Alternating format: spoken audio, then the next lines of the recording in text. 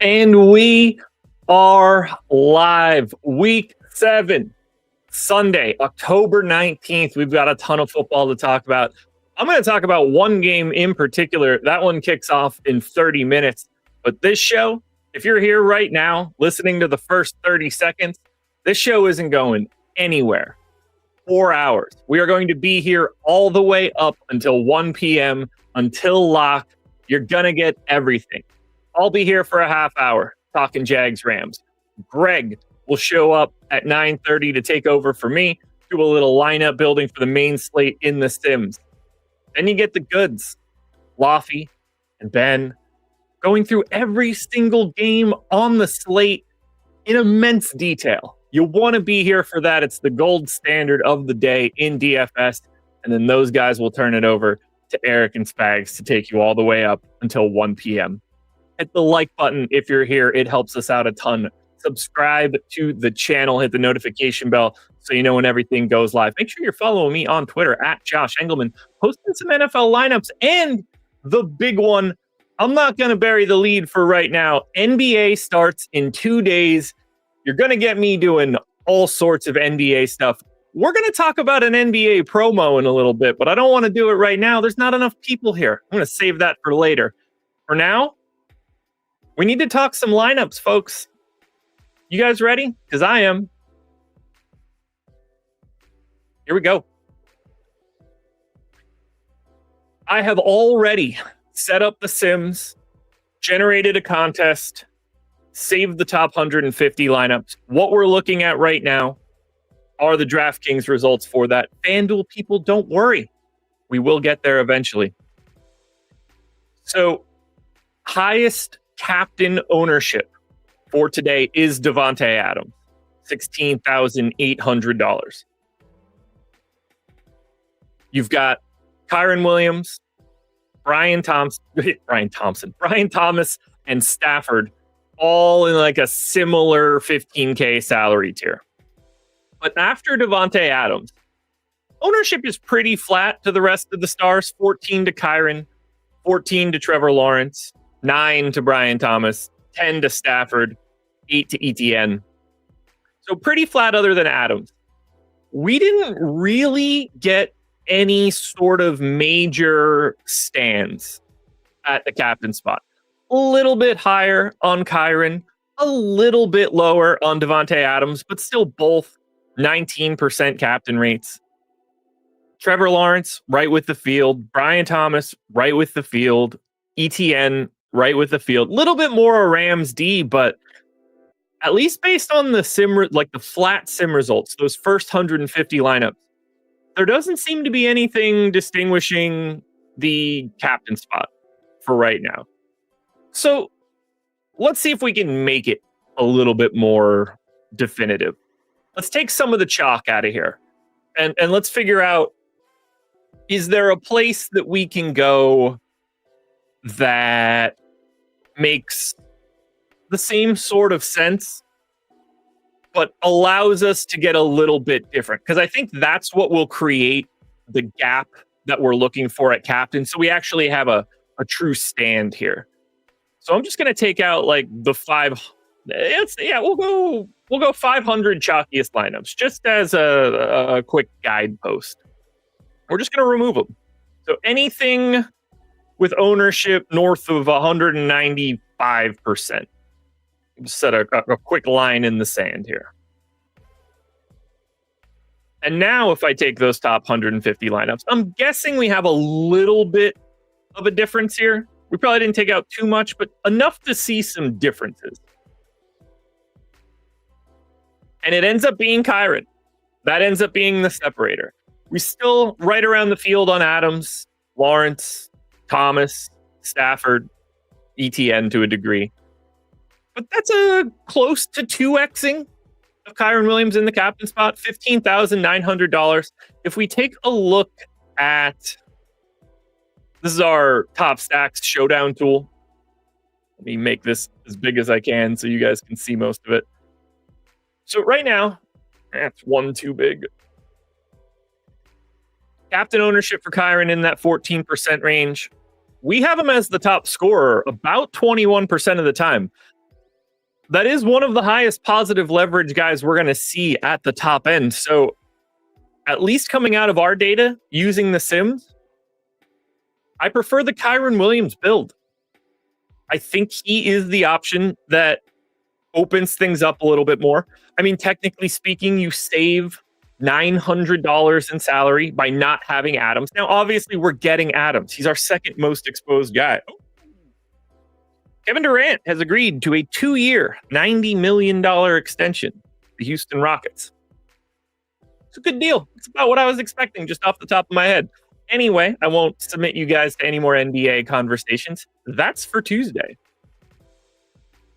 So now I think without any sort of like really clear captain stuff, I think we need to look at the flex because I'm guessing we're going to have some pretty extreme stands at the flex, given how flat our captain is, because we've got to be different somewhere, and it doesn't appear to be captain. So I'm going to go to flex. I'm just going to sort by leverage. Let's look at the stands first.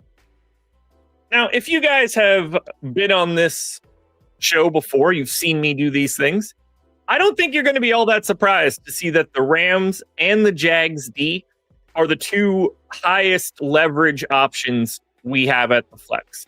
I tend to believe that defense is underrepresented in these situations. Right now, the Rams are projected for about 15% ownership in the pool. The Jags are at 10. We're doubling the Rams. If they're 15, we're close to 30.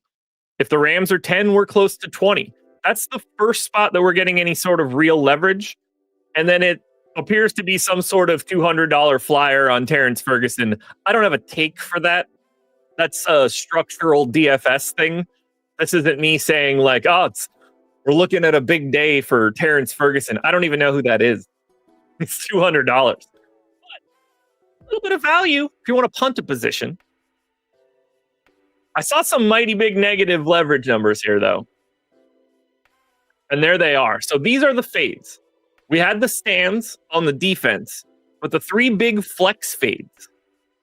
Tutu Atwell at 4K, currently projected for about 28% pool ownership. We only got 11. Stafford is the pay down fade, allegedly. 50% owned. We have 37. He's in a third of our lineups at the flex. So when I say fade, it doesn't mean zero. It's just a sizable chunk under the field. And then Jordan Whittington is the third. So the three big fades at the flex, Rams. Keep that in mind. In terms of just overall exposure, Trevor Lawrence, Kyren Williams, ETN, Devontae Adams, Stafford. That's what your overall exposure should look like at the flex. You should have a lot of all of the good guys. Your distinctions happen at the bottom. But I like the defensive stuff. So it's about that time, folks. We're going to build some single lineups. In the single lineup sim, I'm going to turn it over to you guys right out of the gate. How's that? What I want you guys to do is let me know who you want at the captain.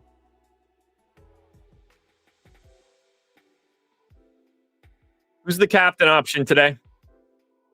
Sean Preston says Rams Cappy. Let's do it. I don't think this is going to look good. I really don't. Well, let's find out. Rams defensive captain, by the way. And I'll keep an eye on this list if you guys keep answering, and I'll find out where we doubled up a bit. So Rams captain, 1.23% owned in the captain spot. We already have more than enough value. So clearly we're going to be taking on a pretty sizable chunk of fantasy points and ownership here. And then we want to think about what a Rams captain lineup actually looks like. So in this case, we've talked about Kyren Williams a lot. I'm going to put him in immediately.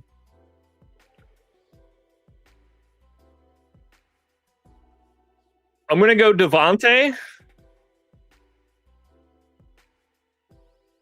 We're going to need a Jag.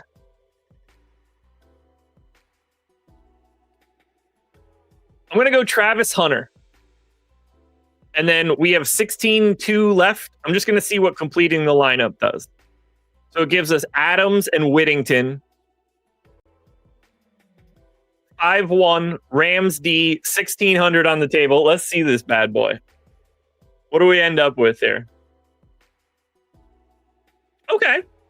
Rams D captain, 66% sim ROI, 0.4% chance to win, 25% cash rate.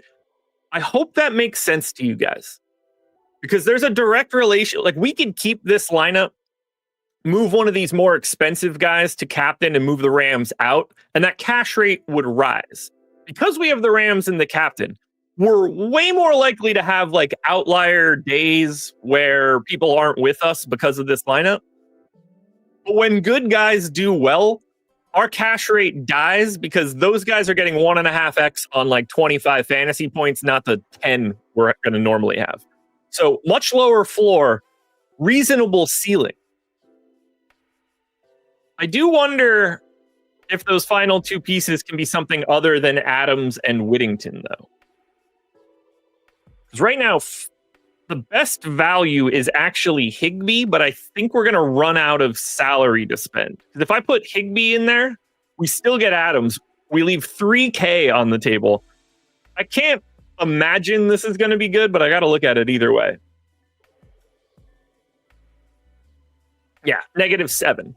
Not surprised. Just too much salary. All right, let me take a look at what chat has to say. What other answers we had? Adams, Higbee, 2-2. Kyron. There's another Higbee. Hunter. Okay, we're going Travis Hunter. Travis Hunter, captain. 3.3% owned right now. So if we're going to do Travis Hunter captain, we're going to bring Trevor Lawrence along for the ride. I think that makes some sense. Let's go Rams kicker. And then I'm just going to complete lineup to see what optimizes it.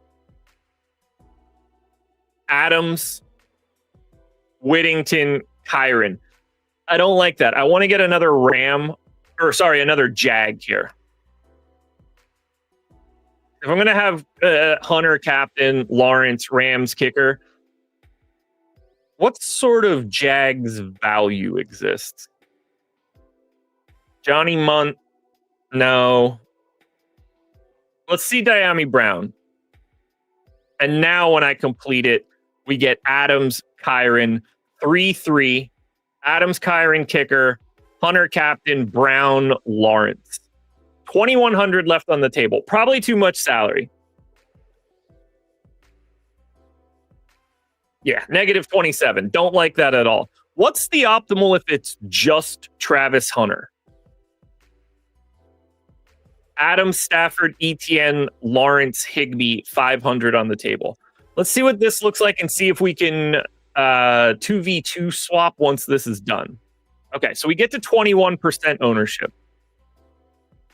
There's got to be one of Stafford or Lawrence has to go here, and it makes me feel like it's Stafford. So if I pull Stafford and Higbee, what can I take other than Stafford to spend a decent chunk of salary but not have it be Stafford?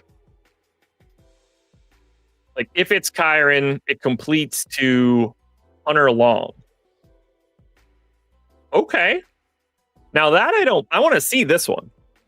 Hunter, Long, Etienne, and Lawrence, Kyron, and Adams. I'll take that. 37% sim ROI, 0.5% chance to win, 30% cash rate. So we bumped that cash rate up a little bit, and that's all just from having Hunter. If we started putting Kyron and Adams there, you'd see that cash rate climb quite a bit.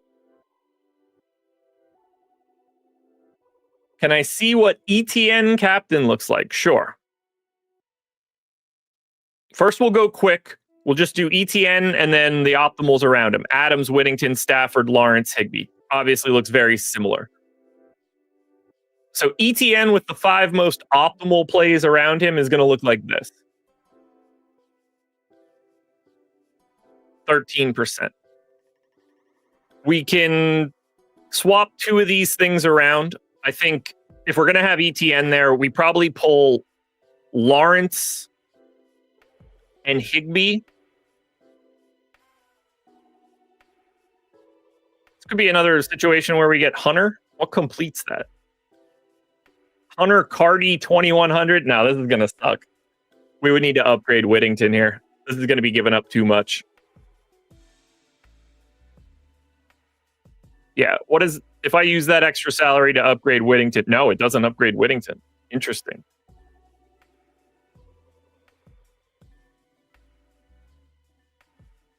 ETN, Adams, Kyron, Stafford, Hunter, Xavier Smith. That's just weird enough that I got to see it. We're getting dangerously close to going to check out FanDuel because, look, I don't want to disregard the FanDuel people. 1.2%. Not too shabby there. All right.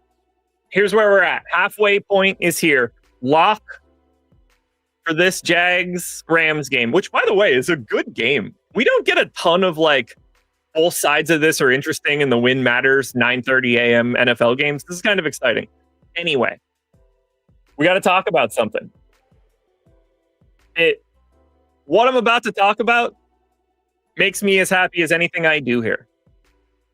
Let's start here. NBA season is here, folks. You guys can see this on the screen right now. Promo code SGA, $1, just $1, will get you access to our NBA packages for Tuesday, for opening night, and for Wednesday. I believe there's 10 games on Wednesday, but there's a lot. On Thursday, that's just going to renew as a full package. But you can come see what we have for an NBA All Access Pass. 1 single cent. These links are in the description if you want to sign up. I highly recommend you click them and come in. NBA projections are ready to go for you guys. But this will give you $1 access for the first 2 days. Maybe you already love us and you don't need $1 access. I got something for you as well. 20% off any NBA or All Access monthly package. If you just want to come in for a month for NBA or all sports, because All Access will cover NBA, NFL, NHL, PGA, MMA, NASCAR. If I'm missing anything that's active right now, we probably have it. College football. I knew I was missing something. 20% off any NBA specific or All Access package. Promo code OKC. These links are in the description. You can sign up right now. NBA is here, folks, and I am excited. Tuesday morning, I will be here with bells on.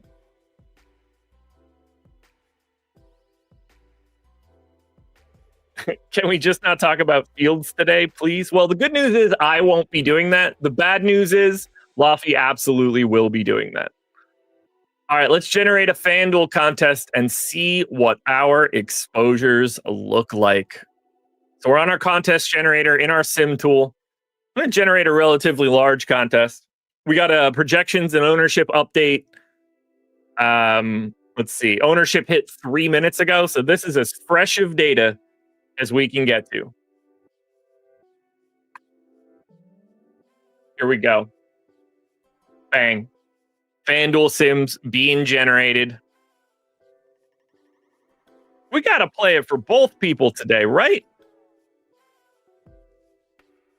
So while the Sims are generating, which is something I should have done while I was talking about the promos, but unfortunately, I wasn't good enough at it. Don't forget that promo code that I just gave you for the 20% off that all access package.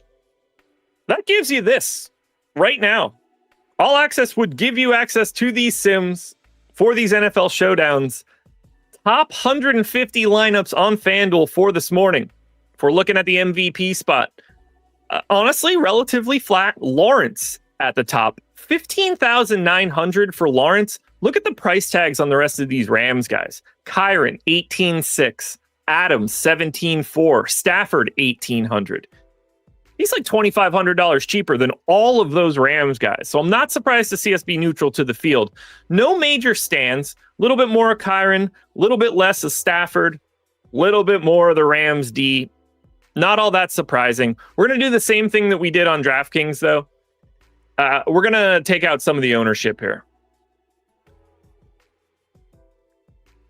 Let's get off the beaten path a little bit and see what the Sims are pushing us to in the final 9 minutes before lock.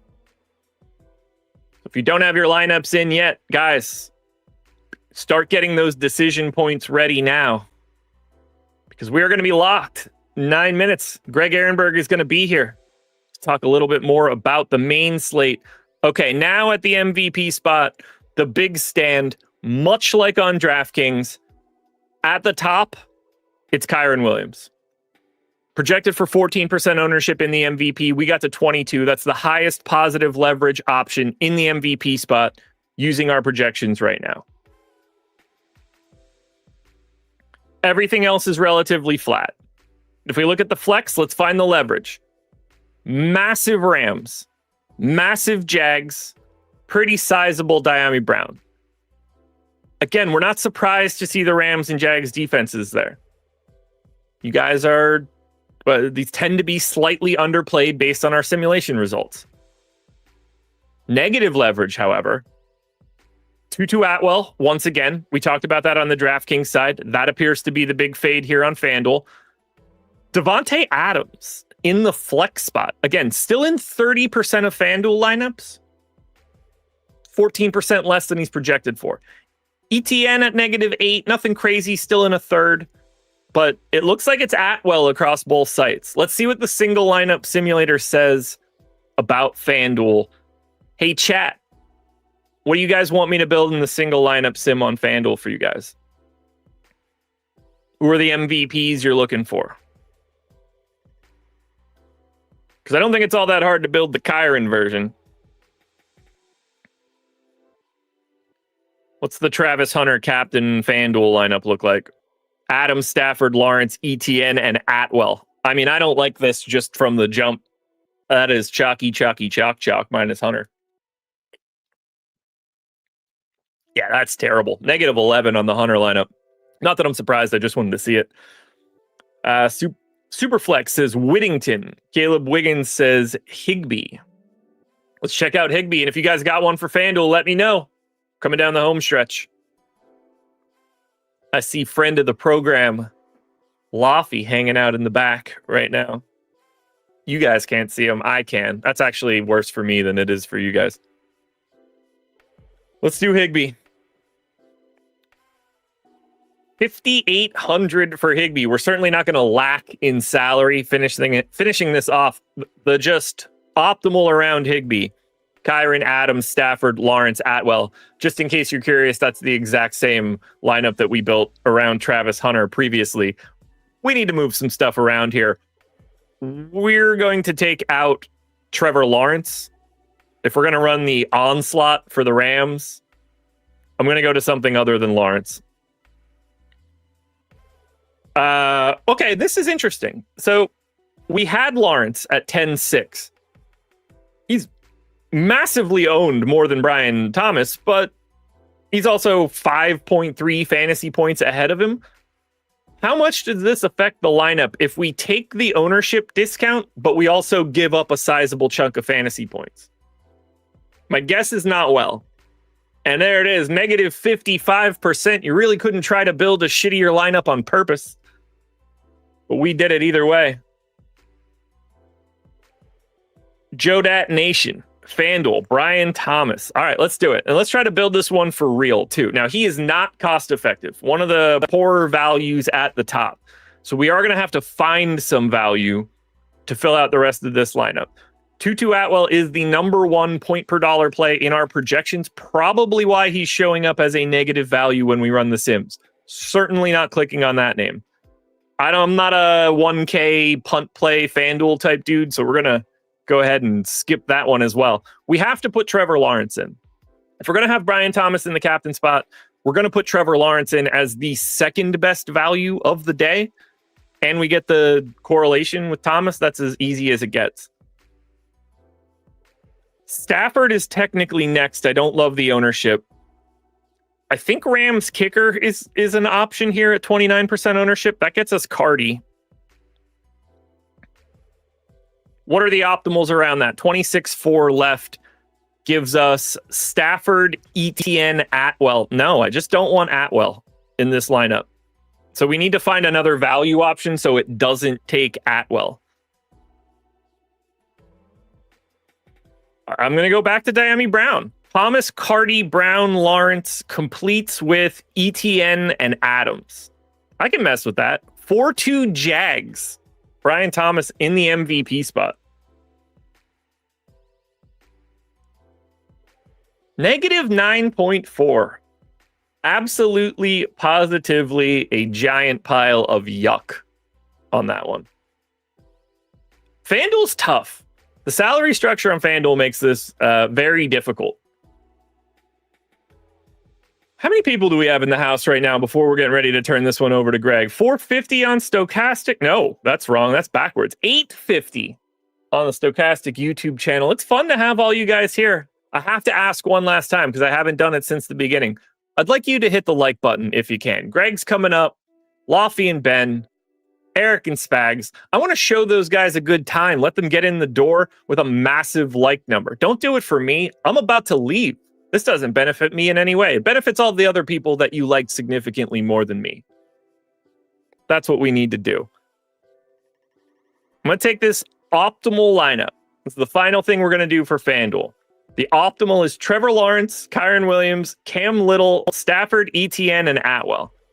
I'm going to run this and flip-flop 2 people just to see if we unlock anything interesting. Because this should be like around neutral. What can we do to flip this? Lawrence out of captain. Atwell into captain? Can we do it the worst way possible on the way out the door? With the guy that looked the worst of everything that we've done? That leaves 3,400. Now, this will suck. But we should be able to turn Cam Little into something better. Yeah, -3. But if Little becomes Carty, could be slightly better. This is how we're ending it, folks. Rams, Jags to kick off. Well, I don't know, -10. Perfect way to go out. If you want to see good lineups, I've got it for you. Loughy and I do the NFL perfect lineup. We put 3 lineups out on video. That's been on YouTube since Friday. I dropped a bonus lineup yesterday on Tails. Links to Tails in the description of this video. Certainly follow me on Twitter if you want to see it. I dropped another bonus lineup this morning for the main slate. If you want to check it out, and I'll even tease it for you guys. If you're interested in the Packers today, you should go check out that lineup because it is a Packers forward option for you all. I got nothing left, guys. This is about to start. Loughy's in the back. Greg is in the back, and he is going to be coming up next for you guys. Don't forget, NBA is here. And whether you like the NBA or not, this 20% off promo code, the code OKC, this link in the description, you can get an all-access package. That will work for you for NFL if you wanted to. I got nothing here, guys. I'm going to go watch some football, and then at 11:30, I'm going to watch Liverpool destroy Manchester United because they suck and they deserve everything that happens to them. I got nothing left here, folks. Greg, what do you want me to switch this to? Are you just hopping in? Or do we have a transition video that I got to play? I could just come in. There's Greg. I could just come in. Yeah, also, spurious news. He's saying, listen, you gave us all you had. Was it the best? It's the best Josh had. So spurious news. He's got some nice kind words for you there. Yes, I definitely gave the best that I could give. So, have fun, Greg. Enjoy this. Week 7, everybody. Go make some money. And if you're going to make some money, make sure you stay here till 1 p.m. All right, let's see. How do I change this that I'm not going to be blocking the lineups as I build them? I'll just move this over to here. Anyway, guys, how's it going? Good morning. Welcome to the main slate portion of the show. Do me a favor as you're coming in here, like the video, subscribe to the YouTube channel. It is very much appreciated if you guys could go ahead and do that. Josh already told you that we do have NBA packages live on the site, so you guys could get access to a couple of different packages here, either NBA-specific packages or all-access packages. But for NBA, for just $1, you get access to our whatever package you want for the first 2 slates of the season, just $1. Get NBA access, $1, whatever package you choose to sign up for that's going to renew on Thursday, promo code SGA. So if you want to just try out the tools for a couple of days, $1 access, or if you're somebody who is currently playing NFL DFS that is also going to be playing NBA DFS, take advantage of the OKC promo. 20% off any all-access monthly package with the promo code OKC, or you could also get 20% off any NBA monthly package with that promo code. So if you guys are going to be playing NBA DFS this year, take advantage of those offers that we have for sure. But let's get into talking about this slate. And yeah, I have to change this overlay setting here because it is hiding me. Let's see, which one do I click? This one? Nah, that's no good. This one? Well, at least now you can see the lineups on screen. All right, guys. So there's a lot of really interest. Yeah, the bots are crazy. I'm going to kick these bots out. So this is one of my favorite NFL slates of the season because we have a massive injury situation that I have a little bit of a lean on. It applies at the running back position. It's Josh Jacobs. We're going to talk about that when we get to the running backs. But first, I want to start by just highlighting some of the quarterback options on the slate. And you guys will see here, starting at the quarterback position, we got a lot of QBs who are projecting for 20-plus fantasy points today. We've got Jaden Daniels, Patrick Mahomes, Dak Prescott, Justin Herbert, Jalen Hurts, all of them north of a 20 fantasy point projection. So we've got a lot of high-end QBs, and some of these guys like Jaden Daniels at 24 fantasy points, Pat Mahomes 23.5. They're 69 and 7,000. We've got Dak Prescott at 6,500. So we've seen a lot of vacillating projections for top quarterbacks this year. It's kind of gone back and forth between it being slates where a lot of the expensive QBs project well, and then we've had other slates where it's been a lot of the value quarterbacks that show up in more lineups. And this is just absolutely a slate where the high-end QBs are getting the majority of the attention. And actually the most condensed chalk we've seen at the quarterback spot on any slate for the entire season. 19.5% projected ownership to Patrick Mahomes. We've got 18% projected ownership to Jaden Daniels. Off the top of my head, I think these are the two highest ownership projections we've had on any quarterbacks this entire season. Maybe there's another one I'm forgetting about, but I don't think we've had two quarterbacks be this close to 20% projected own this year. As far as the value goes at the position, it's still mostly the pay up guys, right? We've got Jaden Daniels at $6,900 is the top overall points per dollar option, even at $7K. Patrick Mahomes is one of the top points per dollar options. Although if you do want to go a little bit cheaper, Justin Fields, Jacoby Brissett, Caleb Williams, they are also showing up as pretty good points per dollar plays. Now let's get to the running back position, look at the current projections, and then talk about what we want to do with the Josh Jacobs situation, because I don't think he's going to play today. So this is something that, and we don't know this for sure, but what we know about the Josh Jacobs situation is that he has both an illness as well as a calf injury. He's questionable to play. And because this is a game that's starting a little bit later, you guys will see here, we've got the start time for Packers, Arizona. It's not just in the 4 p.m. slot. It's in the 4:25 slot. And Jacobs is a game time decision. There's actually a chance that not only could we potentially not find out about Josh Jacobs, it seems very, very unlikely we'll know about Josh Jacobs' situation, whether he's in or out officially before the 1 o'clock games. But with him being a game time decision, we honestly might not even know until after the 4:05 games. He might get ruled out in between the 4:05 and the 4:25 start time here. So this is a very NBA-esque situation with Josh Jacobs. Here are some of the other pertinent details to it. Pierre Strong was upgraded from the practice squad. More often than not, that is an indication that the team thinks that the player who's questionable is more likely to sit than play. It's not a guarantee, but to me, it's a little bit of an indication that if we had to say right now, is he more likely to play or sit? I say more likely to sit, and that is how I'm going to be going about approaching builds for this slate. And what I'm currently planning on doing in the Sims is I am going to give everybody from the late games, so talking about Green Bay, Arizona, Washington, Dallas, Giants, Denver, Colts, Chargers. I'm going to give everybody a 5 to 10% ROI boost. I'm going to play around with it a little bit to see what it does with ownerships and whatnot and exposures. But I'm going to give everybody from the late games a 5 to 10% ROI boost. And what that is going to enable me to do is have a little bit more backloaded lineups, just like I do when I play NBA slates, so that if we find out Josh Jacobs is ruled out, I'm going to have the ability to swap to as much Emmanuel Wilson as I possibly can. So Emmanuel Wilson, we've also heard that if Josh Jacobs does sit, Wilson's expected to be the starting running back. And if that ends up being the case, he's the best play we've had on the entire season to this point. You're going to have a guy who's min priced at running back in a really good matchup that's going to be projected extremely well and is going to have low ownership because of the likely timing of when Josh Jacobs is going to be rolled out. So I want to make sure that I have the flexibility to swap onto Emmanuel Wilson in lineups should Jacobs be rolled out. That's key for me on this slate. As far as projections go for running backs, Jonathan Taylor leading the way, projected for 21 fantasy points. And then just under 20 fantasy points, we have Breece Hall, the aforementioned Josh Jacobs, because at least as of right now, we have him in our projections. And then we've got Quinshon Judkins, who his rushing yard prop pretty close to 100 yards. We've seen it kind of vacillate as high as 98.5. It's kind of settled now in the mid 90 range. Earlier in the week, it was at, I think, 86.5.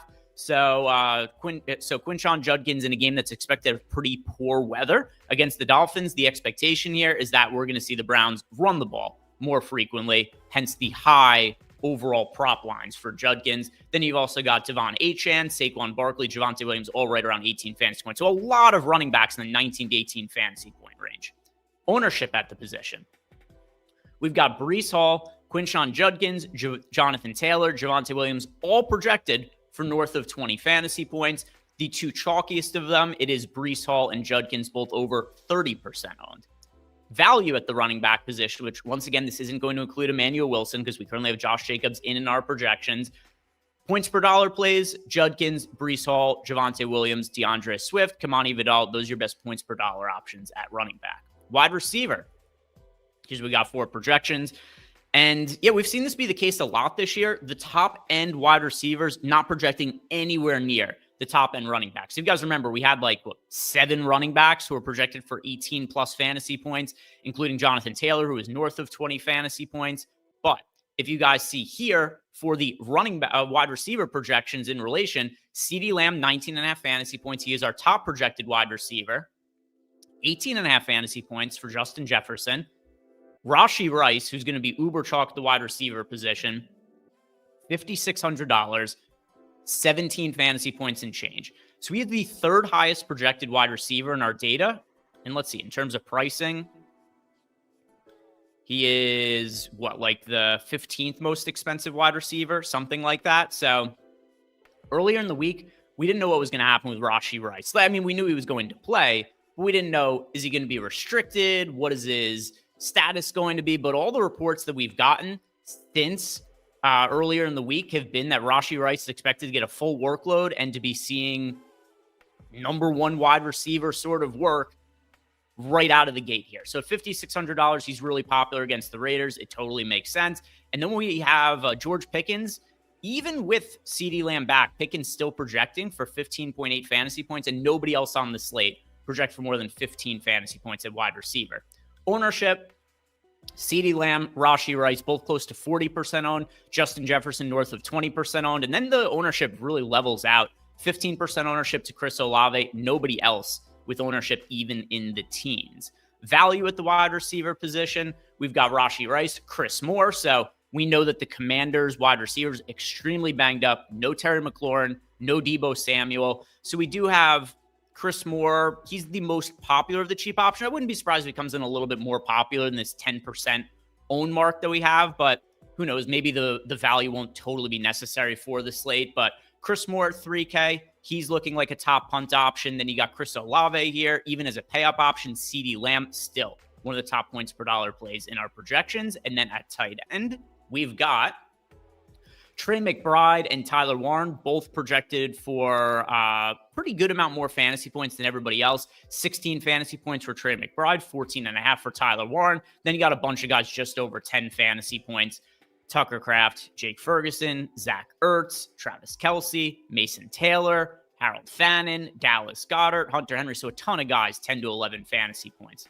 The ownership of the tight end position, Trey McBride and Tyler Warren, both just under, or actually Trey McBride just over 20% owned, Tyler Warren just under 20% owned, and then Zach Ertz at 15% owned, and Mason Taylor 11% owned in the absence of Garrett Wilson. Your top value options at tight end It is Mason Taylor and Zach Ertz. Now let's go ahead to start building some lineups and see what it is that we could get to. Now, keep in mind, for these lineups, I'm not going to include Emmanuel Wilson in because we have Josh Jacobs in our projections. Wilson currently projected for, let's see, what do we got?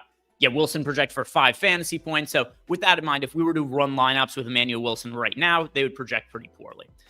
So let's go ahead and start here. And if you guys have any super chats and want to ask me questions, go ahead, throw those in, and I could sim out some of your lineups for you as well. Where I want to start is by going with one of the chalkier builds on the slate, and that is by going to Jaden Daniels. And let's try pairing him with, let's see, who's projecting the best of the wide receivers for us now? Is it Chris Moore?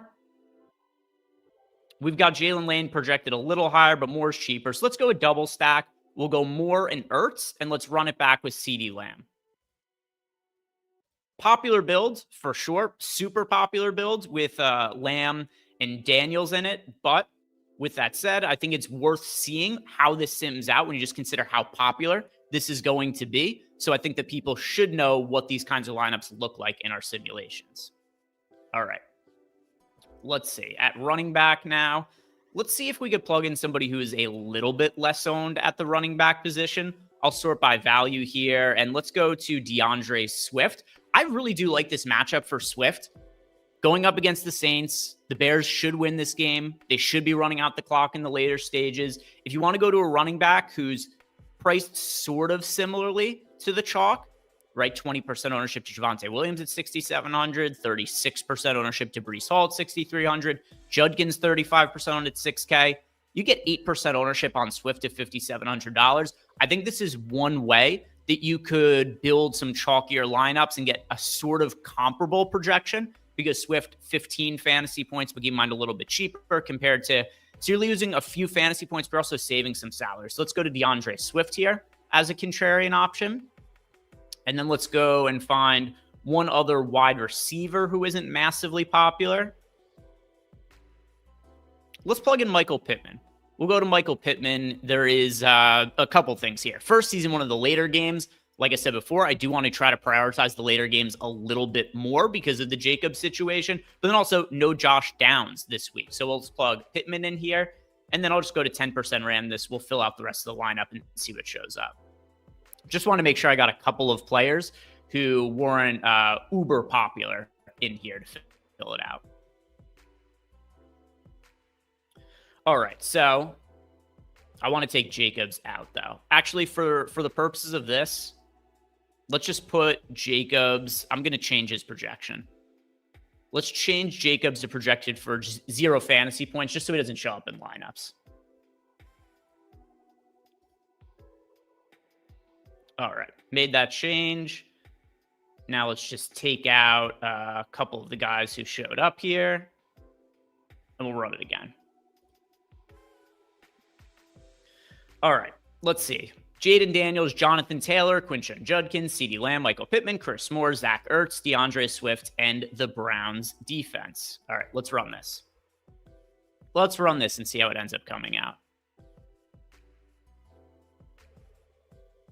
62.4% sim ROI. All right. So even with us including some lesser owned players like Michael Pittman, like DeAndre Swift, we were able to make this with a pretty good sim ROI, even if we sacrificed a little bit in terms of fantasy point projection in order to do it there. Yeah, Lou D saying that Swift's groin injury has him cautious. I get it. I just don't want to play all of the chalk constantly in all of the lineups here. But we'll build another one out here with a little bit of a lesser-owned QB. Here's one that earlier in the week, Loughy and I made builds around that I still really do like as a contrarian option. That's Justin Fields. There just aren't that many guys for him to throw the football to. So if Fields has a big game, number one, it could certainly come with him running the football. But also, even if it's with him throwing the football, I just don't envision it being guys outside of this trio. If Justin Fields has a good passing game, I think Breece Hall is going to be involved in the passing game. Mason Taylor is going to be involved in the passing game, and so is Josh Reynolds. Last week, actually, outside of Garrett Wilson, Josh Reynolds was the only player on the Jets who had multiple targets, and that was in a game where Garrett Wilson was a little bit banged up. So I'm going to make a lineup here. Let's go Justin Fields with Breece Hall. And then we will also go to Mason Taylor at tight end. This is also going to be, you could run whoever else you want in this lineup, and it's probably going to be pretty contrarian. Justin Fields only projected for 2% ownership, so any stacks that include him aren't going to be all that popular. I'm also not all that inclined to put in a run back from the Panthers. If you had to choose one, Ted McMillan is the most sensible. But here's a couple of issues with the Panthers. Jalen Coker's back. I don't think that's going to massively impact Ted McMillan, but it certainly doesn't help him. The running back situation's a mess. I have no clue what to make of the Chuba Hubbard and Rico Dowdle split. The sportsbooks are expecting Dowdle to have a little bit more of the workload. Last I checked, Dowdle's rushing yard prop was a little bit over 60. And then you had for Hubbard just a little bit over 30. So it looks like sportsbooks at least are projecting something like a 2-1 split for touches in favor of Rico Dowdle. So I don't want anything to do with that. Dowdle's also really priced up from how well he played the last couple of weeks. So I don't want run backs in my Jets lineups. I'm just going to keep it to Fields, Hall, Taylor, some exposure to Reynolds as well, although I'm not going to make this a triple stack. And that's kind of the core of what I want some Jets lineups to look like. Let's see. We've got here Fields, Hall, Judkins, Jefferson showed up, Rashi Rice, Cortland Sutton, Trey McBride, Mason Taylor, Broncos defense. So a double tight end lineup. Let's see how this one sims out. And then we got a super chat here from Nick. So we'll plug Nick's lineup in next. He's got a FanDuel lineup he wants us to check out. Perfect. So make the transition to talking about some FanDuel right after this. And look, this lineup came out maybe the best sim ROI lineup we've had of any lineup we've built on a Sunday morning. 157% sim ROI. We got a really low-owned quarterback in Justin Fields. And even though the rest of the line, we don't have a single other player in the lineup. Yeah, not a single other player in the lineup less than 10% owned, but just having a 2% owned quarterback, that's going to make the lineup pretty unique. Let's go to FanDuel. Build down Nick's lineup for him. And if you guys haven't done it yet, like the video, subscribe to the YouTube channel. If you're looking for some more lineups from the data, by the way, go over to Tails. So tails.bet or download the Tails app. I have pinned to my profile there top 5 sim ROI lineups for FanDuel as well as DraftKings. And I'm doing another giveaway. I've been doing a handful of these lately. You guys have been engaging with them. You seem to like them. And then Loughy and I announced the winners on some of the strategy shows, which that's what we're going to be doing tomorrow. I'll announce the winner of the giveaway I'm doing today on tomorrow morning's strategy show. All you have to do is go to tails.bet or download the Tails app. Like that post that I've pinned to my profile, top 5 sim ROI lineups for FanDuel and DraftKings. One person who likes that post is going to get a free NFL Stokastic sim sub. So go check that out over on Tails. And while you're there, follow me, follow Loughy, follow Ben, follow Eric, follow all of us, and get yourself some free content and bets over from Tails. All right. Let's see. What do we have from Nick? A Daniel Jones stack. Danny Dimes, Saquon Barkley, Breece Hall. All right. No issues with this lineup so far. Jones only 3% owned. That's a reasonable contrarian QB option. Have to go to the running backs to get to Barkley. All right. Barkley, Breece Hall. Barkley is a little bit more popular on FanDuel than DraftKings, 13% owned, but I wouldn't be surprised if he comes in a little bit lower owned than that. It's just been such a weak fantasy season for Barkley and really overall for the Eagles offense, where I wouldn't be surprised if that brings down that ownership just a little bit for him. But let's see how the rest of the lineup looks. You got Ladd McConkey. Oh, you're going back to Ladd McConkey here. All right. You've got, I assume, Keenan Allen. You just said Allen, but I'm assuming it's Keenan Allen. Troy Franklin. You don't have anybody paired with Daniel Jones.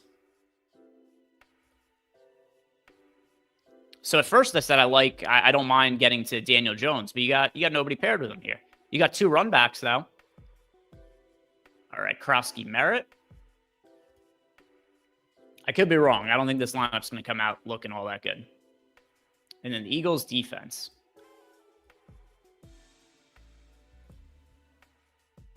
All right, let's run this, and then we'll make some adjustments to have it come out a little bit better.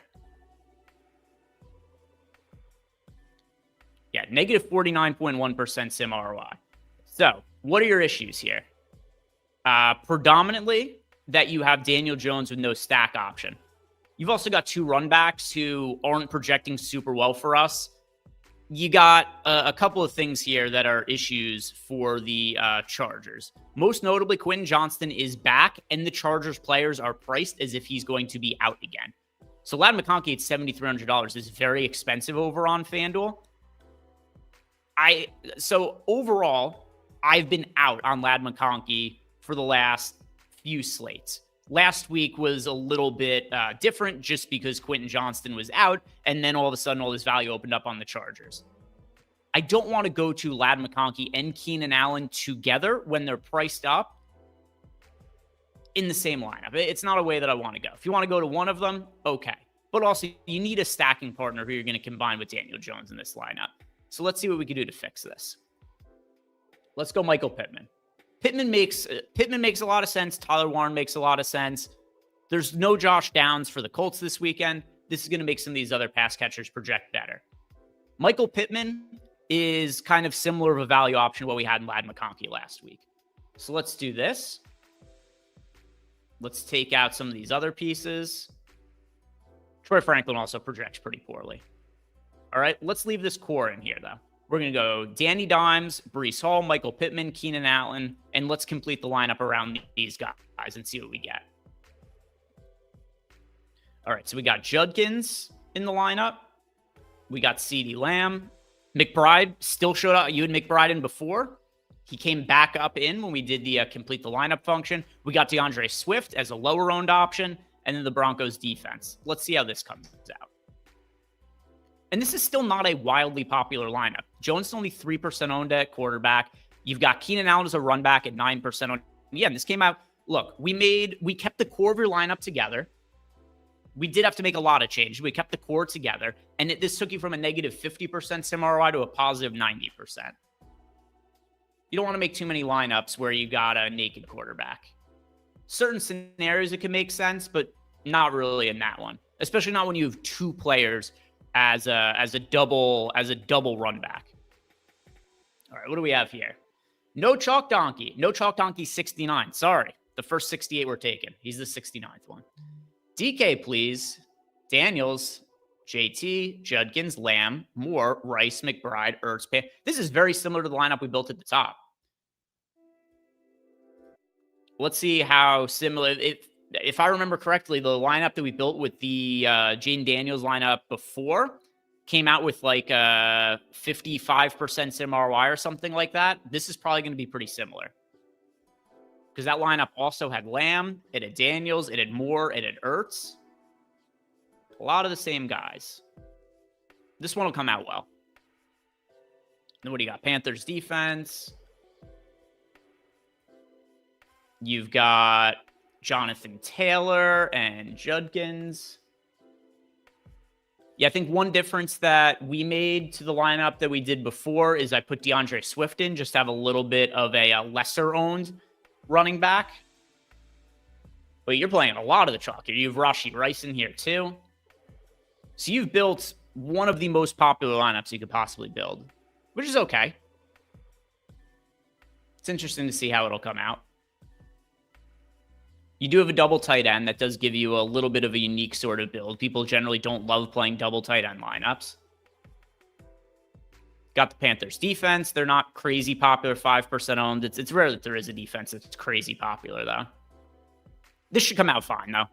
I'd be pretty surprised if this doesn't have at least like a 50% sim ROI. All right, 37%. Solid, though. Solid. Maybe a little bit on the chalky end, but it's all right. Let me get some of these bots out of chat. There we go. All right. Remove those bots. Let's go into Discord and see if there's any questions for us in Discord now. And yes, there are. We've got one here from Sniff. Sniffs1234 wants to know, can you bump Wilson in the contest generator and bump Jacobs down to make sure Wilson is in lineups and not miss good early plays? So I wouldn't do it I wouldn't bump Jacobs down in the contest generator because that's going to make him show up in more lineups. So don't bump Jacobs down in the contest generator. If you want to bump Wilson up just so he shows up in some lineups and you can use him as a placeholder, go ahead and do that. But don't bump Jacobs down in the contest generator. That's going to make him look under-owned, and then he's going to show up in a ton of lineups. Hypnotoad, do I have any sneaky single entry stacks I like for DraftKings today? Yeah, actually, the one I already built out. That was the Justin Fields. I mean, I don't know how much sneaker could get than a 2% owned quarterback. Like, who's even projected for less ownership at the QB spot?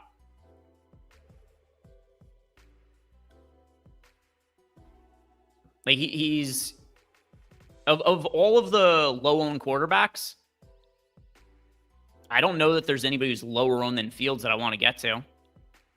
All right, so at QB. Tua, no, especially not in that weather. Cam Ward, no, he's been abysmal this year. Dylan Gabriel, same thing. He's been abysmal. Don't like him in the weather either. Geno Smith against the Chiefs. I like him more than the other guys we've talked about, but that's not saying much. Then you got Bryce Young against the Jets. Not super inclined to want to play him in that spot. Jackson Dart against the Broncos. That's a no for me. Spencer Rattler, Jacoby Brissett, Justin Fields. I mean, Fields is one of the lowest owned quarterbacks on the slate. That's the answer to me, Justin Fields. Yeah. I'm going to, the last run of Sims I did, I had 9% of Justin Fields. He's a low owned quarterback I'm going to be overweight to. Let me see if there's anybody else that's super low owned. Like Daniel Jones, I have a little bit of interest in. I've got a little bit of interest in Caleb Williams as well, although he's 6% owned, so it kind of depends how low owned you're looking to get. But yeah, to me, that's the guy. That's the guy. Claire in chat, can I do a FanDuel app? We just built a FanDuel lineup. We'll do one final lineup, and then I'm going to hand it over to Loughy and Ben for the deep dive. And if you guys haven't done yet, like the video, subscribe to the YouTube channel. Flim Flam Man, which running back do I favor under 6K? Dobbins, Vidal, Stevenson, honestly, Emmanuel Wilson. Of those other guys, I would say Vidal over Dobbins and Stevenson. But as of right now, if I had to roster one running back sub 6K, it would be Emmanuel Wilson. Michael Dooley has got a lineup for us to plug in. So yeah, I'll plug this in, and this will be the final lineup that we build. It is another Fields lineup. We've got Fields, Saquon Barkley. But I feel like we're getting a lot of the same players showing up in lineups. Fields, and then, Mike also left us a super chat. So we'll plug in both of these. And then if you guys could do me a favor, hold off on the super chats with the lineups, just because I've got Ben and Loughy waiting. And I want to make sure that I'm not making them sit in StreamYard for like 15 minutes building out more lineups. So if you guys do leave lineups, sure, I'll plug them in, but just so we could turn it over to the other guys. Hold off on them if you could. All right, 2 Fields lineups. All right, Fields, Barkley. Fields, Barkley, Judkins. With Keenan Allen and Chris Moore. This is the first time we've had Chris Moore in a non-Jaden Daniels lineup. With Jordan Addison, Mason Taylor. Who do you have at flex? I don't think you wrote a flex there. Am I missing somebody? I'll read this back in a second.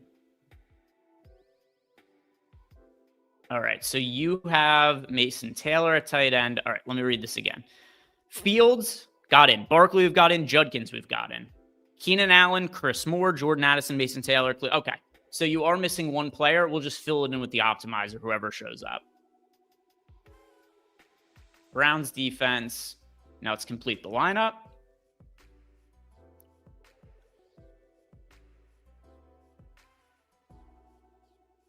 You left a lot of salary on the table here, too. All right, I'm going to take out Barkley, and I'm going to take out Addison, and I'm going to complete the lineup with these 2 spots here. Still $800 in salary left on the table. Okay, so let's take out Keenan Allen and complete the lineup again.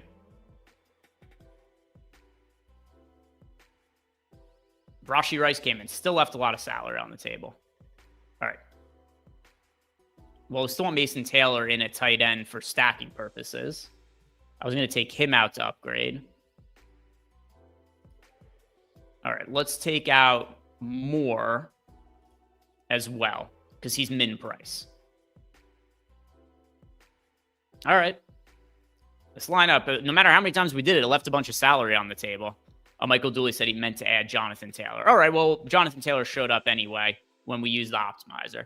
So yeah, one thing I would say is your lineup was leaving like $1,800 in salary on the table. That's too much lineup. That's too much salary to leave on the table for a main slate, $1,800. But there, we upgraded some of those spots to make them players who projected a little bit better.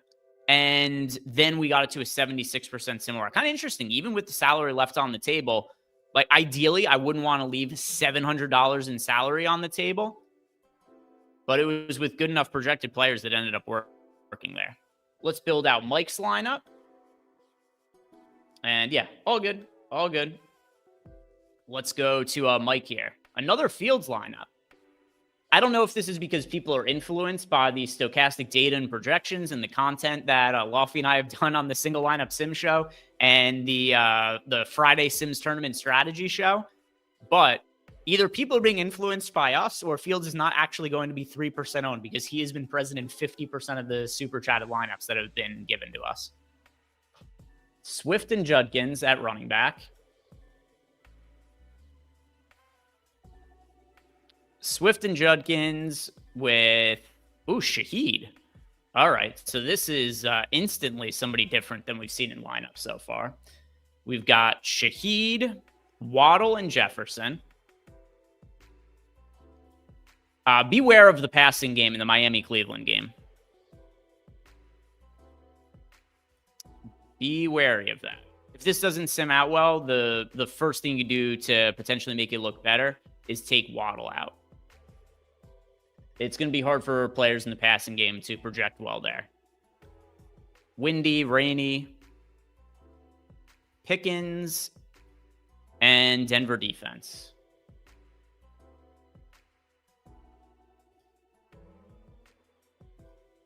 And let's see how this one comes out.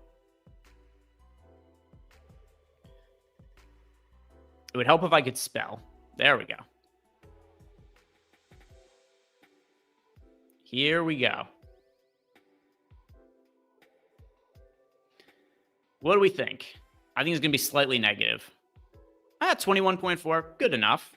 Good enough. I do suspect if we took out Jalen Waddle, if we took out Waddle and Shaheed, all right, I'll do this. Apologies to Ben and Locke if you're waiting.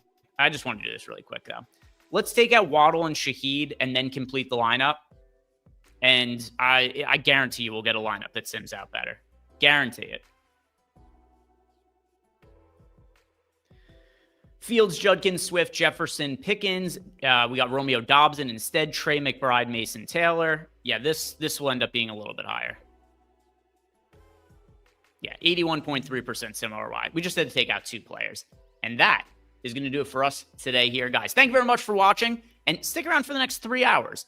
Loughy and Ben next on the deep dive. Then we got Spags and Eric on live before lock. Don't forget, all of our NBA packages are now live over on Stokastic, so take advantage of that. And if you want to get yourself a chance to win a free Stokastic Sims projection, simply head on over to Tails. Either go to tails.bet or download the Tails app and like the lineups that I have pinned to the top of my profile. One person who likes that post is going to get a free Stokastic Sims subscription. Also, one other thing too, people always ask how you could help us out.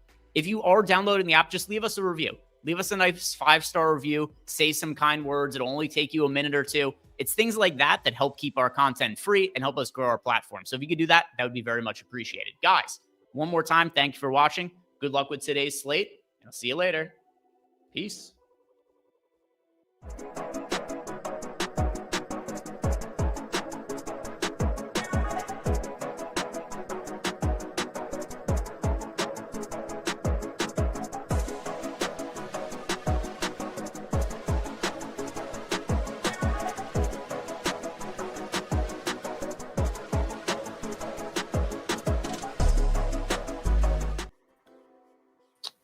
Yo, what's going on, everybody? Welcome to the Stokastic.com NFL Deeper Dive. Yeah, we do this all week long so we can come in and do a Sunday hour-and-a-half show, followed by another one with Eric and Spags. I love doing this show. I feel like we're finally prepared. We may have some curveballs thrown at us, though, from being honest. Like the whole Josh Jacobs thing. There's a few other spots that are kind of up in the air right now. I think we have clarity with most of this. So I'm not super worried, Ben. We'll get to all of you guys in a second. Don't worry. I will request an atonement on a Sunday morning. But first, Ben Rasa joining me today. I think we're okay, right? Outside of, actually, there is one more. Jacoby Myers appears to be like a legitimate pre-game workout, game time decision. But fortunately, that's in Kansas City. It's a 1 o'clock and not a 4 o'clock game. Yeah, I mean, we'll be all right. It's there's a couple pieces that I think, like to your point, we've got a good idea on. The Josh Jacobs situation is, from the information that I have, kind of unsolvable. You just have to plan for if. You have to say if and then, because I don't know what else you can do with that. It's a big mess. Obviously, if we knew he was out, we'd be talking about some of the most prevalent chalk values potentially on the slate. And if there was no concerns, I think we'd be talking about one of the better pay-up options on the entire slate. So it's not a spot we can ignore, and we don't have to. We'll just plan ahead. We certainly don't. I do have a plan for, not necessarily a plan, but I have an idea that I want to get your thoughts on, and we'll tackle that later in the show. As always, glad to have you guys with us. Hey, if you don't mind, look, it's Sunday morning. We all know you should be elsewhere, but you're here, and we're appreciative for it. But in all seriousness, atone for your sins. Hit that thumbs up. Subscribe to the channel. We're north of 300. That's not bad.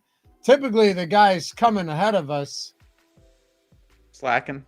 I wouldn't say they put us in the most advantageous spot, would you?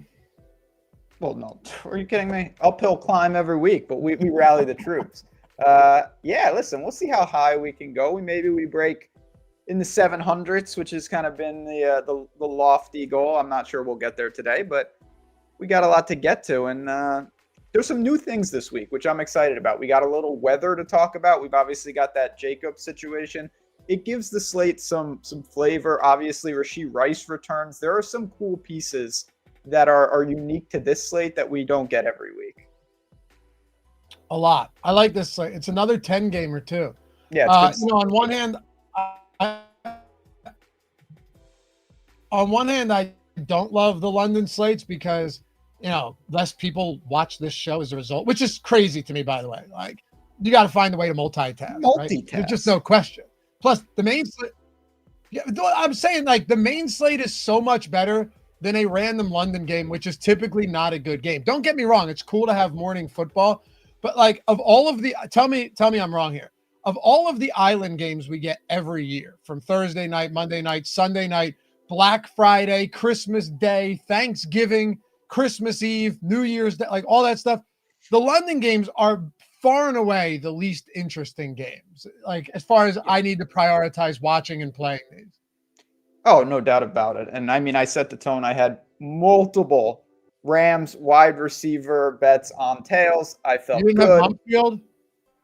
Well, no, the slight issue there is I didn't know who that was, so it's hard to get to that. Who the hell is that? I only know who he is because I do enough showdown stuff. But really, yeah, Ben Adams scores second. A lot of good that does me when I bet him first touchdown. Wait, did he score the second? Yeah.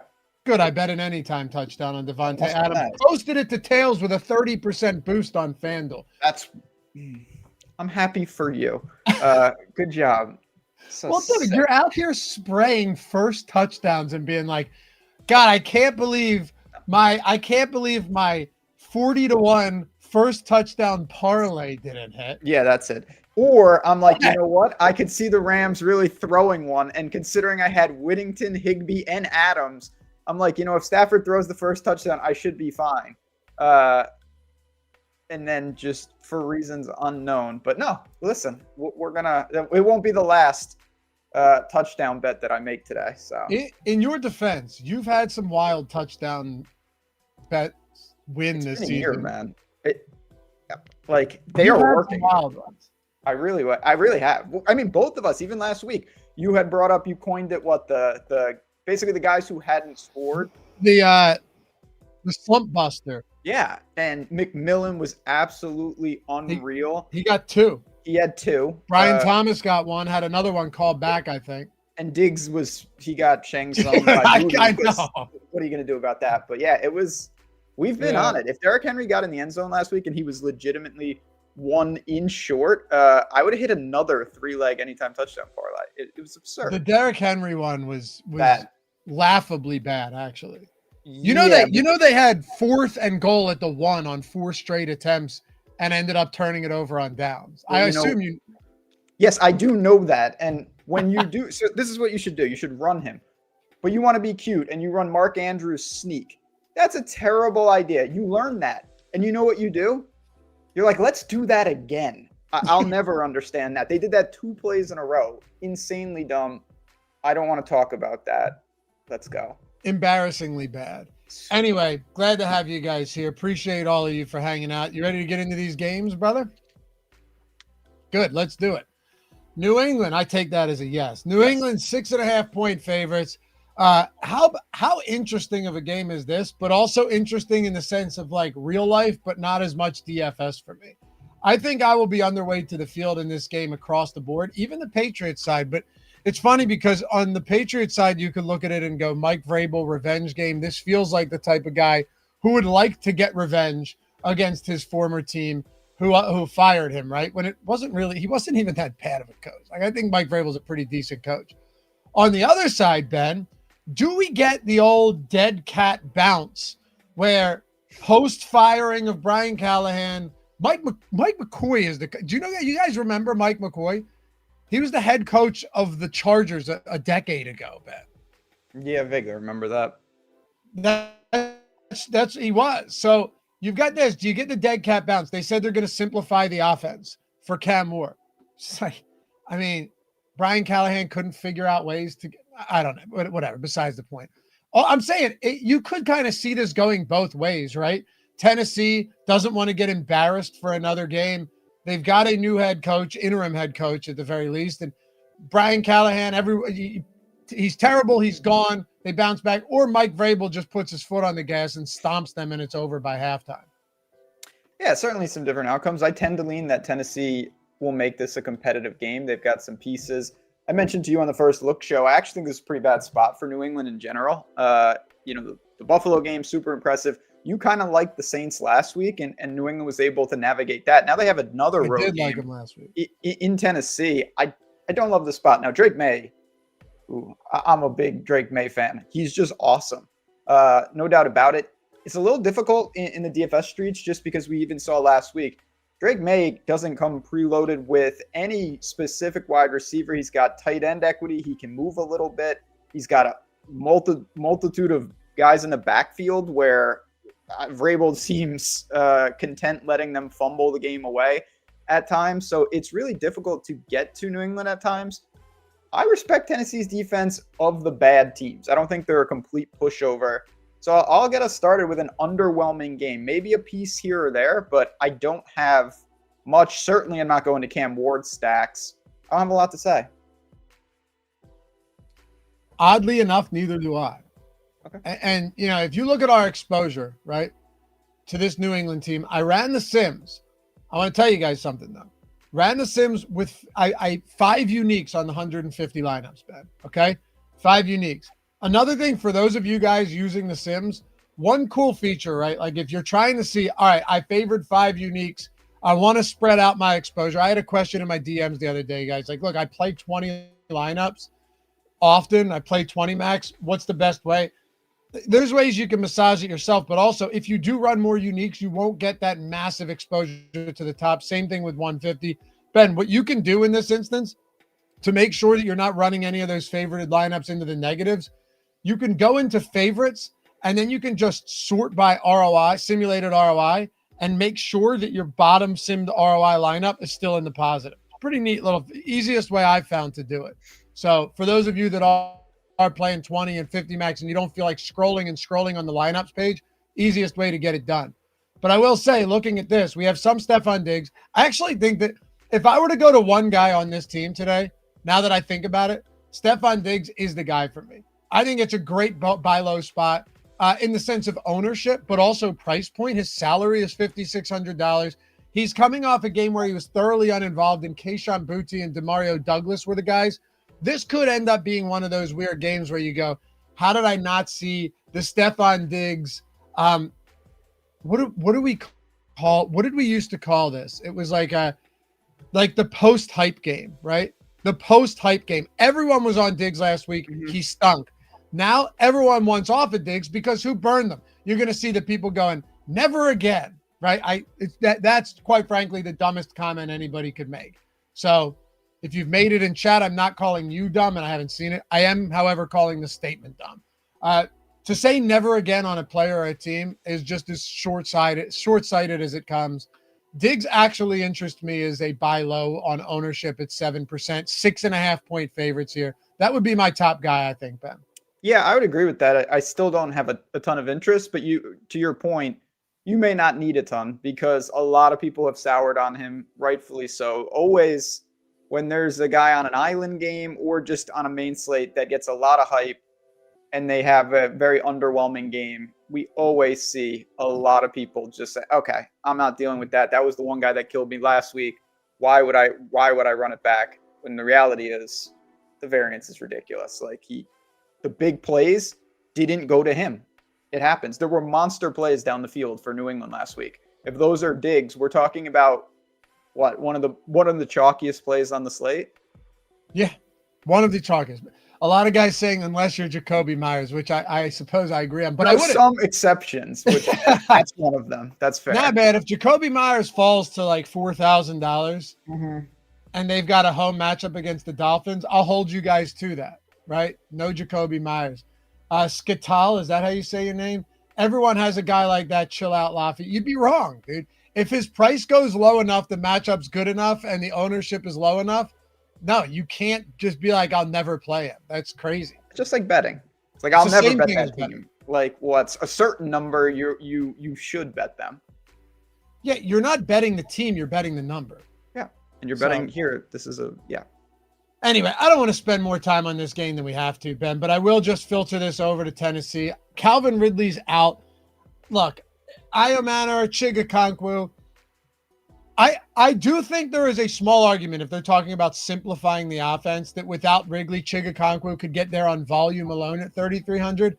I have 7% right now. I'm perfectly okay with that. Not excited about him. You're not going to hear me talk about how great of a spot this is for him by any stretch. I don't actually think it's crazy at 3,300 because there's a lot of other 3K tight ends that look good today but are far chalkier. Yeah, I mean, to your point, it's a play in a range that's a little thin, but he's certainly not the guy that stands out there. In general, when I think about the leverage in my lineups, I always prefer it to be someone that if I get it right, there's a massive raw points upside that I could really take advantage of. This would be leverage probably at your lowest price skill position player, where it's like, if you has a good game and he gets 14 and that's really a nice return, it's just a very tough way to build. So if he shows up a little in my sim runs, sure. But I don't have much. The Titans defense would be my favorite play from the Titans, and I don't even really like that. They're just cheap. Fair enough. I'm not forcing a Congo. I just think he's viable. Trey Flip Jones. The problem is Diggs doesn't put up big play chunks because he's old and legitimate injury that'll decrease your upside. I guess you missed the 2 back-to-back 100-yard games where he had long receptions of 30-plus yards in both of them. I mean, this is what I mean. One game I feel like genuinely skews people's thoughts on. He also has no touchdowns on the year. Like, it's hard to have a ceiling if you never score, which is very random. Yeah, but he had 10 for 146 literally 2 weeks ago. I hear you. Believe me. To say that the upside is gone is just, it's not true. Anyway, not my favorite play, but I'll get to some Diggs if he's really going to be 7% owned. The Raiders and the Chiefs. What the hell are we doing with this game, man? The Chiefs are 12.5 point favorites. Brock Bowers isn't going to play. I think Michael Mayer's perfectly fine in this spot. He's actually a good tight end. He's just overshadowed by Brock Bowers. Jacoby Myers is apparently a true game time decision. And then, Genti has a tough matchup. The Kansas City defense is very good. Geno Smith has been awful this season. How do you approach Las Vegas today? I mean, they're a giant underdog. They've been underwhelming. Geno has really regressed. I don't understand why. I mean, he's got 10 interceptions. That's ridiculous. We're not that far into the season. That would be a lot even late in the season. Now, having said that, if you want right off the bat, we're only in game 2. If you want a crazy stack, I think the Raiders are it this week. I really do. I don't mind that. I'm going to throw a little Geno in there. You have easy, cheap pairings. You can basically play whoever you want around him. And even if he throws a couple picks, if he gives me 40 plus pass attempts, which in the right game script absolutely can happen, I'll live with it. I will. So I don't expect them to shock the world. Certainly more people are interested in Kansas City, rightfully so. It is what it is. It's a bad team that's probably going to be playing from behind, but everybody's very cheap. And you do have an easy way to make that stack if you want to. So you do it. I mean, you only need a little. I love where you're going. I'm all about this. I mean, everybody wants the Chiefs. Most people are just uncomfortable making these type of decisions, right? Which is why, you don't have lineups that break loose. It's a very uncomfortable decision. There's no doubt about it. The question becomes, like, whenever you get, how often, Ben, do you see these massive dogs? The entire world right now is saying the Chiefs are back. They're Super Bowl favorites again. And you might not be wrong, but I'm just telling you what everybody's saying. And you guys, know, like you have your ears out. You've listened to this stuff. You have eyes. Everybody, the Chiefs are back. There we go. Big win on Sunday night over the Lions. Like, they're fully back. Rashi Rice is back. Here we go. They're home. And on the other side, it's like the Raiders are dust. It's over. They're 12.5-point dogs. How many times have you seen these type of games stay close? How many? Divisional spot, like, it happens. Now, again, the floor, that's really what I'm trying to say. And for the sake of time, that's how I'll state it. To me, the Raiders' ceiling is still very healthy. It's the floor that's the problem. I don't care about my stack's floor, because whether they get 0 touchdowns or 1 touchdown or whatever, I'm dead. The Raiders need to play good. And if the Raiders have that opportunity and they're throwing it all over the place, even if it's not efficient, it could pay off in the salaries that we're getting on these guys. So as a 1% stack, the Raiders are one of my favorite crazy off-the-wall plays. How would you do it? Would you go Jacoby and Myers, or would you go Tucker? Because Tucker genuinely appears to be the preferred option of Geno Smith this year. So this is just like famous last words with these guys. I'm going with Tucker and Mayer. So like when somehow Jacoby Myers just has like 7 targets today, that will really hurt. But to me, I've obviously already leveraged with the stack itself. Trey Tucker seems like he is the guy. Mayer fills out a cheap tight end position. And then, of course, we're going to talk about Kansas City in just a second. If you want to run back, you have ample options. All right. So somebody asked, did the Chiefs lose on Christmas Day to the Raiders? Yeah. 2 years ago. And then if you remember last year, Ben, the Chiefs almost lost to the Raiders. But Antonio Pierce, your favorite head coach, if you recall, instead of just lining them up, and they could have, I think they could have just like taken a knee or moved the ball right into position for the field goal. If my memory serves me right, it might not, but they lined up in shotgun and botched the snap, and the Chiefs recovered it and ended up winning on a final drive. So, or no, ended up winning like 19-17 or something. So they do play them. They do play them tight. So I hear where you're going with this. It's not my favorite contrarian play. I have other contrarian stack options, but I don't think you're crazy. I'll get to mine in a little bit. Now, the big question, really the elephant in the room on the slate is the Rashi Rice spot, right? Mm-hmm.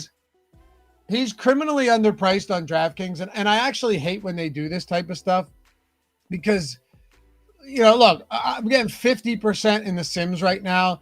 It appears that he's going to be a full go. He's 5,600. Do I just eat this chalk, or do I go with a full out, like heavily underweight position on Rashi Rice and just hope that it's Kelsey and Worthy or Hollywood Brown or Pacheco has the game? Because at the end of the day, it's still the first game he's played in over a calendar year, right? He was still coming off a major injury and then the 6-game suspension. They do still have other weapons in this offense. There's part of me, and I still have not made my decision. I still have not built my lineups. I built all of them right after this show. There's still a part of me that just wants to come in wildly underweight on Rashi Rice. I mean, I think you know how I feel. I actually don't. I don't. Oh, okay. Yeah, I mentioned that on the first look that I don't think it's a given. So again, I don't want to speak in absolutes because not that I expect this, but I guess it is possible that I have a lineup that does well and some slate at some point, and it easily could have Rashi Rice in there. I'm not just like completely fading him. I don't think you need to do that, but I'm not jamming him. There's no lock buttons in my future with a guy that this game has a wild range of outcomes. And yes, it's not coming off injury, but he still hasn't played. And we have no idea what exactly the Chiefs are going to do with him. He could be extremely busy. I don't think it's unreasonable to think that he just fits into an offense initially and is another guy. And he has 5 targets, 6 targets, and he has a fine game. And if he doesn't score, he gives you 11. That's not going to get it done. So for me, there's no possible way that I come in overweight. I'll still have some because I think you want to. He's underpriced. There's no doubt about it. He's a really talented player, but I'm very surprised at how many people think that it's automatic that he is going to be just, you know, the prime target for Kansas City instantly. I don't think that's a given. And he could be, but you're saying there's a lot of uncertainty here. And that's why Honey Badger Daily, by the way, Spags, that's a great comment.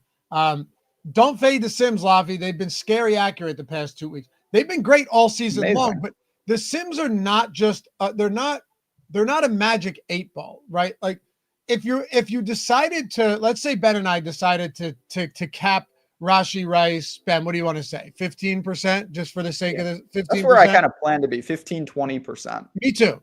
Let's say you plan to do that, Honey Badger. The Sims are just going to replace those lineups with other good lineups. You know, it's not one individual player is not the difference. Now, yes, our projections and the way when we sim this tens of thousands of times are saying that Rashi Rice is a great play.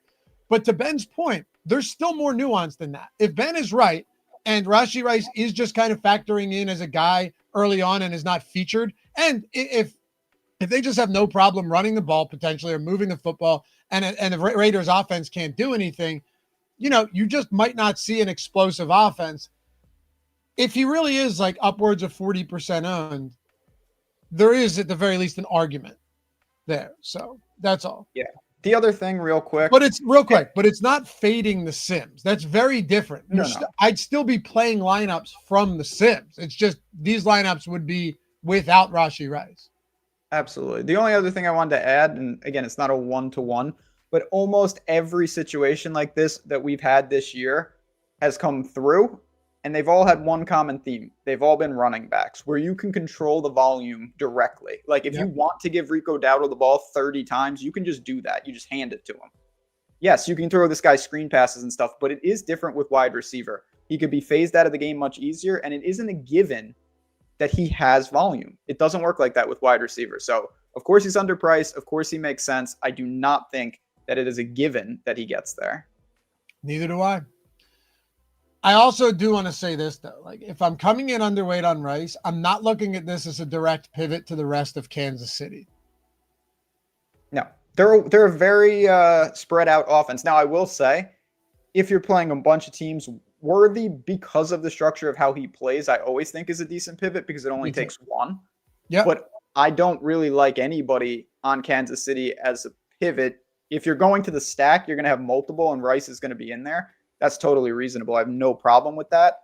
But yeah, Worthy would be my favorite pivot, but I also most of my lineups won't have any of these guys. Yeah, I'm happy to get to Worthy. I'm just not saying like in my non-Rice lineups, I need to have other KC stacks. That's what I'm saying. Correct. But I like Xavier Worthy. And by the way, if you guys are ready for NBA season, and I mean, we've just had pretty wild results in NFL. Last year, 3 millis. This year, already a milli, multiple 6-figure wins, and then a ton of these low stakes guys coming in and putting up massive work in these huge field, low stakes contests, the dime, the quarter jukebox, the play action, the first down, the mini max. If you want to jump in on NBA, it starts on Tuesday. We've got 2 promos going right now. So something that fits any of what you're doing, any of your bankroll budget style of play, links in the description for both. Remember this, you do not need to use the promo code. It'll auto load for you if you use the link. SGA is the first promo, $1. You're getting Sims Max access on Tuesday and Wednesday. Now, Ben, I went in and looked. This one's down there, so use the link in the description. I went down there and looked, right? Excuse me. And Tuesday, you've got 2 games, $750,000 prize pool on DraftKings. On FanDuel, you have the guaranteed overlay contest on Tuesday, the NBA Clutch, $1 million in prize pool, $9 entry. And then, of course, on Wednesday, you have a 12-game slate. You're going to have a monster night slate as well. So there's that. And then if you're someone that says, you know what, let me get everything, 20% off, link is down there, auto loads the promo code. Any NBA, so core or max, or all access monthly package, okay? 20% off. That's a huge deal. We usually never do all access monthly packages. And if you're a current user right now, Ben, I know you were going to mention this if I didn't. If you're a current NFL user and you're like, you know what, I'm going to be playing NBA, let me grab the discount. If you just reach out to us, support@stokastic.com, tell them, hey, look, I want to get the all access package. We'll help you grab that so you don't have to go and do it all on your own. Great time of the year. So much value, so many options. You mentioned, I'm not a big NBA DFS player. I'll damn well be in that contest. There's some really cool things to open the season. And, with the amount of intricacies, it's never more important. Make sure you're taking advantage of this stuff. So we, of course, want to do something to celebrate that and keep the momentum going from NFL. A lot of different options. You just ran through them. So take advantage. If you have questions, you hit up support. No one better than Ron behind the scenes. So I'm excited to get it started. And then college basketball for me. I will be prepping soon enough in the betting streets. $1 for Tuesday and Wednesday. That's Sims Max, by the way. $1. And then 20% off any NBA or all access monthly package. If you're a current sub, you know what to do. If not, jump on in, baby. All right. Let's talk about the Philadelphia Eagles and the Minnesota Vikings. It sucks, dude. So I got my friends and family come over for almost every Eagles game. This is kind of just where we do it almost every week. And it's tough when I have all of these positions on the Vikings because I guess there's some type of hedge there where if the Eagles win, it's all right, at least I'm an Eagles fan. The family's happy, my friends are happy, but there's going to be a part of me that's kind of pissed off. I have Jordan Addison ladders, Ben. I have Vikings plus 2.5. I have Vikings money line and a money line round robin where the Bengals already got there as the toughest leg of the 3. It's not just one spot. It's multiple spots on the Vikings. So I would much rather have watched this game by myself, but that's not going to be the case today. Yeah, it's one of the perks of having no friends or family around. I can watch in isolation and just sweat. But no, this is an interesting game. It's not the healthiest total in the world, even though totals are down across the board today. I have some interest here, both in the Eagles side and certainly in Minnesota, particularly on the outside with Jefferson. So for me, pretty good game, and I'm allocating salary here. I mentioned already one crazy stack. This might be a second one. I'm not giving up completely on Hurts, A.J. Brown, even Devontae Smith type stacks. That is going to be not popular today. You want to be different. It's an easy structure. You pair with Jefferson on the other side. I have some of that in the pool today. I know you do. I'm really stunned that people are it's just the world we live in on how quickly. It's the Eagles, it's over. Maybe, but maybe not. For sure. No, you're right. It's just I have real 2023 vibes. I mean, you would know better than me. One of the problems that you run into when you're a good team is that they end up losing a lot of important pieces as far as the defense goes, lost 4 starters. Their offensive coordinator, Kellen Moore, was phenomenal last year, and now he's in New Orleans. So they hired in-house, Ben. They promote in-house there. Whereas last year, after 2023 was a disaster, right, with the two guys that they brought in from in-house that were terrible following that 2022 Super Bowl loss to the Chiefs, you had to get rid of them immediately. It was awful, awful. And then you bring in Kellen Moore and Vic Fangio, two veteran guys in this league, and what happens? They end up being dominant on both sides of the football. So I do think there are real possibilities to move backwards. Now, Jalen Carter, Quinyon Mitchell, Landon Dickerson all being back is a massive upgrade. The one spot I like here, though, is opposite Justin Jefferson, you have Jordan Addison, who's probably going to see a lot of Adoree Jackson and potentially Keely Ringo. They've been two of the worst corners in all of football this year. They have a nickel in Cooper DeJean. Excuse me. I had a wildly huge breakfast wrap this morning. Just jammed it with eggs, ground beef, jasmine rice. Whew. But it's coming back up. What's that? I don't even know what that means, but it sounds like it's white rice, but it's called jasmine rice. Good for the. All right. You would love it. I know you would like it. I don't like rice, so I doubt it. I don't like Rashi rice. I don't like jasmine rice. I'm out on rice today. Get that away from me. Dude, it's delicious. But anyway, apologies. There are angles here. I like Viking stacks. Now, you and I are actually, it's going to sound really dumb here, but you and I are actually taking the same approach, just kind of in reverse. Like, we both see this game as a great opportunity.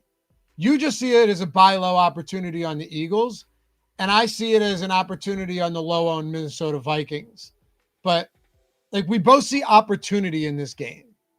Definitely. So are you getting to Viking stacks? Yeah, I'll have some Wentz stacks for sure. Okay. Yeah, I get that. Where are you at on Saquon? Because to me, he's the other piece of this potential puzzle. You know, I don't really anticipate getting him in the stack. He's a fine one-off. And in the few lineups I've built with potential value, I actually had an abundance of money to spend up. So it wasn't hard to get a guy like Saquon at running back if you want him. Oh, man. Adams 2 touchdowns now, Ben. Good for those people. Did you bet Adams' second and third touchdown? Oh yeah, sure. Do I look like I did that? Do I seem like I did that? No, I didn't do that. Obviously. I thought I saw it over on Tails. That's my fault. No. I did drop some real good stuff over on Tails, if I could say. And yesterday, that's what I'm talking about. I'll be the first to admit my week 7 college football was not up to standards. Yesterday, that's what I'm talking about. We did some real good work in the college streets yesterday. Jake Hari pitched in with some hockey. It was a good day on Tails. A lot of positive messages. Yeah, it was. I shouted you and Mac and Jessica out, the two college football sharps. There's probably a lot more over there too. But we'll get to Tails. We'll get to Tails in a little bit. Yeah, Barkley's a tough one for me. It's a wild card. Dickerson being back is important for sure. Look, I'll probably get a little bit of the Eagles here just in case I'm wrong, but the offense looks like they're in trouble. Minnesota's coming off of a bye week too, and I don't think that should be ignored. So Philly's got some extended rest, which helps. They played last Thursday, but you want to see more out of them. So to me, just looking at this now, Ben, I do like the Vikings. I like Jordan Addison. This will be one of the guys who I think gets low ownership. I want to be over the field on him. Now, it's funny because if you look at the Sims right now, not getting to a ton of Jordan Addison, and I think that's perfectly reasonable why it wouldn't be, but I want to get to Jordan Addison here. So I'm going to be bumping him. We have Jefferson. I think Quinyon, I wouldn't be surprised if Fangio tries to shadow Jefferson with Quinyon, but Quinyon's coming off a hamstring injury too. So yeah, I'll have some stacks. I'll bump Wentz up, and that's where I'm at. Now, as far as the Eagles are concerned, and I just want your overall take on this game, how you plan on playing it on both sides. We do have some Barkley, some Brown. We're double digits and low double digits, but double digits in both of those guys. Yeah, and I think it makes sense. Again, it's kind of a neutral game, and what I mean by that is I'm fine with really anything that you can do here. If I don't have, and I'm not jamming Eagle stacks by any stretch, if I don't, but I land in one of these ranges, I'll take an Eagle, just as a complete one-off to a lineup that has nothing to do with the Eagles. if I don't, I won't. I think you could play either defense in this game. It's kind of a game where it's dealer's choice from the weapons on Minnesota. The only guy that I really don't like is Mason personally. So you can queue up like 4 touchdowns for him. But you mentioned some of the reinforcements for Philly. I don't think it's a ground attack for Minnesota today. You know, the Philadelphia Eagles run defense has been uncharacteristically bad, but I don't disagree. That's a guy that I'm going to leave in. I'm just going to let the Sims do their work. If I end up getting like 9-10%, I'm fine. Because if the Eagles are in fact just still bad, sure. But Jalen Carter's absence was a big deal last week, and we shouldn't overlook that either. New Orleans and Chicago. All right, so talk to me, Ben. We've got New Orleans and Chicago here, and the Chicago Bears coming off a thrilling Monday night victory on that doubleheader against Washington as the rain started to pour down. We'll get to some rain in the next game. They are 4.5-point favorites against the Saints. I think you put it better than anybody does when you talk about the Saints. Essentially, you say, look, they're just your average bad team. They're not your Brian Callahan coach Titans bad team, right? They're not your 2024 Carolina Panthers bad team halfway through the season. They're just your average bad team with some good players, some good coaching, but not good enough to actually control games. No, they're not. Again, they're not a disaster area. And this is a game, people who have gotten better at this, me include, like bad teams, they don't mean bad games. And a lot of times it's the opposite. I'm not super sold on the Bears just yet. There's still a lot of opportunities in this game on both sides. I'll leave Olave to you, who's been awesome. The volume's been ridiculously consistent. To me, it's Olave or pass. You could always say Shaheed might spike a 90-yard touchdown. He could do that, but I have no inklings that he will. And on the other side, you've got a Chicago team that continues to have relevance on most slates just because of the way they're structured. Is Olave not the best example of people going never again, right? Like, he's the best example of people like, I'm never playing Olave again. Look, last week, did he have a crazy game? No, but he was 2 yards shy of the 100-yard bonus. He had another 10 targets, 16 fantasy points at 5,100. He's $5,400 today, Ben, and he has a 33% target share on the season. Does he have the greatest quarterback? No, I don't think anyone's suggesting that he does. He also has the 3rd highest target share in the entire league at 33%. So at $5,400 against the Bears, whose number 1 corner is still out, do I have a little bit of interest there? Yeah, obviously I do. This doesn't mean you have to be in love with these guys. It doesn't, right? Like Jalen Johnson's on the IR. Chicago's secondary is fine at best. And he's a low 5K price point on a slate like this. Yeah, I'll get some Chris Olave as long as they are going to keep peppering him. I genuinely have no problem with that at all. Yep. And the only thing, and I think you probably agree, he doesn't have the best quarterback, but he doesn't have the worst quarterback either. He really doesn't. Like, he can. Yeah, Rattler's been better than I thought he would be. He's fine. He's not the future. He's serviceable for a top end wide receiver. He's not exactly for a top. I wasn't sure what you meant there, but you're saying he can be serviceable for a Chris Olave. Yes, right. He does enough to make that guy playable. Like, it's not first 6 weeks Cam Ward with Brian Callahan's offense. Yeah, like it does matter that he's the quarterback because he can unlock some of the ceiling for a guy like Olave. He's shown that already. Yeah. People are going to think we're like heaping praise on him, but it's kind of just simple. He's completing 68% of his passes. He doesn't throw a lot of touchdowns, but he doesn't throw interceptions either. And he just kind of is who he is, and he can run a little bit. So I like Olave. There was a question in chat about Kamara. If you wanted to take a shot on Kamara, you'd be very different today. There's no doubt about that. The Chicago run defense has not been particularly good. But Kamara's workload, and I kind of foreshadowed this weeks ago, is starting to become more and more of not a 50-50 split, but Kendre Miller's getting more involved. This coaching staff likes Miller more than the previous. Dennis Allen, I think if he had the opportunity to take him behind the shed and kill him, he might have done it. Like if he thought I wouldn't get caught for this, you may never have seen. Kendra Miller never would have resurfaced. And then it's just like he's on the injury report forever, but no one knows anything. If Dennis Miller had his way. Bonus episode, yeah. If Dennis Miller had his way, I think that's Dennis Allen, sorry. Dennis Miller. Dennis Miller. He was the Dennis Miller was the comedian and Monday Night Football host, right? Yeah. Absolutely. And it is a little nasty in this weather-wise. I don't think it's a huge deal. The total still pretty healthy. So yeah, it's something to keep an eye on. But to me, the Saints are a pretty simple team to diagnose, honestly. I agree.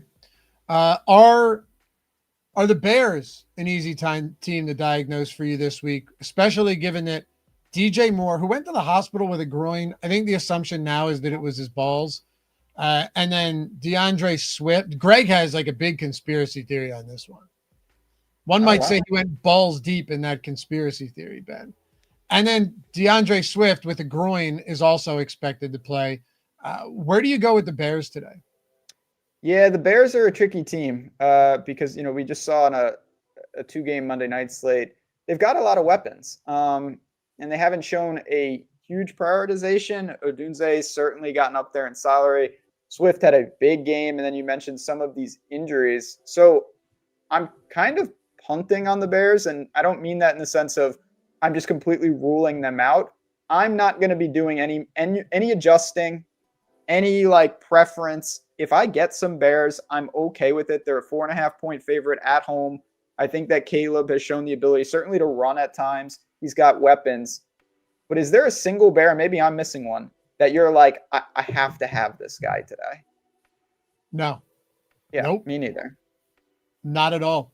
And someone else in chat mentioned, so maybe you mentioned it and I missed it. I'm trying to self-produce here. We're working the controls, Ben, getting better, streamlining this each week, but it's still a work in progress. So if I miss anything you say, apologies. Did you mention the whole Taysom Hill factor as well once you get towards the goal line when you're talking about an Alvin Kamara? Because that is another factor here that just flat out sucks. It does. And I mentioned it actually just last week in passing when he returned, or 2 weeks ago, whenever that was. And we've already seen it be a factor. So it makes it one more data point for why it's very difficult at times. But yeah, in terms of the Bears, Swift, I'm fine with. And then if you're going to Caleb, I still think Rome is the guy that you're really going to look to. I find it hard to think he's not included. All right, last question on Chicago. This is what I'd like to know from you, because I think we're kind of aligned here. When it comes to DeAndre Swift, forget about him in relation to the rest of his team. How much do you like DeAndre Swift in relation to the rest of the slate of running backs? Because he's really one of the only 5K and under guys, barring any Josh Jacobs news, which could clearly shake up the landscape here.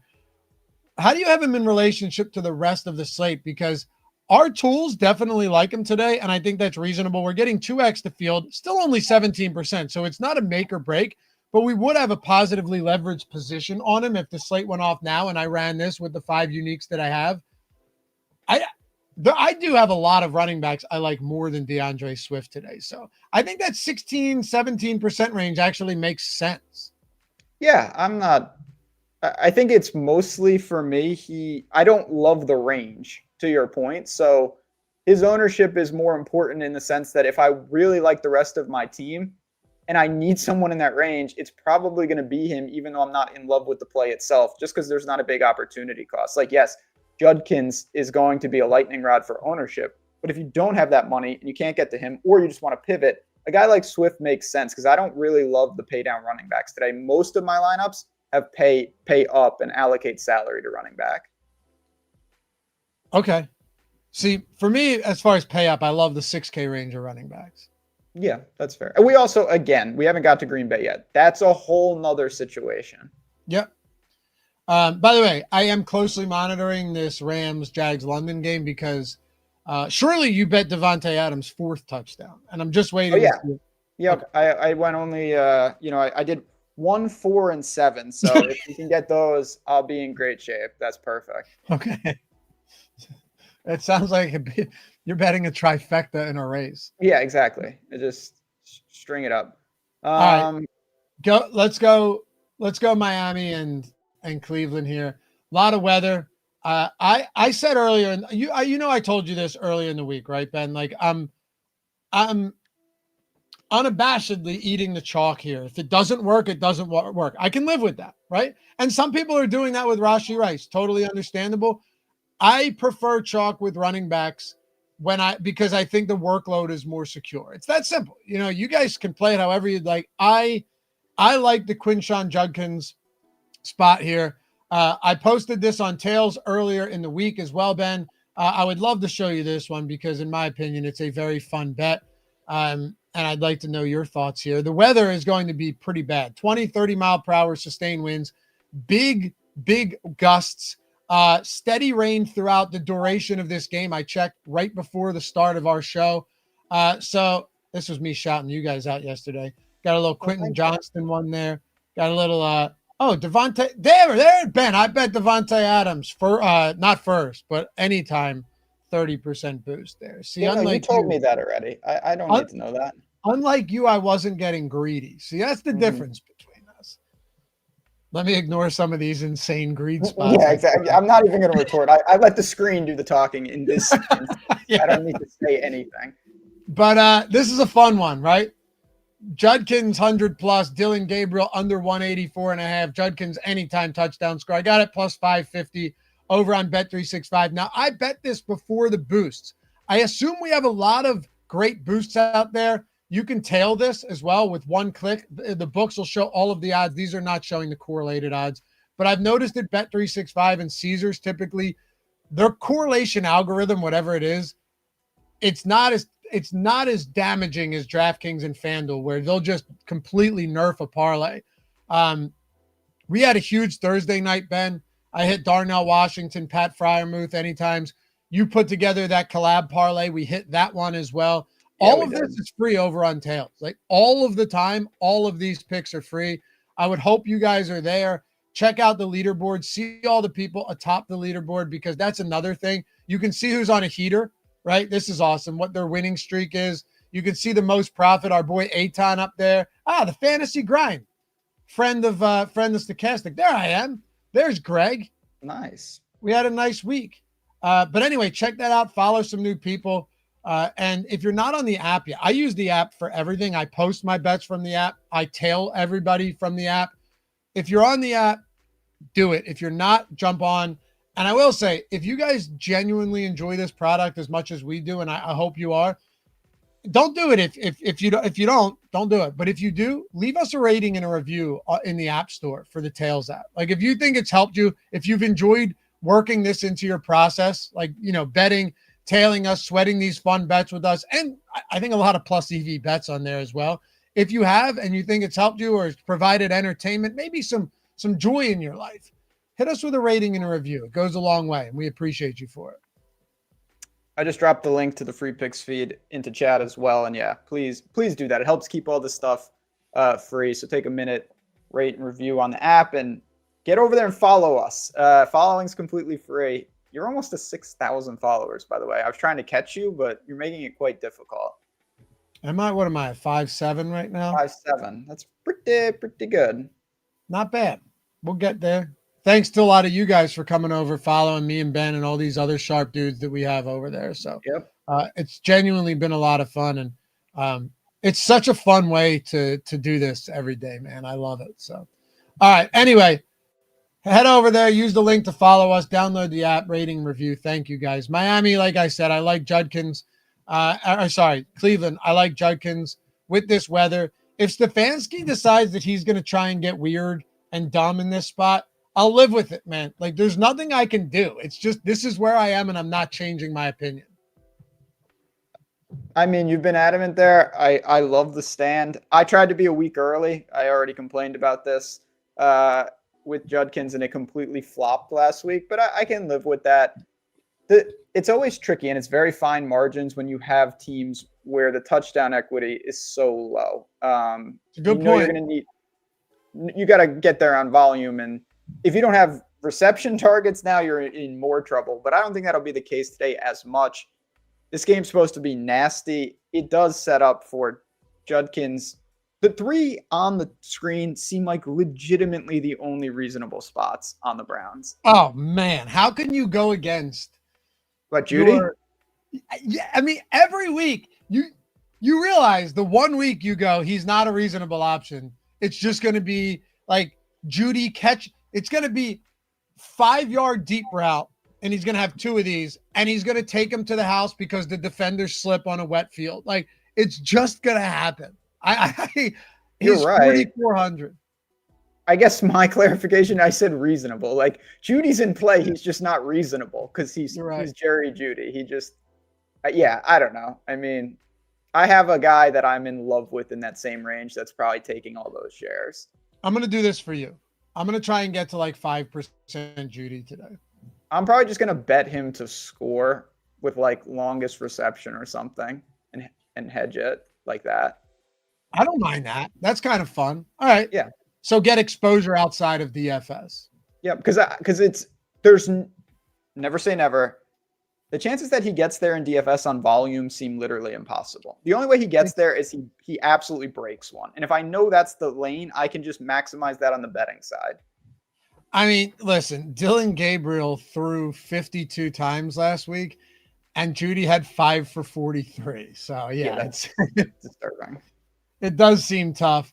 Anyway, I imagine the guy in that range that you're in love with this week is not on the Miami Dolphins. He's not. I don't know if I'll have a single Dolphin. I guess Achane just because he's a really good player and you never know. But this is an awful spot from the weather to the opponent to the fact that they're the Miami Dolphins. I'm going to bet Cleveland today. I don't like anything about Miami. If Callahan wasn't so bad, we would still be talking about your boy here who is destined for the firing line as well. Sean, Dave, any love on Judkins with Fannin? I'm fine with it. I'm not forcing it, but if I ended up, and I assume I will, with some lineups that have the 2 of them at cheap price points, yeah, it's fine. It's fine because Fannin doesn't need to do much. That's all. Anyway, let's keep going here. Unless you have something else from this game. I think it's like you said, those are the pretty obvious ones. I'll sprinkle a little Judy because he's dirt cheap now. I don't love the Miami side today. There's a lot of other guys at similar price points that I just want to get more of. Mm-hmm. Yeah, I agree. All right, let's talk Carolina and the Jets. I mean, you already know where I'm going here. So anybody that watched anything I've done all week, whether it's Tuesday, Wednesday, Friday, I'm gonna punish myself, and I'm okay with it. And I'm gonna get to some Fields, and I'm gonna get to some Hall. I mean, Hall's gonna be chalky, but no one's gonna want to play Fields today. As long as Fields still has 2 working legs, Ben, I'm okay getting to him even without Garrett Wilson. It's kind of just where I'm at. As long as his legs are functioning and they can move, like this guy legitimately has 100-yard rushing upside. I'm not saying that's the likely outcome, but Fields, when I said to you, I was like, is Fields clearly the second best rushing quarterback in the league? And you're like, wasn't it you that said, who's to say he isn't the best rushing quarterback in the league? Yeah, I believe that. I mean, Lamar, that's a whole different situation, but with Fields, I know it seems, of course, like, well, he lost his only reliable way. Is that really how he was getting there anyway? Like, Not really. Not really. It really isn't. So it's like, whatever. If it forces him to run more, this should be a competitive game. I'm not worried about the benching. I said this already. If he plays that bad where he warrants a benching, you're not getting there anyway. So I'm fine with it. It's more an awkward build. Do you go skinny? Do you go Hall and Fields together? Do you go Fields naked? That's the trickier part to me. I thought that was a great point you made. I actually mentioned that to Greg on Friday, invoking your name there too. Like the way Ben put it was when people asked, there was a question, right? On the first look, someone had asked, are we worried that Fields could get benched? And your answer is like, if Fields is getting benched out of the half, you're probably in such bad shape anyway that you need a miracle to make up for that. So, I mean, what big difference does it make? You're playing this for, this is why I like a guy like Fields. Go ahead. Here, we're gonna be box score whores for 1 second, Ben, because I think this is the most apt like way to view Justin Fields when you decide to play him or not to play him.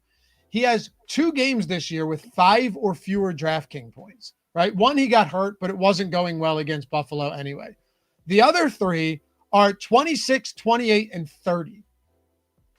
And you're right. Garrett Wilson makes a difference, but does he make a big enough difference where Fields is going to be like 2-3% owned at 5,700 at home against Carolina that you couldn't get another 25 spot? I'm willing to take the risk.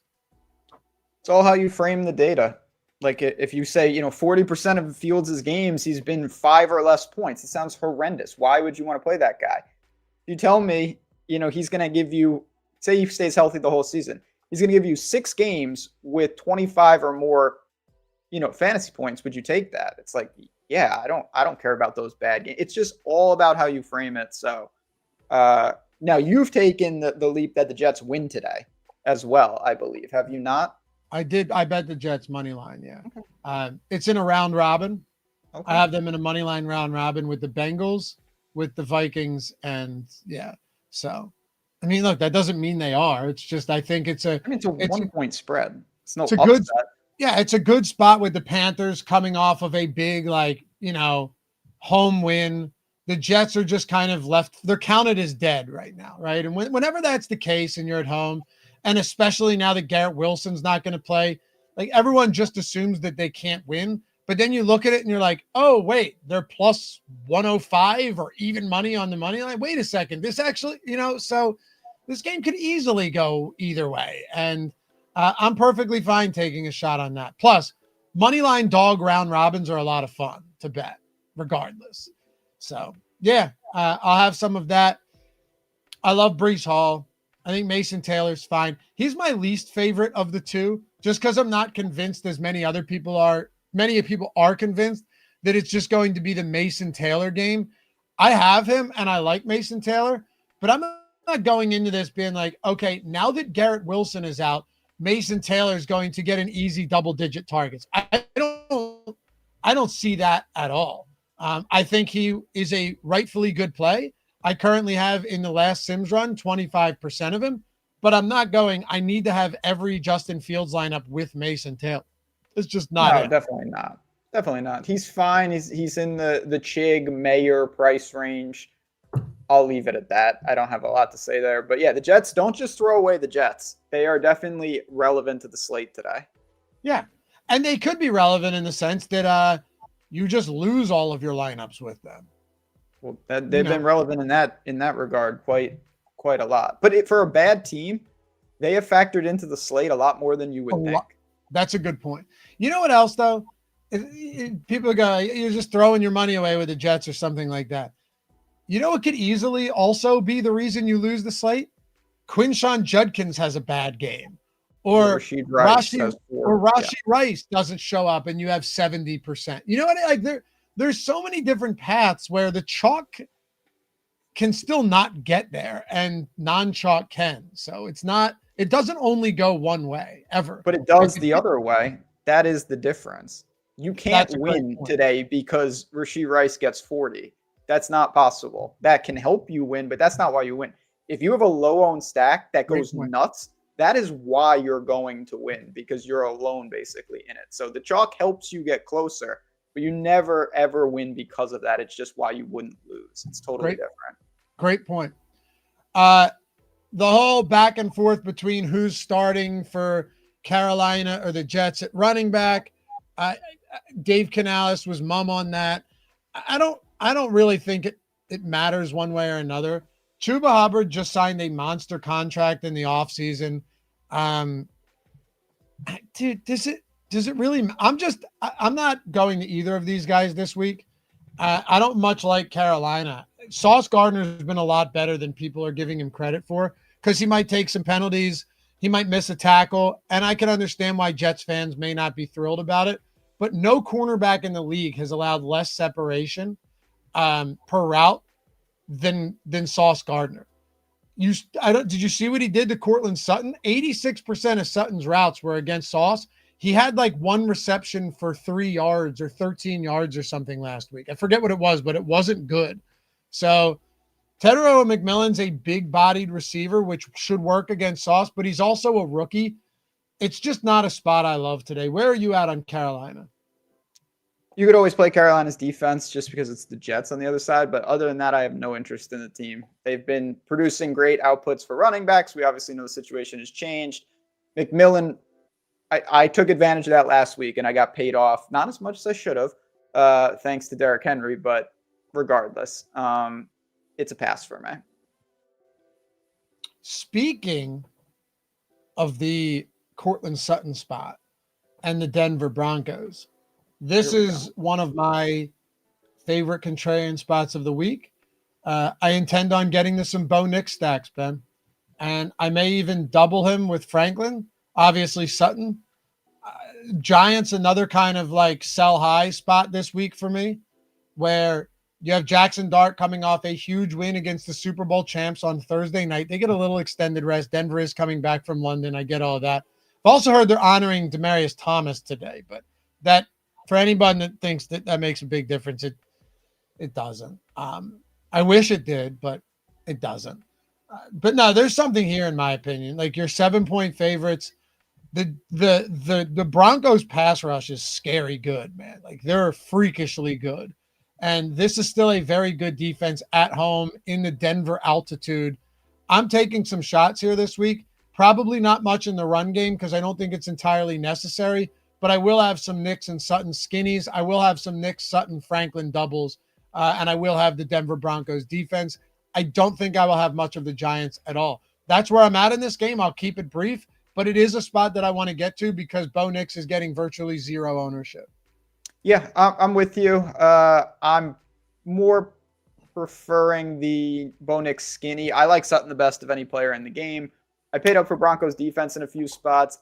Dobbins, I mentioned how weak that range was in the mid-5 running back range. I don't have a lot of interest. It's that same thing that we were talking about with Swift to an extent. I don't love the spot for him, but if I land there, he could pop up.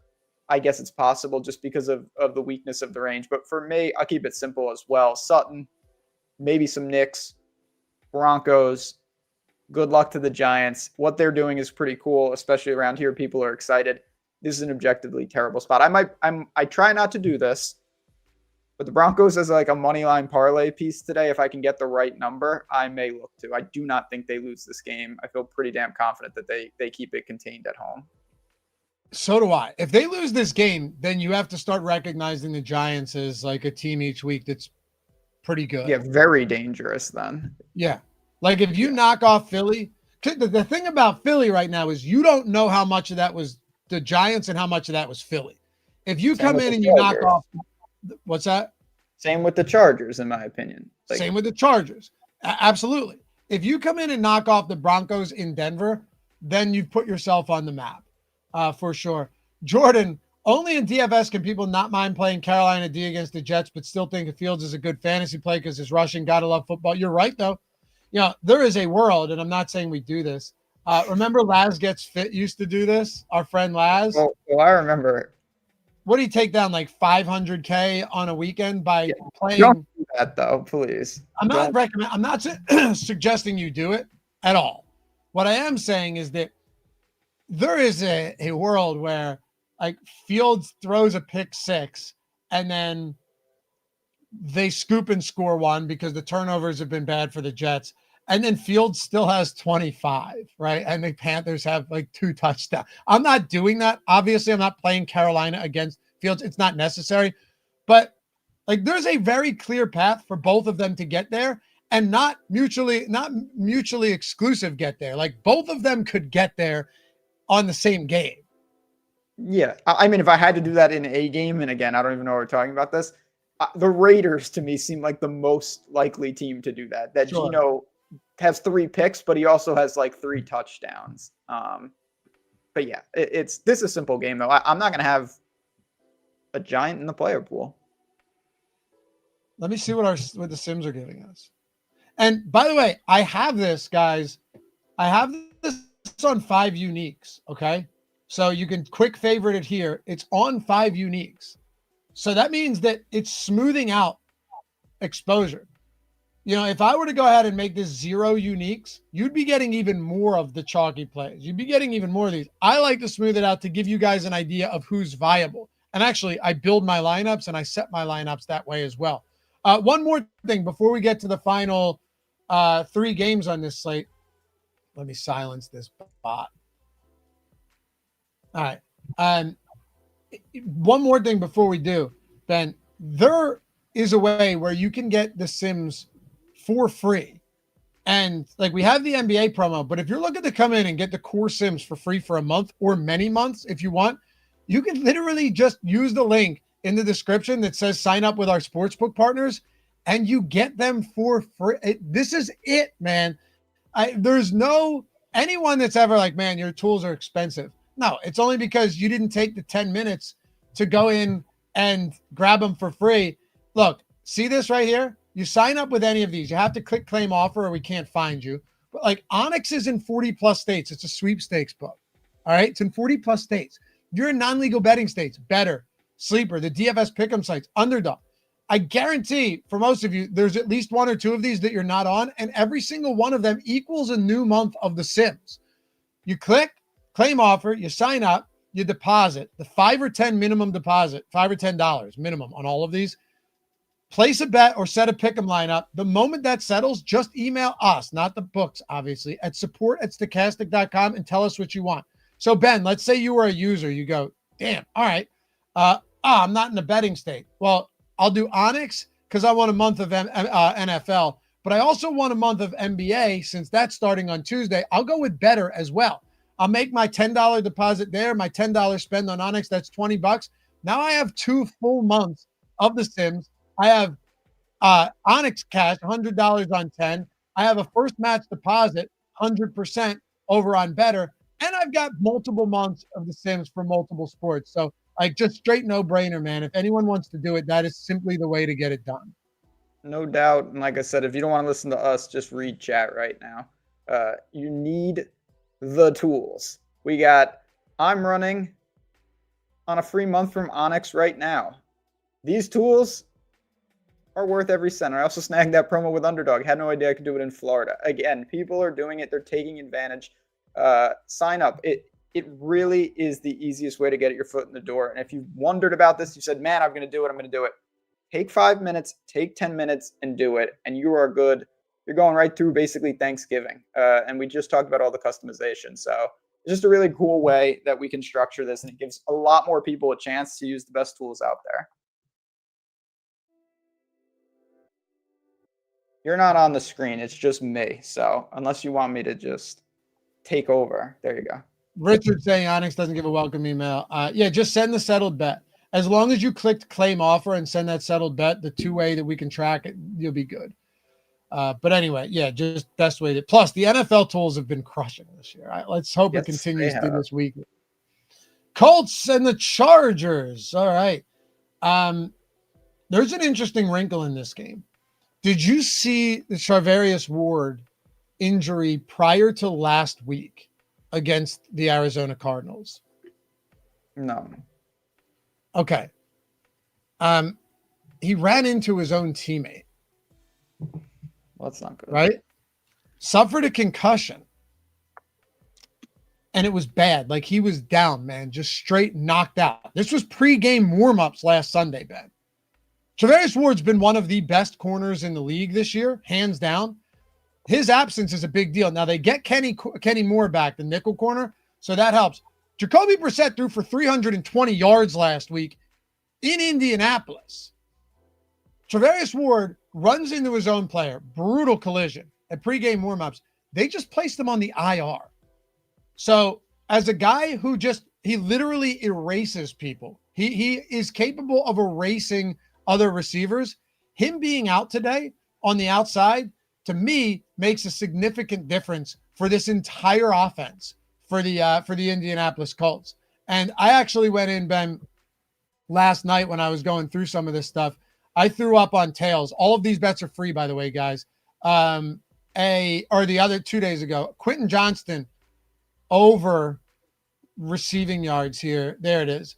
I like Quentin Johnston coming back, and I do think the absence of Charvarius Ward makes a big, big difference here. So I don't mind Johnston today. I don't mind this whole Chargers offense. Now, Joe Alt is doubtful. Pipkins is out on the offensive line.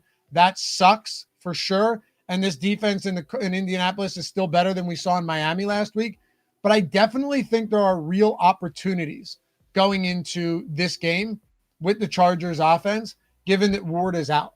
I think it makes a difference. No doubt. The Chargers, they have some real good positives. You just illustrated some of them. The biggest negative, and it's not something you can't work around, it's very difficult you can get the team right and still get your stack wrong. They've got ample weapons out there, and we've seen, Ladd was maybe it was overblown. He was done, and now obviously he responds with 2 straight touchdowns in a big game, 7 for 100 last week. So you're going to have stack options with Herbert. You can, of course, one-off this. I don't think I'll be going to the backfield. But yeah, this is a game. This is the type of game that could define the slate. It's a sneaky one. Maybe it snuck up on me, and it's not sneaky in general. But you have a really healthy competitive game. The implied totals for both teams are of course, solid. And you mentioned the weapons on the outside. I'll probably have some Herbert +2. Maybe I bring it back with Jonathan Taylor. You've got Pittman. You've got Warren. You don't have to bring it back. Just a good game overall. A lot of weapons. I'm going to make sure this is the game that doesn't beat me just by jamming in some Herbert if I have to. I plan on doing the same thing. It's always tough because you have Allen, you have Johnston, you have McConkey. Also, Gadsden. Oh, your boy, yeah. I don't think we should sleep on Gadsden. Like, you're gonna have. Let me go into tight end exposures, not just for this team, but tight end exposures in general, right?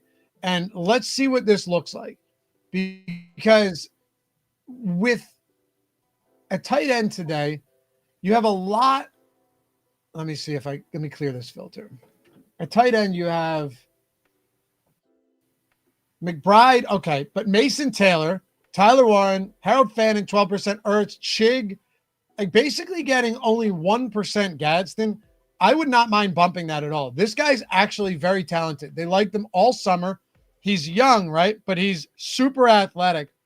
And I think you just start to see this with tight ends often where, they begin to come along and they start to usurp other guys in that offense at the tight end position. There's really nobody there in Tyler Conklin and like Will Dissly who should scare anybody.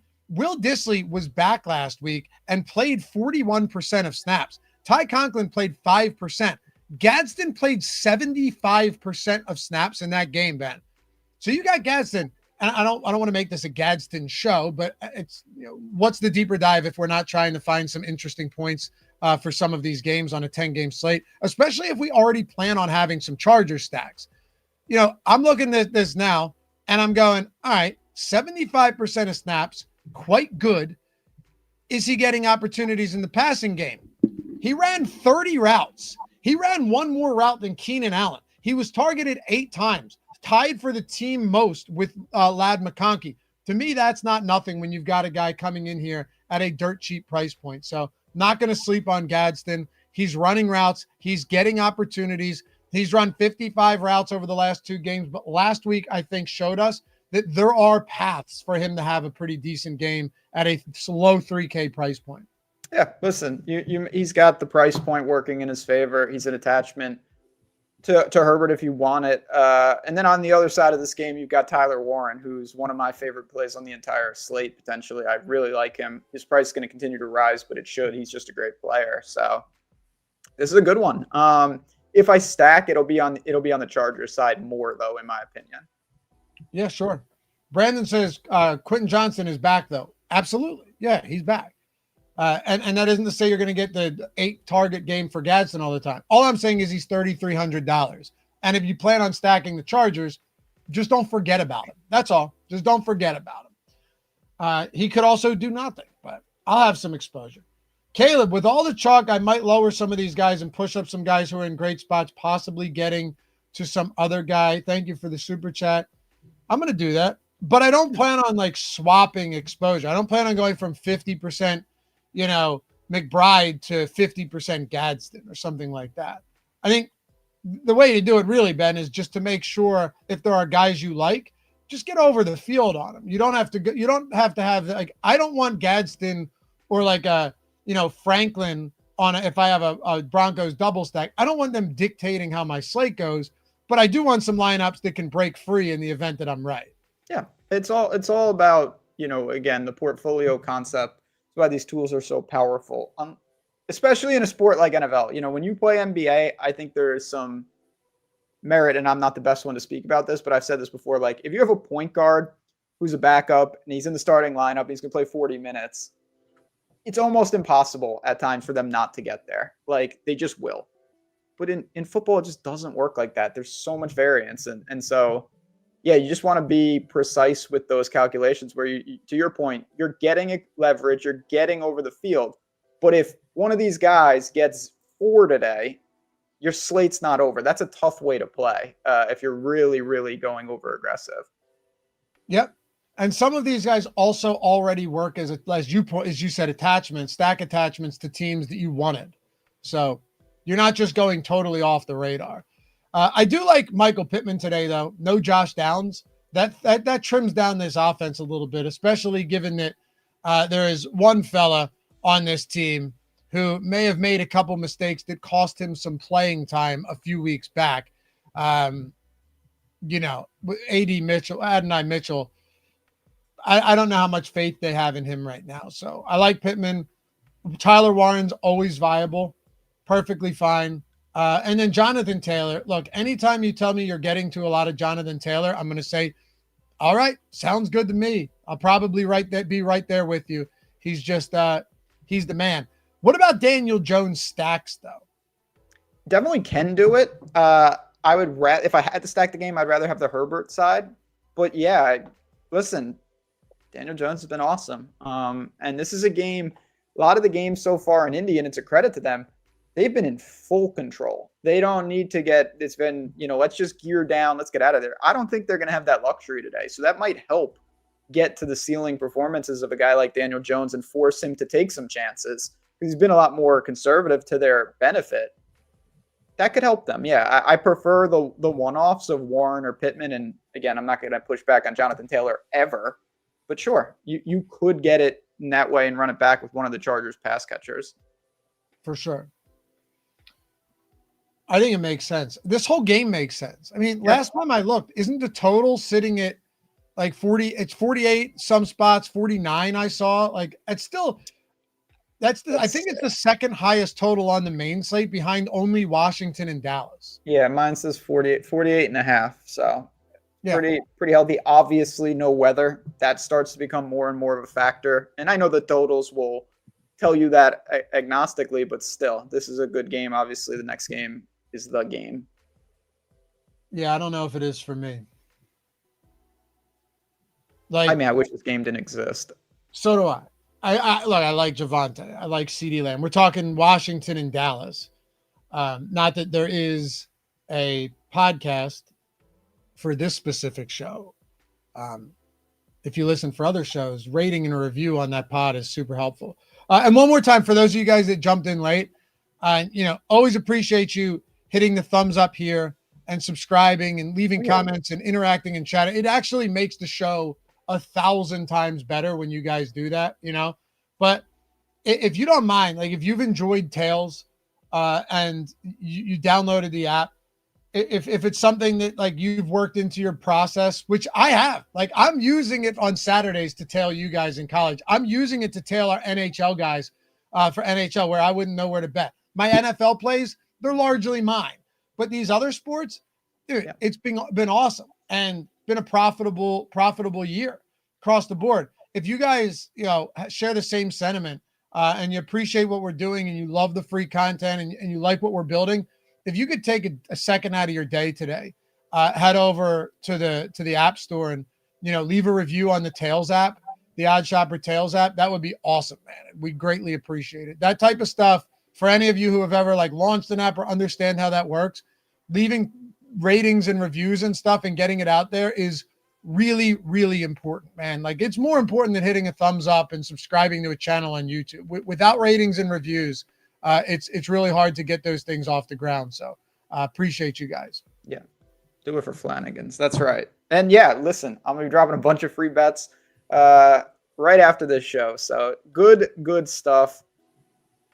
I said this on Tuesday, and Chad, you can tell me if I'm crazy. I'm a little surprised that CeeDee Lamb has gone from 0 to 100 in terms of, like, he's got no limitations today, apparently. Full practice, just good to go off an ankle. That really surprised me. It is a little bit surprising. But he was also out for an extended period of time. I know, but that made it seem even less likely that, like, that's true. That's true. Are you still willing to play Pickens? Because earlier in the week you said even at his price point you had some interest. Yeah, I mean, I have soured on that a little just because of the way the slate has fallen, but I'm just really surprised that CeeDee Lamb is this popular. I mean, we're talking he could be the most popular player on the slate territory. That's crazy to me. Not even that it's wrong. I'm just super surprised. I guess it's just a product of if you play Dak, but man, you're talking about a really expensive stack. If you go Dak +2 and you go Pickens Lamb, you have allocated a ton of salary. All right. I'm not doing that. So that's surprising to you. And by the way, the Sims are still giving us, just 9% Pickens, that's not nothing, right? A lot of Javonte, a lot of CeeDee Lamb. I think I'm okay with it more than you are. I think Washington, this is something you've pointed out a lot, that you haven't necessarily called him a paper tiger, but you definitely were waiting for the other shoe to drop with Washington last year, right? And to some extent, they've suffered injuries, but in a way, they have not looked like Jaden Daniels has not looked like the dominant player he was last year. Again, you could say the injuries to guys like McLaurin and now Debo haven't helped him, but I think he had the third shortest MVP odds coming into the season. Yeah, I mean, he's in the I certainly was on the regression train there, and a lot of it's not his fault, but some of it, they haven't been as good. So yeah, Javonte is my favorite play from the Cowboys side. You can do a lot here. You got big names, but you're paying salary. This is an expensive game, and it should be. These are prime targets. And the other side is lawless. Can I tell you the spot that really surprised? What's that? It's funny. You're paying up in Dallas, and then you get to the Commander side, and you've got like these receivers. I was complaining to you about the 2-game slate. My God, they got unlimited made-up receivers who are going to factor into this slate. Castworthy podcast. Love Tails. Use it every weekend. Awesome, man. You can use it every day too. That's what I do because there's a lot of sports that I don't like. I'm spending no time originating hockey bets. So yeah, man. Yay, Taco, would you consider a run back with Luke McCaffrey? So this is the weird thing about this game. Like, we're just assuming that Dallas is going to get stomped out defensively because they have. And, that makes sense. Logically, that makes sense. But there's still no Terry McLaurin or Debo Samuel. Like, you are missing your top 2 receivers here. And it seems that some people just don't seem to care. Like, the field's going to be over 10% on Chris Moore. They're going to be at 17% on Zach Ertz, which also makes a lot of sense. Ja'Cory Krosky-Merritt, I don't really know what to do with guys like him or Lane or McCaffrey on a 10-game slate. It's not a 2, a 3-game, 5-gamer even. It's a 10-game slate. So it's like the Jaden Daniels is he the most popular quarterback on this entire slate? He's, if not, then one of. Yeah, yes. Look, he is. He's the most popular. I don't know if I can get on board. Yeah, I mean, listen, I'm going to have some because of when you have a 53-point total and your weapons are super cheap, you can underwhelm and still get there. Like, this game could come in, 28-17, and you could want a lot from the game. That's just the nature of it. More on Washington's side, but I'm with you. It's a tough game. I think Ertz is the most obvious target just because he fills a tight end position and he has to be involved. And then you're playing wide receiver roulette. you could restructure with this guy in the backfield who he's one fumble away from being sent into oblivion. But again, you have to live dangerously. If he gets going, he could have a huge game. Old Queef McGee's house says, Oh, yes. Jaden, you ever been to Queef McGee's house? No, but he was asking me questions about what was behind me. And I don't know exactly what was confusing. I got dog pictures. I got a Ninja Turtle. I've got Crash Bandicoot's sidekick, who I don't know his name, but he's a guy. So yeah, continue. Yeah, that place stinks. Jaden Daniels being one of the top quarterbacks is the dumbest thing I ever seen this week. Way different when you have Deebo starting, but he's not. That was actually not the comment that I wanted to put up. So I should have read it in advance. It was this one. It was the one ahead of it in the chat move. Jaden Daniels gets it done on his leg. Okay. Really fun thought experiment here before we close it out with this Green Bay game. Turn it over to Spags and Eric. I'll get that transition played for you, Eric. Don't worry. Don't close the stream. All right. Jaden gets his done with his legs. How much different is this spot? Again, you guys make your own decisions, okay? I'm not setting your lineups for you, but I am setting mine. How much different is the Jaden Daniels offense today than the Jets? Tell me that's not a fair question, though, because the price points are way different on those two guys. One of them has Ja'Cory Krosky-Merritt. The other one has Breece Hall. One has Zach Ertz. The other has Mason Taylor. No other really reliable pass catchers. Luke McCaffrey, Jalen Lane, Chris Moore. You know, I'm just asking you. It's a serious question, too. I'm not trying to lead anybody anywhere. How big is the difference this week, given their personnel, between the Jets and between the Washington Commanders offense? I mean, I think it's a very, very reasonable question. One has Aaron Glenn. That's probably the biggest pushback that I have. That's a great point. That's a great point. But I don't know what they're doing. So they don't. But you see what I'm saying. Absolutely. Personnel-wise, it's crazy how close it is relative to the perception on how far it is. That I think is the biggest point to make. Yeah, for sure. And Justin says, huge. One has Fields, one has Daniel. Dude, Fields is like the best rushing quarterback alongside Lamar Jackson in the league. And he might just suck. Jaden Daniels could not be good today, too. But I'm going to get to Daniels. I just don't want to have like 50%. This is probably a match the field type spot on Jaden Daniels. Mix and match with some cheap options. The great thing about this stack, I'll put it like this. The great thing about, and stop acting like the Carolina Panthers defense is a world beater. The only thing here is that Jaden Daniels, like if you end up getting a Chris Moore and Zach Ertz double, or even like a single with Ertz, right? It opens up the rest of your team. Problem is, how many people are just going to, how chalky not only is Daniels going to be, but Daniels, Ertz, skinnies? Yeah, they're going to be very chalky. And then the other thing, it's like the correlation between, of course, they're not related, but they are on this slate. I bet to tell you, if you go Jaden Daniels +2, Jonathan Taylor is going to be in like 40% of those lineups. You know what I mean? Because it's just, you've cost average down so much on these other spots. It is what it is. I'm not saying that's wrong. It's just kind of a nature of the slate. And then it's a perfect way for us to round it out on the last game, which is there's a giant unknown on this slate, and that could change everything. Nice little segue, brother. That's what I do. Yeah, Brandon Graham might be coming back to the Eagles, by the way. But that's for another time. All right, just break down the Josh Jacobs situation right now before we get out of here. I'm not even going to go too far in depth. This is what I'll tell you.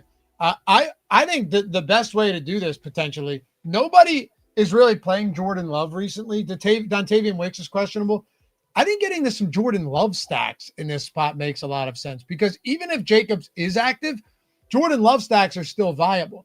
If he's not active, you could go into a slate like this and say, all right, fine. You know, I'm going to try and make some pivots to I'm going to try and make some Emmanuel Wilson pivots, but do they just timeshare it with Chris Brooks, which we've seen them do in the past where both of those guys get work? Or I could say, just give me some Jordan Love, Tucker Kraft, Matthew Golden, or something like that.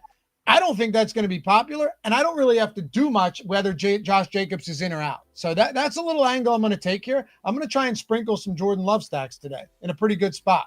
I get that. The only question I wanted to ask you, are you going to have Jacobs in the pool and be ready to pivot? That's the toughest part for me. Everything else makes sense. I'm probably not, honestly. Okay. But I like Jacobs. Jacobs is fine this week, but he does not stand out to me as someone that I feel like I need to have. Could you pivot? All right. So what would the pivot be? Well, that's the problem. If he doesn't play, so it's a late game, you're gonna have to 2v2 it, or leave a lot of dead salary. Let me just do this real quick because Jonathan Taylor is a late game, but that's $1,000 more expensive.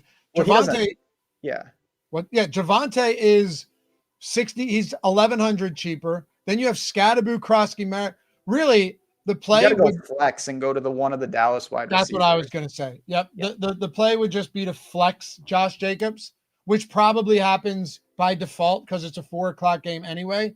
And then you go to one of those guys. Perfectly fine.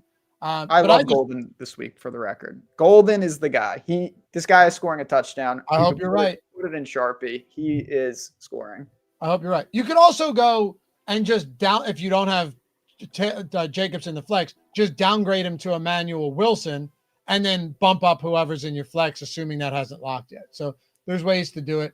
I don't really have much from Arizona today. Brissett's going to start again. Not a spot I love here. Outside of Trey McBride, I'll just continuously get to Trey McBride. I have no problem with that whatsoever. Correct. Same. Trey McBride's just a damn good player. Arizona is a disaster. They are. Anyway, appreciate you guys. Fun show as always. Thanks for the support and for hanging out. Eric Lindquist, Chris Spags coming up on the other side. Come hit me and Ben up over on Twitter. Say hi if you enjoy talking football. And on Tails, free picks all day long, every single day, not just from us, but from everybody else. And don't forget those NBA promos, man, whether it's $1 for Tuesday and Wednesday, monster contest, or all access, or any NBA package, 20% off. Those links are auto-loaded. Promo codes are auto-loaded into the links below. So take advantage of that. These boys are going to take you all the way up to lock. So don't go anywhere. Good luck today. Ben and I will catch you back here Tuesday morning on the First Look. Bye-bye.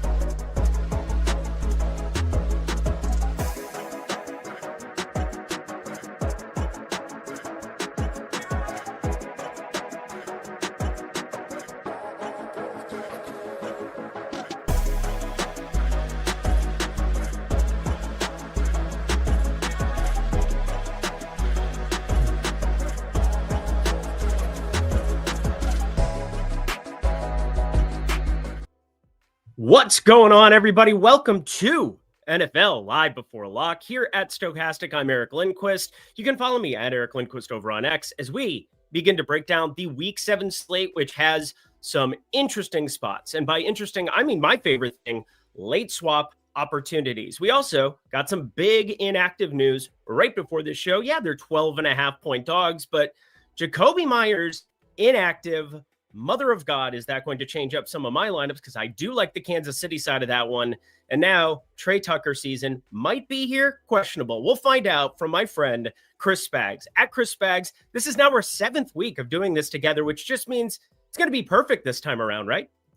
Well, it is lucky week 7, better than unlucky week 13. And so I think if we're going with the classic gambler's fallacy superstitions out there, that's a good one. But I think it's a fun slate. I mean, for me, I can't complain too much tomorrow. I'm going to say it so you guys can all get ready, go gift shopping. It's my birthday tomorrow, so it's a big thing. But also, I know you care. I know you actually care. I do very much care. It warms my heart because Chris Spags is, I would say, in probably some pain today. USC should have beat Notre Dame yesterday. And we gave up so many yards to the running. I was awful in Maava, just kept throwing picks. It was really, I watched that entire game, was really hoping we could do this because if we won that game, I'd feel like we were live for the playoff. Yeah, that wasn't great. Thank you for bringing that up. I was going to focus on the bright side. Focusing on the bright side, Jane Daniels, chalk of the week. My boy, I love him as a QB.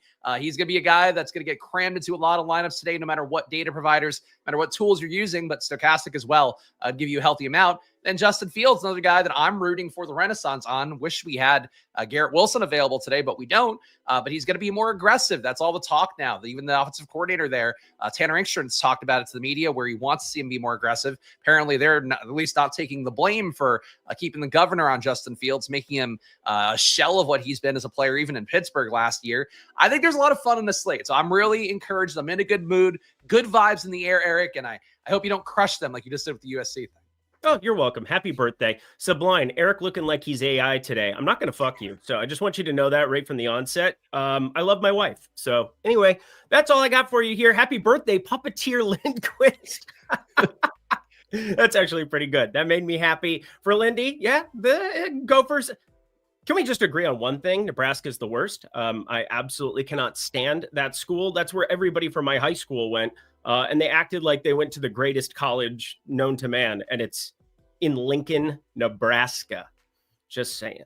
Just saying. Anyway, we got ourselves week 7 to get to. Why am I still not on this screen? Well, I'm getting things set up over here in the single lineup sim. We're going to start here today, Spags, purely because we have a lot of news that came in here with some of these inactives. Obviously, Jalen Carter going to play. That's going to change some of my running back exposure. Obviously, last night we got the news that he was expected to, wanted to get confirmed that he was going to be active, because sometimes they say one thing and another thing happens. But there is no doubt that Jakobi Meyers, who was kind of a Sims du jour the last couple of weeks, even this week showing up a little bit for us, with him off the table, I want to just talk through the process of what this Vegas team looks like. They're still 12.5-point dogs, but there's one massive piece of news coming up later in Emmanuel Wilson, 4K for him. And if Josh Jacobs doesn't play, I'm going to want a lot of a 4K Emmanuel Wilson. But how are you looking at this Vegas Raiders situation, considering that news just dropped?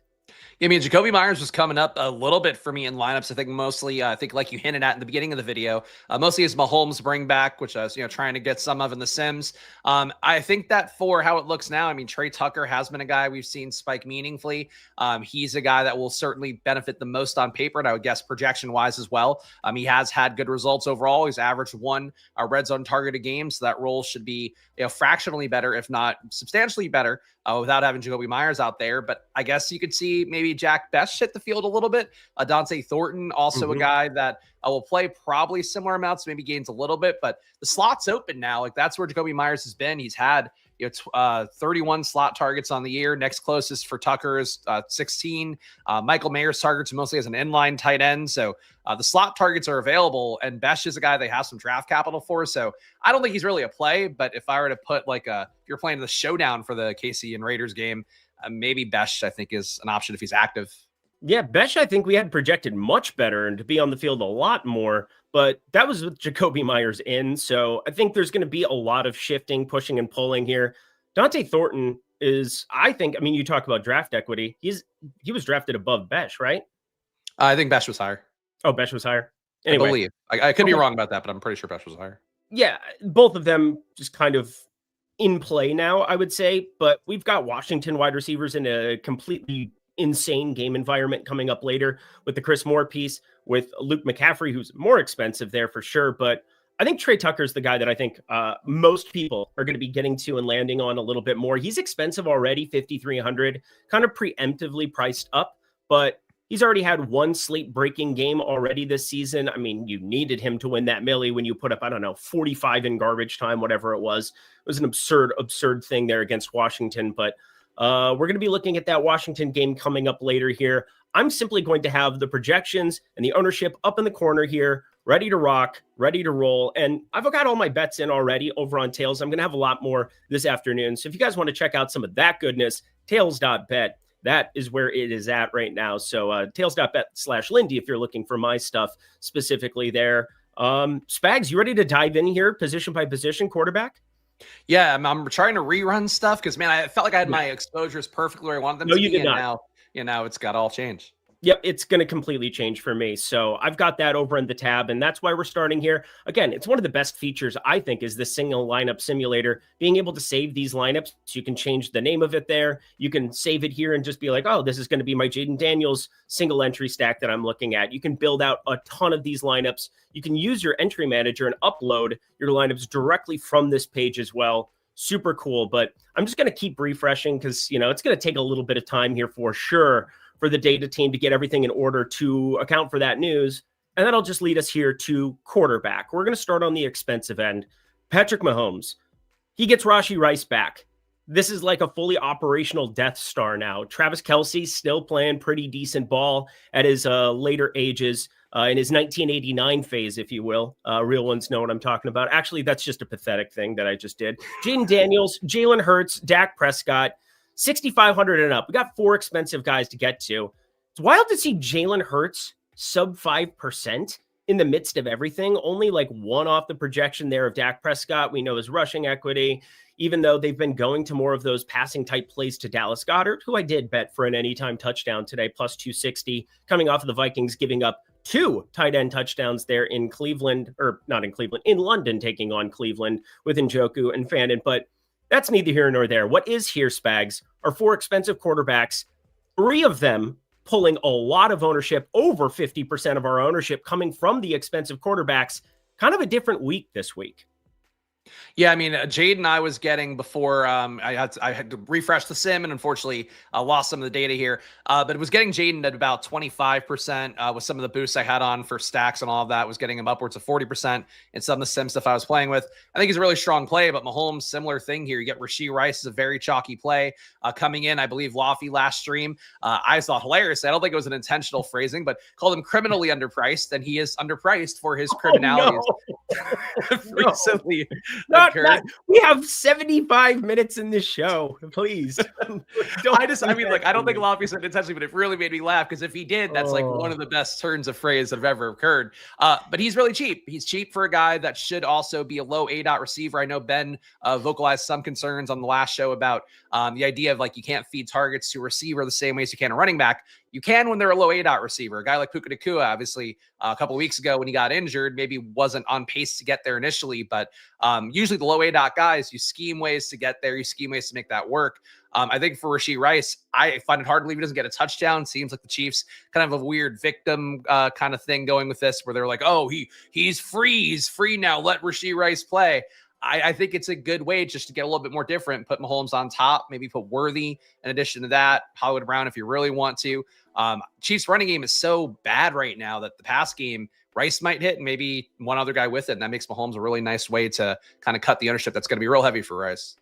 So we've seen Mahomes naked win some millies in the past. I mean, he's a really good quarterback and he's had really good options in the past, whether it was Tyreek Hill, Travis Kelce, and sometimes they got to price to levels where it was just so insane to potentially get all 3 of them, like a 6,500 7K Travis Kelce, an 8,500 Tyreek Hill, something like that.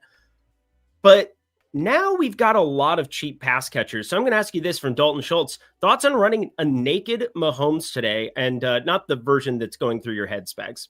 Oh, well, that's always. He's running through my mind is why he's so tired. I'm here. I'm here. I'm here. Speaking of puppeteering, also some great puppeteering by the Raiders when they were mocking him on that one. I think that for how it looks for 2025 DFS, I just don't think you should run naked QBs ever, to be honest. Maybe smaller field stuff if you really want to. It projects well. I just don't think that's the way to win. I think we see it enough with the data that we have. The Sims tools that we have access to now, like you could even get them for free if you do link join stuff, not even as a promo, but it's like you have access to this data that shows you that stacking is so important. Maybe you can win with a parlay. Like that's always possible, but your odds are much better. You have yourself, give yourself a much bigger bullseye to hit when you stack, when you correlate, when you have a bring back, when you try to target the things that occur the most in the top 1% of lineups, even playing a defensive running back. Like that's something that is old school DFS, but it still wins like 16% of the time or leads to a top 1% of lineup 16% of the time. So like the data supports doing these basic things that people sometimes don't do. So like, no, I would not do naked Mahomes, especially in a week where like Rashi Rice is so prominent on the slate. Get leverage against him, play him. Like that's what a sim would tell you to do. Yeah, it's just such a hard thing for me to envision. And I know we were just clicking on this game, but we're going back into it. these cheapies, Xavier Worthy, 6,100, Rashi Rice, the mega chalk that we'll obviously discuss at wide receiver, even Hollywood Brown now, somebody at 4,600 where big playability, there's still something there. They're just cheap enough. Everybody's cheap enough. Travis Kelce's 4,700. Running back, obviously, Pacheco, he played a majority of it. I was very happy about that. 28.5 rushing yards, got up to 50 there for the people. Felt good about that play from a betting angle last week. And, well, I don't really love it here against Vegas. Kind of counterintuitive. Huge favorites. You generally want to get to the guy who has over 65% of the running back snaps, just throwing it out there. But not really this case because Patrick Mahomes is who he is. But these guys are just too cheap. I think that's really what it comes down to is, like, you think of those Tyreek Hill and Travis Kelce games where maybe they put up 18, 20 back in the day. It made more sense to me to potentially try to force into Patrick Mahomes naked, but it really doesn't make sense with where these salaries sit, Spags. Yeah, I mean, I think that's it. They are a little bit underpriced, especially for a total this high. And if Mahomes is going to get there, I guess you could say the production gets really chopped meaningfully in that nobody has a ceiling. There's people too in the chat saying the Sims will give you a few naked Mahomes. There'll always be a few that pop up data wise. But again, I really think the way to play DFS generally is to, kind of limit the unforced errors. That's been really my focus on my play for 2025 and not play the kind of narrow margin stuff as much as I would in previous years. I think when you're playing naked Mahomes, it's like you get a little bit overduped. You get kind of not the correlation benefits that come and allow you to not be playing a straight parlay. If you want to play straight parlays, then go naked Mahomes. How do you feel about Dak Prescott? Because I do think with Mahomes early, we're going to get some information. And this is going to be a big theme of what I'm talking about today, because this is the first slate I can remember where I just played a little bit more volume than I typically do hosting a live before a lock, just because I feel pretty confident that I'm going to be able to adjust a lot of things after the fact. I don't think anything's changing at the running back position as far as like who in the early slate we should be playing. We're going to see a lot of chalk coming in on Mr. Breece Hall and Quinshon Judkins. And no matter what I do with Wilson, I still want to be getting quite a bit of Hall and Judkins because of how good of plays they are in the 6K range. And even with a 4K Emmanuel Wilson potentially showing up, I think there's enough on Hall and Judkins where their projections are too good for me to just simply say, I'm going to get to 100% Wilson and just jam it and call it a day. But what does happen is we have Mahomes early and we have Daniels and Prescott late. And I don't know how much I'm going to get of each one individually, but I am pretty positive that Jaden Daniels, no matter what, because of that rushing floor, right around 50 rushing yards every single week in, week out, in terms of the prop department. And then Dak Prescott doing it all by way of the air. Don't necessarily need him to play CeeDee Lamb, George Pickens, things of that nature. Fergie Ferg, let me love you long time at the tight end position, but he's sitting around 12%. And I think this is a guy that I could end up playing a metric ton of today. I just don't know yet because Herbert is also there 100 less. I think this is just going to be a huge wait, gain more information, and see where the Mahomes the Mahomes ownership shows up, Spags, and just kind of adjust my lineups from there. But no matter what, I think Dak ends up being the forgotten one out of these expensive guys. No? Yeah, I mean, I guess so. I feel like the sentiment. So Jaden, I get he projects incredibly well. Seems like some like Debo getting ruled out actually boosted Jaden's projection a little bit more. The assumption that he does run slightly.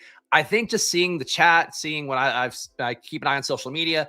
I think the public sentiment is that you don't want to stack Jaden. If you do, it's like you go with Ertz and that's about it. I think there's upside to go with Jaden and go with Luke McCaffrey, go with Jalen Lane, go with Chris Moore. And I think really those guys I would say are all very similar plays in terms of how I view them. So like I'm not really favoring one, though I think the sim-wise was getting a little bit more Chris Moore because he's minimum salary. Jalen Lane a little bit cheaper than Luke McCaffrey. I think you end up getting him slightly more. But I think if you got all those guys, if you're playing Jaden a good amount, 15 to 20%, you'll be well above the field. I think these guys have pretty good upside. McCaffrey's had touchdowns this year. He's actually had red zone targets with some reliability. The other guys, not so much. But I believe in Jaden. I think the upside's there. I think it's Loughy and Ben. Again, last show we're talking about maybe it being similar to the Jets. I agree that it's similar to the Jets in terms of like the cupboard being mostly bare besides the tight end who you expect to get targeted well. But like Jaden's a much better QB. Like he is a guy that I think is more of I would say a kingmaker at the position. We've seen him give really big upside to Debo, seen him give really big upside to McLaurin. So those guys are a different talent level. But I think one of those guys for the Commanders can get there. So that's my focus is like which one commander can hit besides Zach Ertz, besides Ja'Cory Krosky Merritt. And I'm comfortable with it, but Dak Prescott certainly has some appeal too. I just think he gets played more similar in ownership to Jaden than the data has right now. What do you think about Dak doubles, though? This is kind of my thought process. And again, I want to get more granular today because I think we have an opportunity to, as we have the projections getting updated on the Vegas side, it's obviously very, very important. I don't want to rush anything. I'm not going to say, hey, update this. I want to simply talk about what could change on this slate between now, when you're watching this show, we get to lock, and then the 3 hours of information you're going to gain after the fact. Lamb and Pickens, I mean, we just see exactly how this works out. I mean, we saw the nuclear game against the Giants, and if Dak ends up being the lower owned piece, and Emmanuel Wilson is somebody that people don't get into lineups, the thing that really opens up, I mean, I could have Emmanuel Wilson down in the flex with the two running backs, Hall and Judkins, and be pretty chalky everywhere else, but are Lamb and Pickens too expensive for you in the doubles department, or do you have to force in a Jake Ferguson? Because, I really don't think the field is going to get to this particular stack as much as they should today. Yeah, I think you're probably right. I mean, it's the same issue we've seen before with the Bengals in particular last year, where it's like Higgins and Chase's prices got to a certain point. And I think maybe these price tags are close enough where Dak can hit a ceiling that sustains both guys. And, I would almost, in my opinion, almost definitely want a bring back from Washington in that kind of situation where these guys would have enough production. But I think Lamb is going to get played a lot. If I had to guess, Pickens gets played a little bit more than the ownership might have right now. I think Ferguson maybe gets squeezed a little bit here, and I'm curious how he would play in doubles as well. But I think projection-wise, it can hit. It's just what are you putting around it? Do you have the nuts? Did you get the right cheap receivers, the right cheap tight end? Did you get Emmanuel Wilson as a bailout, or did Josh Jacobs play through it? I kind of think he will. If it works out the right way, it can be massive, but it's real tough, I think, with the price tags and how the slate looks. Yeah, the Jake Ferguson one's really tough for me purely because Trey McBride is going to be all by his lonesome for Jacoby Brissett today.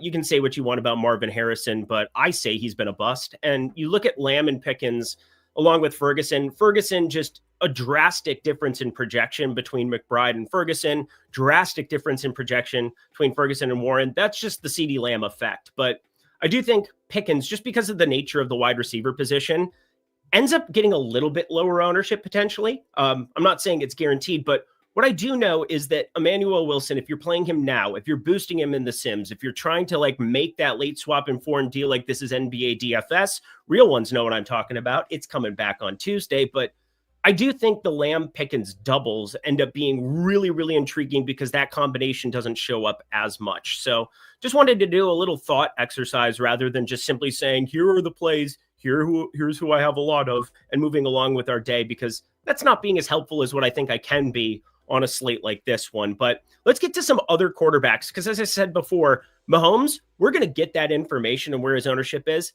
I'm going to be somewhat under the field, 15%, 14%. I think that was kind of my original plan with him, no matter what. I am playing this very late swap centric. Maybe that comes down even a little bit more once we get the update, but having more interest on the consolidated target share and 3K cheapies to take shots on over on the Vegas side might bring Patrick Mahomes, buoyed up enough to stay in that 14, 15% range. But I do think we have some interesting quarterbacks from tournaments. And my favorite is Jordan Love, 6,200. I just brought up all of this late swap goodness. Jordan Love is a massive favorite at sportsbooks for over 1.5 passing touchdowns. If you take Josh Jacobs off the field, Emmanuel Wilson, correct me if I'm wrong, but he was a glorified special teamer once upon a time. He ended up really earning a role kind of through, what's his face, who played for San Francisco, then Miami. Running back was alongside Achane. Who am I Jeff thinking Wilson. of? Say that again? Jeff Wilson. Who's the other guy with Jeff Wilson, who's a special teamer? Yep, Raheem Mostert. That's exactly who I was thinking of. Kind of the exact same template from what I recall. But the whole point here is that you're going to see Jordan Love sling it around.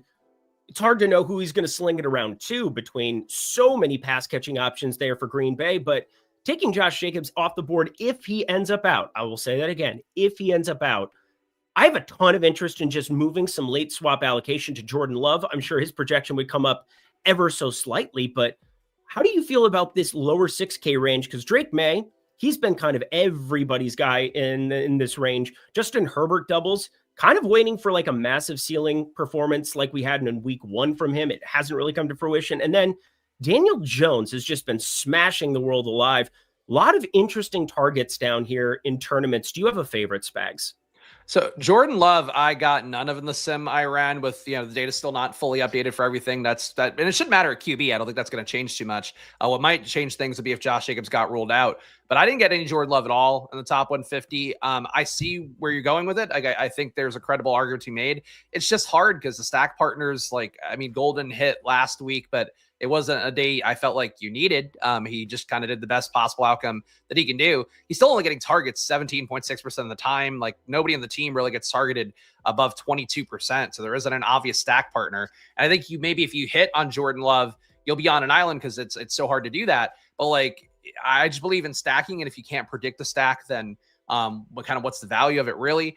For the afternoon slate, I could see diving in that more, especially, any 150 max you're doing there, 20 maxes even, going a little more Jordan Love. Like Emmanuel Wilson, even if he does start, he's getting the ball 47.4% of the time he's playing a snap. Josh Jacobs is at 48.8. So it's not really a chasm between the two. Like, Wilson has been used at kind of a similar rate, which means they view him as a similar kind of player. At least that's how I would read that. The Sea Leaves. I just don't see the upside there. Maybe Tucker Kraft. I feel like he's the one guy that sort of has a role that's consolidated, but even then, the numbers don't really bear out him being an elite tight end play. It's hard for me to get to Jordan Love when the sim doesn't give it to me, and and I can't kind of mentally make the case either. Yeah, I can. That's a rain on your parade. I mean, that's a USC reminder game. Happy birthday, Spags. I hope you have a great one tomorrow, friend. Shit my Cheerios, why don't you? It's fine. I'm just kind of circling the Tucker Kraft tight end position. So talking about quarterback means kind of talking about all of these other special little stack partners. One of the things is that 4,900, a little bit different than 5,500 here for Jake Ferguson. I like the idea of Tucker Kraft coming along for the ride a little bit. I like the idea of Dallas Goedert too, alongside some Jalen Hurts in a very low owned stack there in Minnesota, still in the dome. Minnesota defense, I think, is overachieved, to this part this season, even though Brian Flores is obviously a phenomenal defensive coordinator, but just don't really love the pieces that we have. And I think they're going to get exposed. It wouldn't shock me if you saw a super ceiling game here from Jalen Hurts. So hopefully I get a little bit of him in this next sim run once we get everything updated here for that Vegas news. But yeah, the Jordan Love thing for me, it's not really going anywhere. So is what it is. Let's go sub 6K to your favorite, Caleb Williams. Shout out USC. They're really good at football. Justin Fields, that was a little facetious. Justin Fields taking on Carolina here. His rushing equity, I always love. Who's he going to throw to today? I have no clue. Bo Nix, I know, is somebody that Loughy has been beating the drum for on every piece of content this week.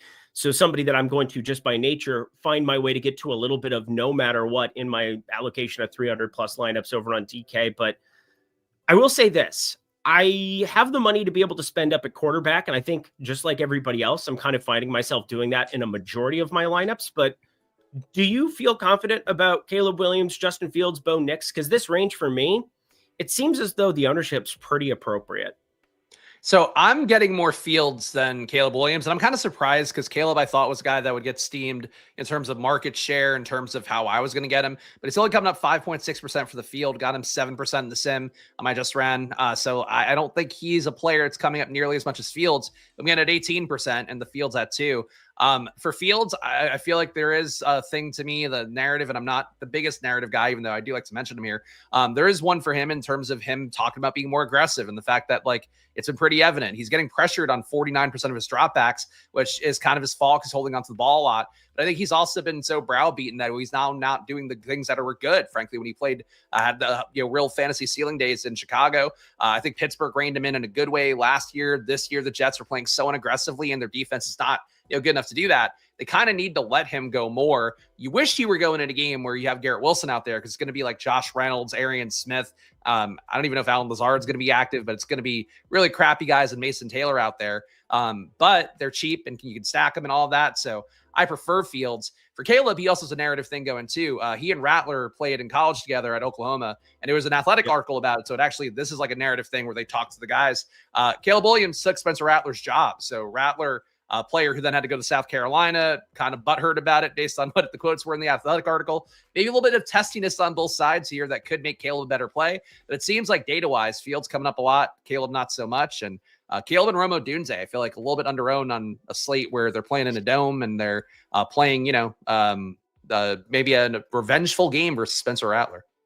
Yeah, I wish this game, was one of those spots where we could look 2 years down the line, because the head coaches that are in place there, Ben Johnson and Kellen Moore, they're two of the more fun offensive minds that we've got in football, and they just need some time and development. Spencer Rattler, he's played better than I would have expected this season, but he's still not good by any means. Caleb Williams, he's being nurtured by, again, Ben Johnson. That's a very good thing to be running into, but on today's slate, I just don't find it all that necessary. I can still play Rome Odunze and just be fine getting to that as an individual piece. Is there anything else, even on the Chicago side, you're that interested in? Because I'm not.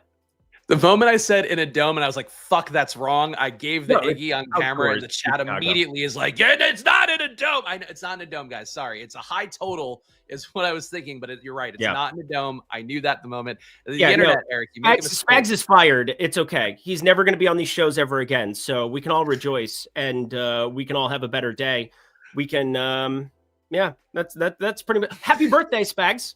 I know, thanks. Well, I got to remember when games aren't in domes. It's just like you say these things sometimes and you're like, oh, yeah. And you're like, fuck, no. The internet loves when you make a mistake. The engagement's you know what? So, Eric, I'm producing, so I have no clue what I didn't hear that portion of it. But I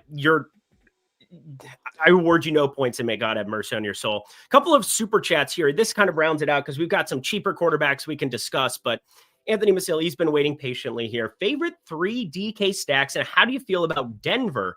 Thanks. I have been notoriously high on Denver in spots where they're low owned. I'm not really that high on them here. I think it's really hard to, on any given week, trust Bo Nix to potentially have like Cortland Sutton. I said that at the beginning of the year where I'm like, oh, I'm pretty positive Cortland Sutton's coming along for the ride. He like never comes along for the ride on Bo Nix ceiling games anymore. So like, I really don't know what I'm talking about. It's not a very consolidated target share any direction. You have a million tight ends that rotate in. Evan Ingram's like the best offensive piece, but he can't block, and that becomes a problem in a Sean Payton offense. And yeah, there's just a lot of headaches that I have with Bo Nix and Denver.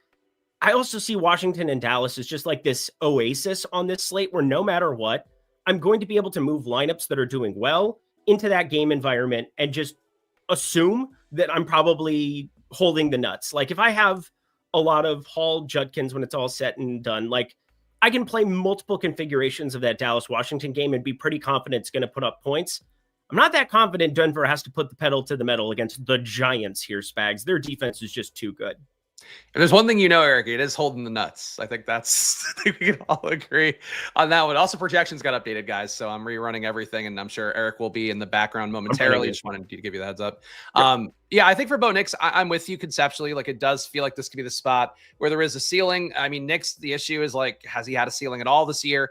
And frankly, the running game, it's like they're doing enough in the running game where it doesn't feel like Bo Nix has to really press things in action too much. But the running backs are also not getting enough work. Like, Dobbins getting 2.2 red zone opportunities. That's fine. It's not really enough to go there on a slate where you have so many really projectable, solid RB plays. I think Denver's the kind of team where it's hard for me to play anything besides Cortland Sutton. But even then, you play Sutton and it's like Mims can get going here. There is a pretty heavy man defense split. Mims has been killing man defense for the little bit of time he's been on the field. Troy Franklin, certainly always a player that has upside. Evan Ingram to some extent too. Like there's ways that it doesn't work out. So Denver, one of those teams to me where I think if you want to really go there, you can make the case because the Giants defense is that bad. But it feels to me like it should be like they can just run the ball as much as they want. And I don't know why they wouldn't.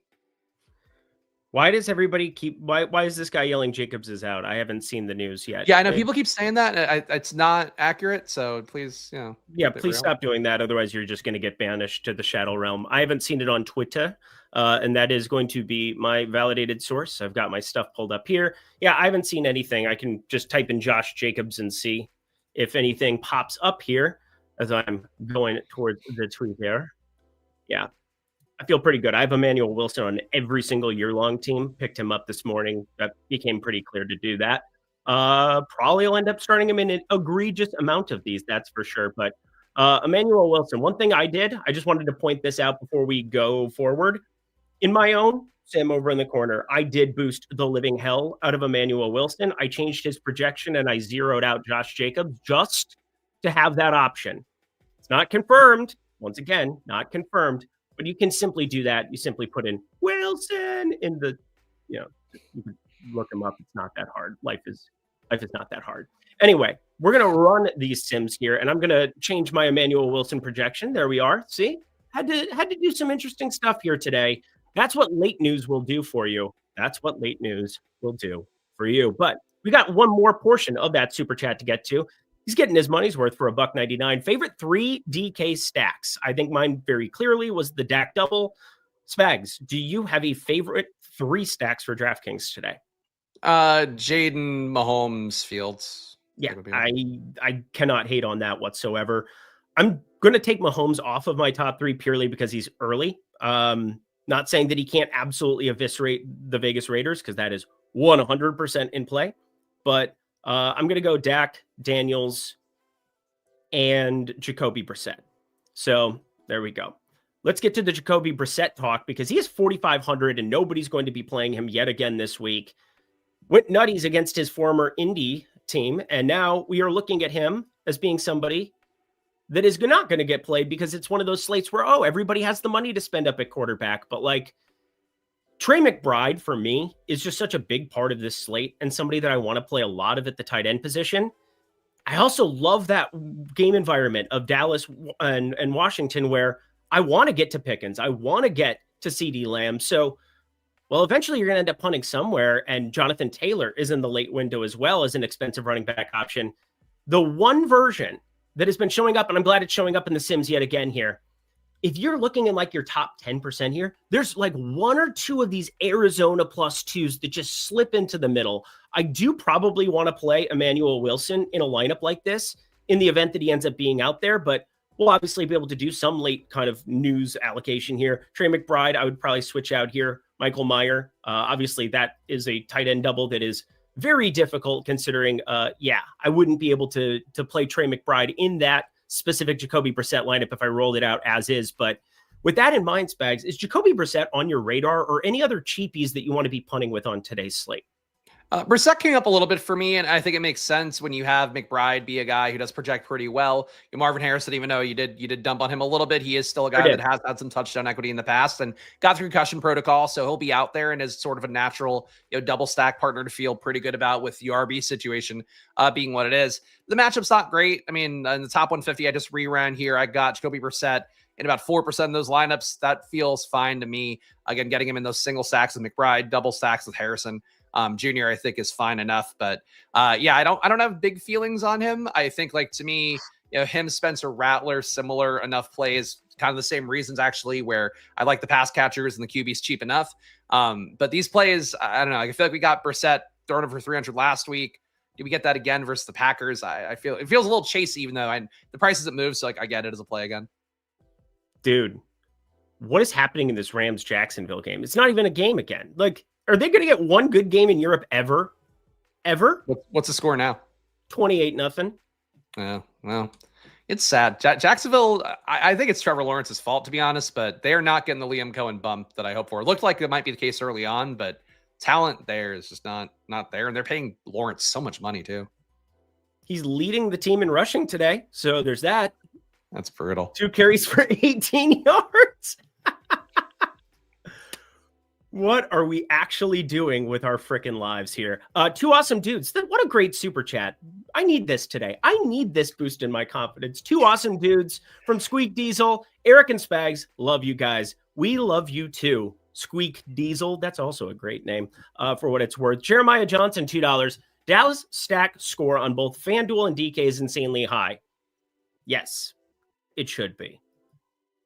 Yeah, I mean, that game, I really, people I think will always still try to talk themselves into fading, games and whatever. I don't know any reason why you would fade that game. It feels very similar to me. And this one, we did see like one of the worst possible outcomes, but like it feels like Jets Dallas a couple of weeks ago, where I strongly believe that the game has a very low probability of not hitting a total that matters and you need.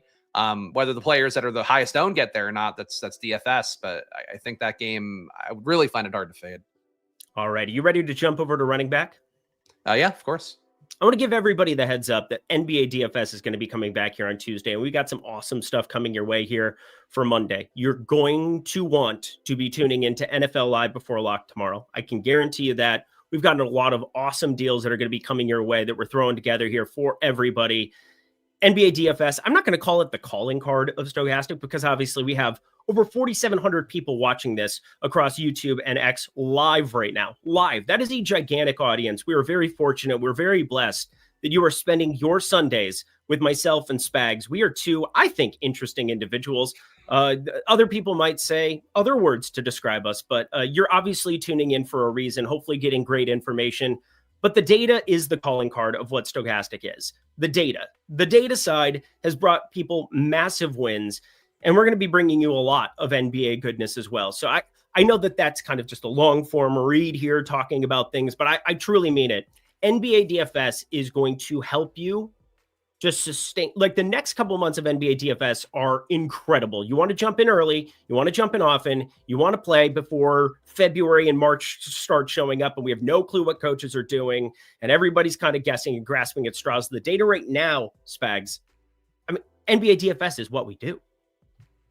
Yeah, I mean, I love the NBA DFS. It's my first love. It's the sport I've won the most on, so I'm always gonna root for that too. But obviously, NFL, it feels sometimes like you're Sisyphus. You're pushing the boulder uphill. For NBA, it does feel like you're live more nights than not, especially with Stokastic's data, which has been so prolific at winning people money. I'm excited to get back in there, and I get to do some live before locks with Greg. I know Eric's gonna do some fun stuff with Tails this year too. So there's a lot of fun coming up for NBA. Eric and Greg NBA show is goated. Well, I appreciate that. I'm going to be doing a lot less of them, I believe, this year because Tails is such a big part of what we do. Not to put a damper and rain on your parade, but the other part of this, by the way, I'm not doing it. So yeah, by the way, I'm going to be like filling in more this year, mainly because the Tails side is so very important to everything that we're doing because, well, it's the future. Sports betting has been for a while. It will continue to be. And that's kind of what I need to focus my attention on a little bit. So don't worry. I'm still going to be hanging around the streets, but I also want to get my guy Spag some airtime because he is a beautiful human being. Look at that face. How can you not want to spend time with that face before lock? Also, it's going to allow me to play more volume because I really want to play more volume. And I don't know if anybody remembers Paul George. Yeah, everybody remembers Paul George. It's whatever. Brian Weddle, $10 super chat. Who is your cash game quarterback today? Both sides, Jaden Daniels. Yeah, I agree, Jaden. It's the most clear-cut, not remotely close thing that I can remember forever. No, it's going to be okay. It's going to be okay. Greg and I, we have this tumultuous relationship. We need to have our space. I need to let it breathe a little bit. I need to let it breathe. Just is what it is. Just prop up the puppet, same thing. That's not very nice. Just whatever. Hit the like button if you could. Fuck you, JR. It's two F-bombs. They were both very deserved today. Anyway, we got 45 minutes. Let's talk running back, which obviously there are two really good chalk pieces right now, Judkins and Breece Hall. What's your game plan with these two? Because the Sims are doing exactly what I want them to. They're sitting in that mid 60s, 70% type number. I'm trimming it down a little bit because of what I'm doing with Wilson. What are you doing with Judkins and Hall today? Yeah, he's coming up. So I'm running a sim here with 35% to first, just because I like to usually get that before I'm talking about a show, because I think it spreads the ownership around a little bit better. He's coming up still 70% of these lineups that I'm getting my top 150 with giving some boosts and stuff and trying to get some more uniques in. I'm still getting Judkins in about 57%. So it seems like no matter what you try to do, one of the big underlying assumptions of the sim today is going to be that Judkins has a good day. It's hard to argue it. You've seen the weather stuff. It's supposed to be windy there. I don't think as windy as the early week reports are, but still, 15 to 20 miles per hour, some rain or high potential of rain. It should be a game environment, even no matter what, even if there wasn't bad weather where Judkins got good work. It's Miami defense that can't stop the pass, can't stop the run. Cleveland to be happy to not pass as much as they have to, or have had to with Dylan Gabriel, because he's just not ready to do that kind of stuff yet. The big concern for Judkins, he split snaps like dead even with Jerome Ford last week, 33-33. Spooks me a little, but they feed Judkins the ball. He has big upside. And if Cleveland controls the clock, controls the ball, like Judkins probably gets there. But the Ford stuff, a little worrisome, I think. Yeah, it's extremely, extremely worrisome to some extent. I think the game environment itself, just being in a mid-30s total and what kind of a game, not a game score. Let's ask this question. if you're going to fade Judkins at 6K today, what's the best stat line he could put up that you wouldn't want in your lineups? Like what is the range where it's like, all right, I'm played 0% Judkins. What happens in the event that like 125 and a touchdown? Does that even win you this slate? I don't think it does, Spags. And that's kind of where like, I'm all right making the Wilson pivot and doing what I'm doing on today's slate, just because like, there's no doubt that Judkins at 90 plus rushing prop and, you know, just ridiculous numbers, he's incredible.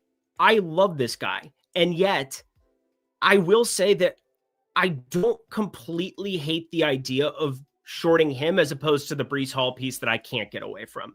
I mean, frankly, I think it's interesting to play neither just because of how much you're getting pushed there. And I think you have reasons to critique both plays, but I get it with Judkins. I've been kind of surprised he's gotten the results he's gotten so far. He's been really efficient, 0.13 EPA per rush, 0.07 EPA per target. He really wasn't that guy at Ohio State. Like he was pretty good. Like he wasn't bad. Like he had definitely some massive outlier days, but he wasn't play to play. Kind of see the same thing with Travion Henderson. Like he wasn't anything I would say is super special in terms of missing tackles, creating a ton of value, things like that. So to see him to kind of have that as my priors and then also see him splitting time with Jerome Ford, it's scary. I just think Miami's so bad. And I really think that they should be able to keep things in control, because if you can't trust Tua to drop back and pass because of the weather, the wind, all that, and, a tough defense going against them, it just seems like Judkins should have enough of a decent outcome at 6K, but I'm with you, like 18 fantasy points, you're probably not feeling great about it. If he gets you to 22 to 25, I think you probably just needed to have unique guys around him, or more unique guys around him.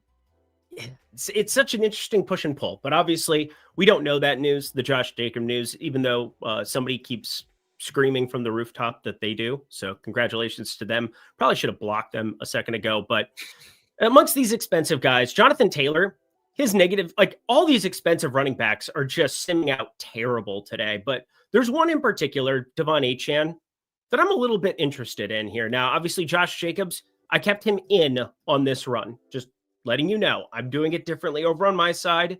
Want that to be understood, if you will. But Jonathan Taylor has the highest projection at the running back position. And I would say if you told me one running back who put up 30 plus, I think Jonathan Taylor's still the guy that I select, even against a Chargers team that gets Khalil Mack back today, that has a number of really strong defensive pieces. Derwin James, one of my favorite players in the NFL for years and years and years now. But Jonathan Taylor at 8,800, is there even a world where we can get to him on today's slate with the wide receivers that we want to spend up for? I'm trying to get more of Jonathan Taylor because I think he's a really strong play in terms of, what you mentioned, the ceiling. And I'm completely with you. Like 30 points, that seems like Taylor. It's just almost an expectation of him in most games. Certainly if the passing game goes a little bit crazy, and I don't know why it would in this spot, that's where Taylor has a little bit of a harder time getting there. But the role, he's getting over 5 red zone opportunities a game. He's missing tackles above 20%, which is not really Jonathan Taylor's case normally. He's really in his bag. So I think for Taylor, he's a guy that I want to prioritize more. The Sims do seem to be a little bit down on him because I think the Sims feel a little more confident in that 6 to 7K range being what you need. And I get that. I think that's certainly a viable way to play, but I just worry that the data is going to put people a little too much in that range and just paying up for Taylor. I mean, they seem to find a way to pay up for Taylor every week, but I feel like maybe it won't be as owned as it would be normally with those guys coming up so much.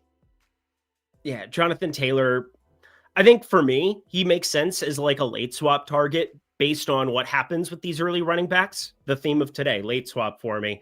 Jonathan Taylor, he's a luxury item. We have the other expensive wide receivers that aren't named Justin Jefferson over at the wide receiver position in CeeDee Lamb, Pickens, both in the afternoon windows. So like, I do think there's a world where I get to more Jonathan Taylor, but right now he's the position that I'm undercutting.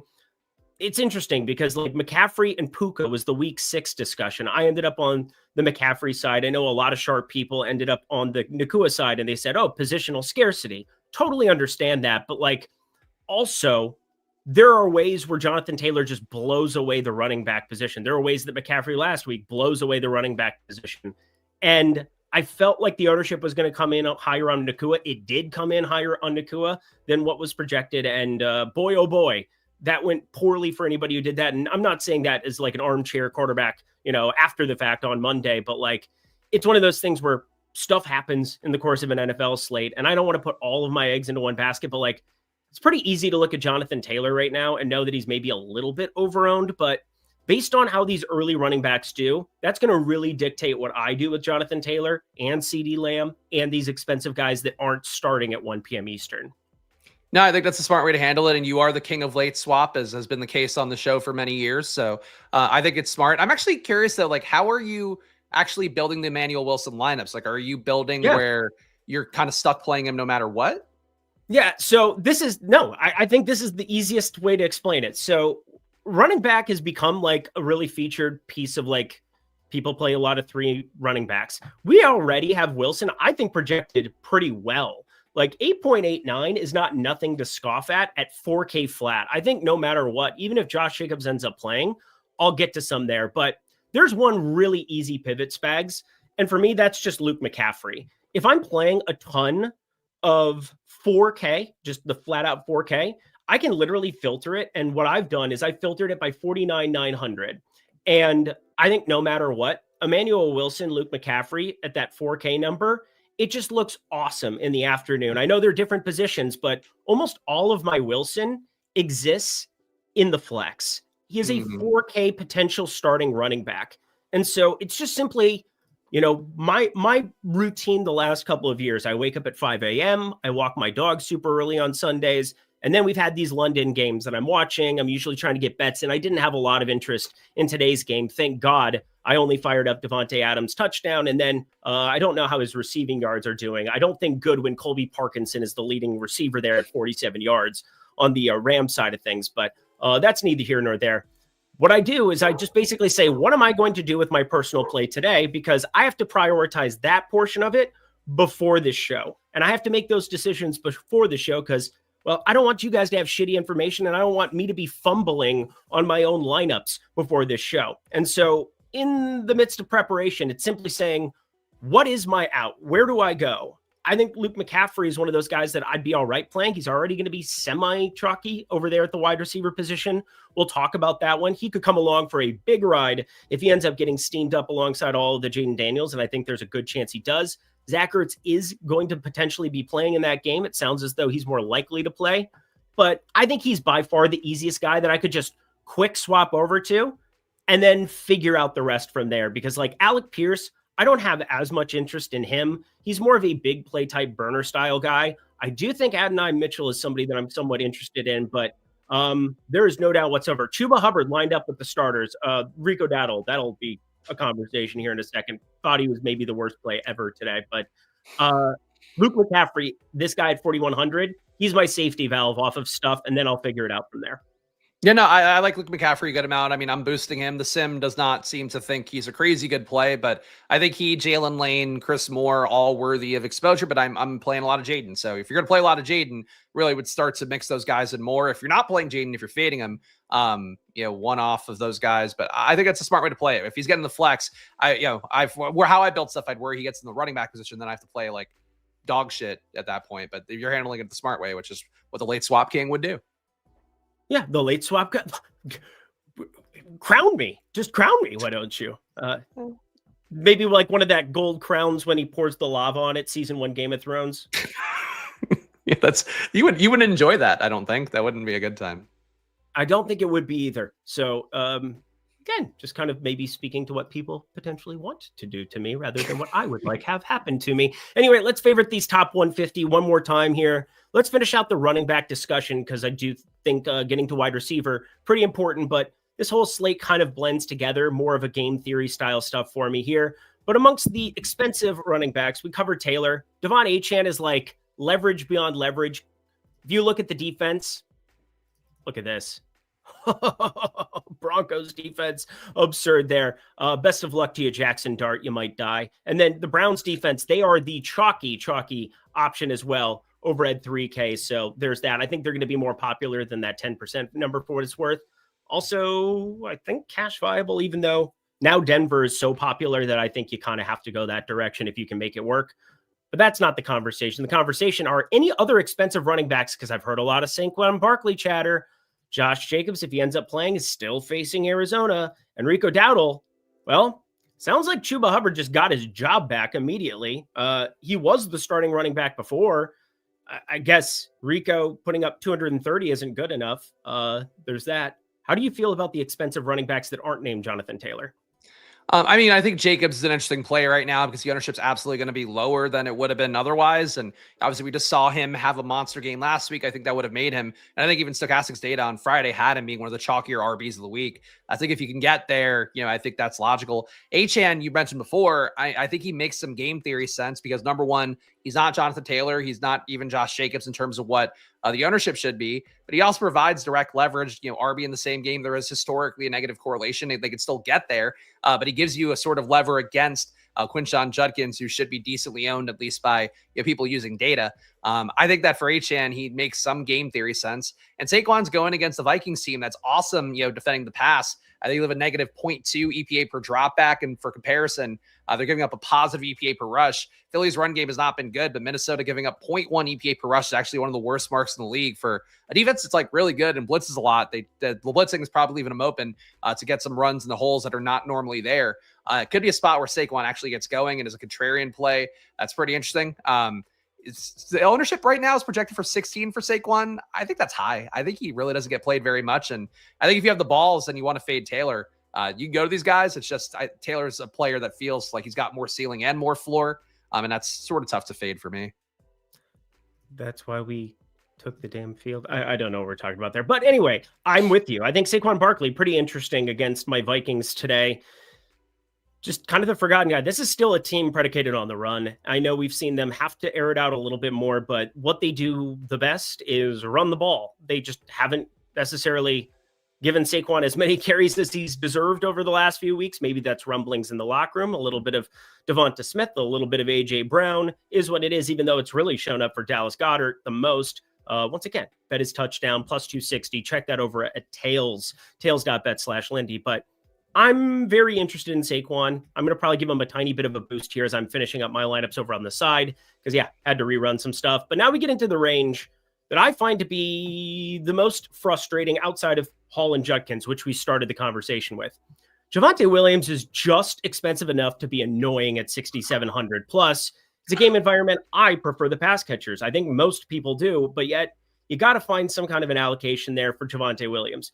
You got Corey Krosky-Merritt. Bill, he's hanging out there, not pulling as much ownership now, so right around the 15% number. And then one guy who's not on your screen right now that I obviously have a ton of interest in, Emmanuel Wilson. I just jammed him. I have north of 50% of him for what it's worth in my own builds. But rounding out rest of running backs, who do you have the most of that isn't Breece Hall and isn't, what's his face? Judkins in the sub 6,500 range? Yeah, and just to get out of the way, in terms of 35% to first sim without anything tweaked here, I got Judkins in 70% of the top 150, Breece Hall in 75. So those guys are clearly a cut above. Javonte Williams still coming in 35%. On a normal slate where we're not getting force fed a lot of those other running backs, I think you'd get Javonte a good amount. I think the field's probably going to be on Javonte a little bit less than they should, just because we have seen some downside for him lately. But Washington's bad enough that I think the 20% expected ownership seems kind of light, or at the very least fair. But Simwise got 35% Javonte. I had to boost Corey Krosky-Merritt in my final lineups I put in just because he wasn't coming up a lot Simwise. Obviously, the better idea would probably be to listen to the Sim and fade Krosky-Merritt a little bit. But I'm playing so much Jaden, I feel like I need to get the other side of things. And we have seen, a spot against the Chargers a couple of weeks ago where Jaden was fine, but nobody else really hit. Krosky-Merritt had one of his biggest days. So I think there is kind of a push-pull here to where if the pass game doesn't get there for Washington, a shot for Krosky-Merritt to do that if he doesn't fumble the game away again. So I'd say for those guys, I think that's it. Jordan Mason came up a little bit Simwise. I don't really need him. Scattaboo, what he did versus Philadelphia, I don't think you could do again versus Denver. But if it does hit, you get so much leverage on that very highly owned Broncos defense. But it's so much Breece Hall, it's so much Judkins to not play those guys at least a good amount. You're fading the Sim really meaningfully, which is always tough to do, especially how hot they've been running. The Sim's been killing it, and that's not even promo. Just Tom won 110K on Showdown, and so did the Rich, one of the data guys. It's crazy how the Sim's been running. So I don't think it's the time to start shitting on them too much right now, to be honest. No, absolutely not. But the one thing about today's slate is that you can't just click it and tick it. Like, you have to keep in mind what happens in the afternoon window. You just do. No, I'm not saying that it's in an absolutes. I don't know what's going to happen there, but I do know that I'm more likely to move my lineups around than what the field is. There are far more people playing NFL DFS than there are playing NBA DFS. And I guarantee you that means way more public money that doesn't care about news. They should care about news. There is a massive piece of it on today's slate to open up a potential 4K piece. So just want that to be known. I have over 50% of Wilson. That's the only thing keeping me from jamming Judkins and Hall as much as what the Sims do. And yet I'm still overweight to both of them. So want those all to be known. Anything else at running back for you? DeAndre Swift. He's looked all right in the Sims. Somebody that I think I want to get to a little bit of trace amounts of, because like early information is still good information to get. You mean Swift, I think, is interesting. Just visually on Monday night, that's the best he's looked this entire year. And I've got a lot of DeAndre Swift, so I'm keeping an eye on him pretty closely. And he had more room to run. He was good. The issue is I think he hurt his groin in that game. So that's why he's questionable going deep into the week. He's played through a lot of injuries. He's clearly the best running back they have, though Mon guy, unfortunately, might be something that matters if Swift gets hurt at some point. But I like Swift. Only got him 13% in the sim, but that's still almost 2x the field. So I think that's noteworthy. And Kamani Vidal feels a little point chasey to me, but Haskins being banged up maybe helps that a little bit more. It is a pretty decent total for Chargers Indianapolis. The chat's talking about right now. Again, same situation where you get some leverage theoretically on Jonathan Taylor. If the game flow goes a different way, maybe the pass game starts to kick in more for the Colts because Vidal has early success. I think he's interesting, and he looked good enough last week. Still not missing tackles, but he's a guy that I think in a normal week would get steamed up pretty meaningfully, and maybe casual players do it more than the 10% expected by Stokastic. Hit that like button, everybody, if you could for us. That would go a long way to be able to keep doing these shows throughout every single Sunday of the NFL season. I'm very much looking forward to hanging out with all y'all. And, well, this is just what I love to do. I love to play DFS. I love to bet, and I get to hang out with you guys while I do it. That's a pretty good deal for everybody involved. So if you could just smash that like button, maybe you also get a puppet appearance, a birthday puppet appearance for Spags. I don't know how that works. Because it's his hand, but it's up my ass. And I think Puppet Linquist would technically have your birthday, though. I guess he would have the day that I first debuted him would be his real birthday, but I don't know what that is now, because he's got to be a good 4 years old at this point, 5 years old by those standards. Shit. What a time to be alive. I'm going to say almost as old as actual Luca over there. That's I don't think we should compare the puppets of my child, though. The Luca did throw up this morning, so the puppet did not. So point Puppet Linquist. Is he feeling okay? Yeah, he's fine. He was just like sick yesterday, and that was kind of, I guess, the last vestiges of it. But it was like Alex got us tickets to a beer thing, like I would say like a beer tasting event at this nice outdoor space. Luca normally loved it. We used to go there every summer last year, or every week, like last summer, basically, or not every week, but that'd be crazy to go to a beer park every week. It's like a big outdoor space. You normally run around, and he was like dead to rights. It was like trying to put on his bravest little face. I'm like, oh, this makes me so sad. It makes the beer not taste as sweet when your child is like, ugh. Oh, poor guy. Yeah. Oh, man. The joys of parenthood. I hope to find out here. So anyway, we got ourselves a really fun situation here. Where is it? Oh, yeah. Wide receiver. There we are. Justin Jefferson, CeeDee Lamb, both of them, huge parts of my slate. I have the money to spend up. I'll throw Pickens in there as well, because I definitely have more than the 6% that is shown on your screen. But I don't know what to tell you. Running back is pretty easy. If you're playing, if I get the news to break my way with Wilson, I really think the Judkins and Hall pieces are good pieces of chalk. I think the Sims are echoing that. And I just need to play a lot of Justin Jefferson and CeeDee Lamb. Lamb seems like he's going to be unhinged right out of the gate. If he's playing 90+% of snaps right from the get-go, I see no way that this isn't a fantastic piece to be overweight to. And Justin Jefferson against Philly. I mean, everything broke his way as far as news at the cornerback position there for Philly. How do you feel about these two expensive spend-ups at wide receiver? Because I would say not expensive enough.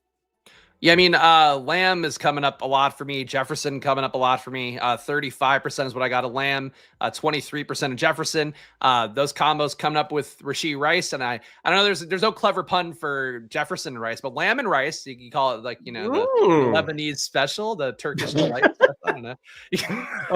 I feel like some Greek food, maybe.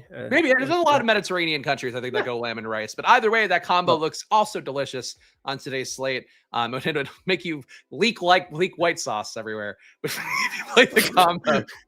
So we're talking about Turkish food. That's the halal bros kind of white sauce. Give me a second. Oh my God.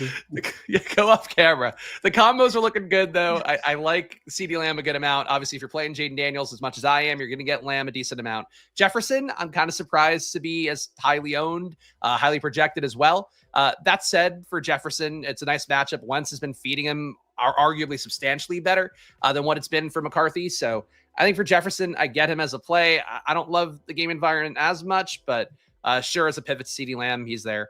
Yeah, it's the pay up options are there and you can afford them. So I don't know what else to say about them besides you'll get them frequently. And if you go more balanced, I think you're going to be a more unique team today for sure. Yeah, you definitely are. But I love just I'm not balanced at all. I have a 4K running back in over half my lineups who I don't even know is potentially starting or not. Obviously, if we get the news that Josh Jacobs plays, that's going to change drastically for me. Drastically. So know that ahead of time, because I'll have like 0 Wilson in that regard. And maybe I will wish I was more balanced, but I can't reverse engineer my lineups after the facts bags and get to more Justin Jefferson if that news breaks my way, which is kind of my point here. I currently have 58% Justin Jefferson in 350 lineups over on DK. I'm just jamming him because if that news breaks, people can't go back and add more to him. And I think optimally, you would want to have Justin Jefferson in cash in that event as well. You want to have a lot of cash volatility there in that late window, if you will, but you can't add Justin Jefferson after the fact. So no matter what, I'd be playing tons of him in tournaments, tons of him in cash. I think Rice and Jefferson, those are two guys that just I would be playing early in cash. I'm not playing cash this week for what it's worth, just tournaments to try to take advantage of this. But Pickens, we talked about a lot of the ins and outs of that, and specifically the Dak doubles. So let's move along our merry way. Rome Odunze, if you're not playing Caleb Williams, again, I'm just fine playing Rome Odunze. I think he is definitely your number one. I'm surprised at DJ Moore's projection week after week after week. It looks abysmal, and his props are abysmal in the marketplace. But Odunze is just that dude, and McMillan has been that dude. Very difficult spot for him to be landing for today. Xavier Worthy, Ladd McConkey. I mean, there are just so many different options that we can get to. Do you have any favorites in this range? Because I've got a few.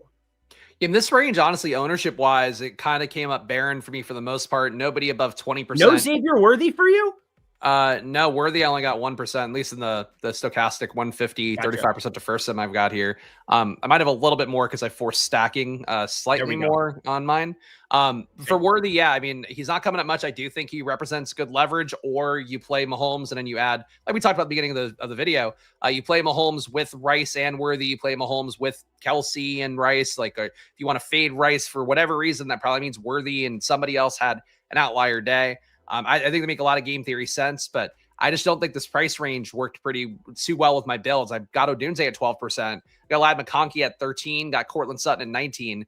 Everybody else here is under 5 for me. So Ted McMillan, I think I feel the strongest against, I guess, today, because he got there, last time out, caught 2 touchdowns. But really, the pass game, I think when you are going to, go with alternating series for Chuba and Rico, you'd be getting such great results on the run, with the run being like the dominant driving force of that offense. I don't see how you don't try to do that again versus the Jets. And, I'm not a matchup worrying guy, but Sauce Gardner going against Ted McMillan, not going to be a great thing for whatever amount. And no matter how bad the Jets defense is, like, they have been doing a decent enough job on the primary outside receivers. So yeah, like Waddle, tough weather game. I don't think you need to be there. Ladd coming off the big game last week, and then you get QJ back in. I don't think you need to be there. I'm pretty cool not going to this range a bunch. Okay. Yeah. Xavier Worthy is the main guy for me to talk about, just because how much Mahomes ownership there is coming in, and Worthy's sub 10%. His ownership has come down. And we don't know everything about Rashi Rice. And while he's showing up in a ton of lineups, and I think he is definitely underpriced at 5,600 if we just get the role that we had from, before the injury, I don't think there's any guarantees about it. Andy Reid is pretty smart. I think he's smarter when it comes to football than all of us. He's going to play Rashi Rice. He's going to be pretty aware of what he needs to do based on what he's seen in practice. We haven't seen it on the field. We saw it in the preseason to feel pretty good to know that Rashi Rice has that dude in him still, but Xavier Worthy is such a deep burner as is. That was the calling card out of Texas. He was the fastest dude, and you're getting a popular quarterback and you're getting a unique stack combination. If you don't play Rice, or if you get to the Worthy Rice double, I like taking that early information along with me rather than, just the singles that I think a lot of people are going to be firing up with their Mahomes lineups just along with one individual in Rashi Rice. So I really like Xavier Worthy. I know that he doesn't project out very well, but I'm forcing in some of those doubles because I think he is definitely going to be under-owned relative to what he should be in some of those Mahomes doubles. So there you go. There's my one guy there. Ladd McConkey, a lot of target volume there amongst Quentin Johnston, Keenan Allen, Ladd McConkey, but like, who out of those three do we pick on a given week? I'm not necessarily sure. Ladd McConkey's been the forgotten guy when all three are out there. Quentin Johnston props have really taken over the world in some of my stuff that I'm doing. So yeah, I don't know what to do necessarily in that range, but I'm pretty confident as we get into the 5K range that Chris Olave every single week until it's there. Keenan Allen every single week till it's there. Stephon Diggs, maybe we get the comeback here. How do you feel about this 5K range? Because obviously Rashi Rice, he is the chalk, but a lot of other really good chalky options. Rashi Rice, I got 54% in my top 150. So I think for that, it sort of speaks for itself. You could certainly try to knock down Rashi Rice a little bit. I wouldn't be mad at you for it. I think the way that Eric talked about it as well, playing Worthy in lieu of him, playing some other guys if you want as well in lieu of Rashi Rice, like that's definitely be a way to vault the field if Rashi Rice doesn't work out. I think Rashi Rice, to me, like he should be your first guy in for cash. I think that he also has a pretty good shot of catching a touchdown this week. Some of the markets, at least as of I think a couple days ago, was at like plus 130 for him. Like it's pretty aggressive. And as I mentioned earlier in the stream as well, the team has really been like treating him like he's a victim somehow, even though he like did his own mistakes of going 120 miles per hour, racing his friend, causing bodily harm to somebody. Either way, the team thinks it's like we're getting the guy back and we need to support him. So he's probably to get you, I would say 15 points at a minimum. If that happens, you're not going to do well with him being chalk. If he gets you closer to 2025, and I think it's possible, as long as Vegas can hang in somewhat competitively, I think he pays off. So willing to play Rice, but if not playing him, Olave looks like the best to me here. You mentioned him. Trey Tucker looking better now, got him in 15%. Michael Pittman, no Josh Downs, helps out a lot for Michael Pittman, helps out also Tyler Warren, that open middle part of the field that Josh Downs does best in. Now there's nobody there who's going to fill that up besides Pittman and Warren. So those guys to me, I think stand out the most, but Trey Tucker didn't get as much as I thought, honestly, from Jacoby Myers getting rolled out. Let's move down a little bit further here because Michael Pittman, and talking about Indy, I think is pretty important for this slate. Alec Pierce not really showing up, and there's a guy that is not showing up here whatsoever in Adonai Mitchell that I forced in a little bit of, purely because I'm not convinced that Alec Pierce, I mean, you look at this snap share, I think it's volatile. He went 9%, 0%. Adonai Mitchell did, coming off of absolute donkey, the drop. Ironically enough, in SoFi Stadium against the Rams, he's back in SoFi today. How much of the field is he going to see? I don't know, but I'm willing to find out a little bit here, considering we have Josh Downs out, slot receiver out here. Michael Pittman at 5,100 is a big part of my slate, and I love that the Sims are getting him to me already because I was expecting to have a lot more than what I did coming into this slate, just because he just feels like the forgotten guy here. He's cheaper, though, at 5,100, and Daniel Jones has been playing such good football that it's hard for me not to try to find something on this Indy side. And 8,800 Jonathan Taylor seems to be the popular piece for the field. That's just fine by me. But your boy, Michael Pittman, USC's finest. How do you feel about Michael Pittman on today's slate of 5,100? Because him, Addison, the murmurs there, Romeo Doubs and Matthew Golden, they're going along in those Jordan Love stacks I talked about and could end up in even more stuff. Tons of like low 5K, upper 4K tournament winning options, I believe.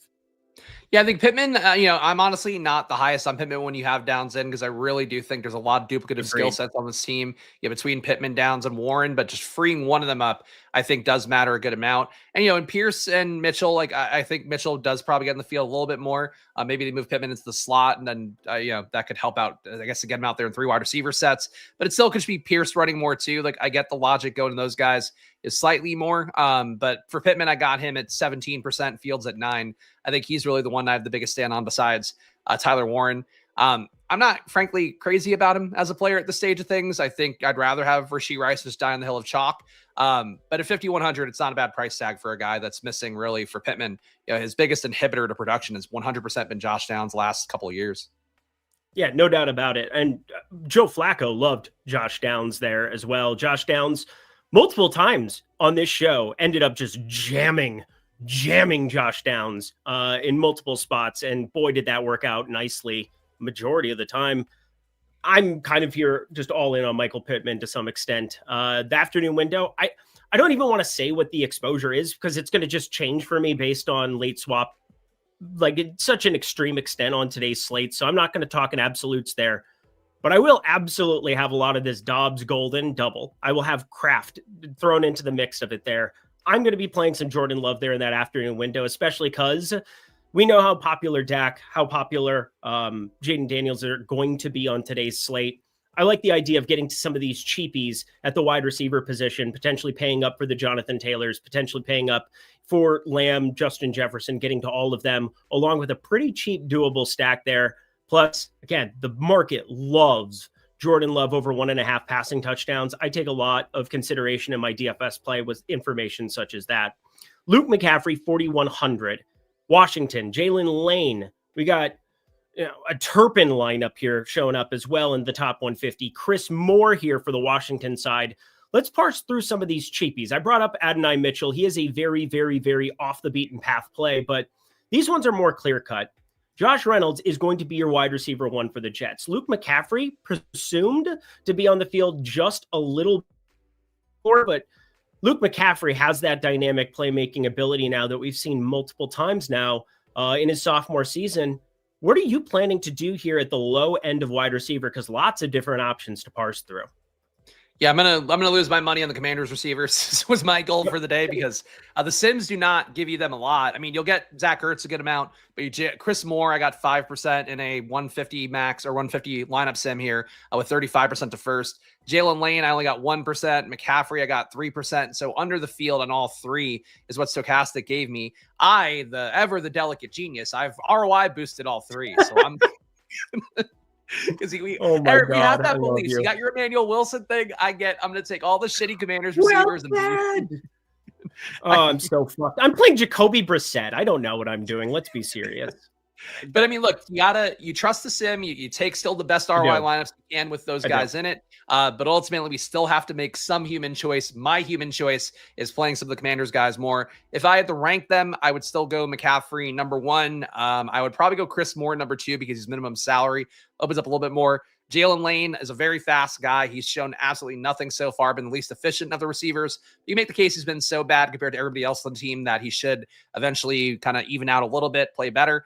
I think it's the thing for me on the slate is like, if Jaden's going to be owned 25%, I'm going to play him. I'm going to play him above the field and I'm going to try to get his stack right. And also hope that guy opens up a lot. Josh Reynolds, I got none of either in the sim. I tried to boost him, still really got none. He doesn't grade out well. So the cheapies that I think seem fairly logical, the data does not support. And I think that is something where if you want to default to the sim, it does feel like these plays may be a little bit too thin projection wise. Yep, just a little bit too thin on a slate where we have a lot of mid-K, 5K guys, but I'm still going to be playing Luke McCaffrey. I will say Luke McCaffrey, Chris Moore, those two, I'm with you. Gave them a little bit of boosty boosts. And again, if I don't have Wilson, I'm going to have a metric ton probably of Luke McCaffrey just by default because that 4K number in the flex, again, I'm going to have tons of late swap ability. I'm not going to speak in absolutes, but I absolutely will have at the tight end position Trey McBride. I will absolutely have Tyler Warren. I will absolutely have Tucker Kraft, although the Sims don't exactly love him by any means. And I will absolutely have Travis Kelce. But amongst these expensive guys, I love Trey McBride the most. Who's your favorite? I also love Trey McBride the most. I got him at 25%.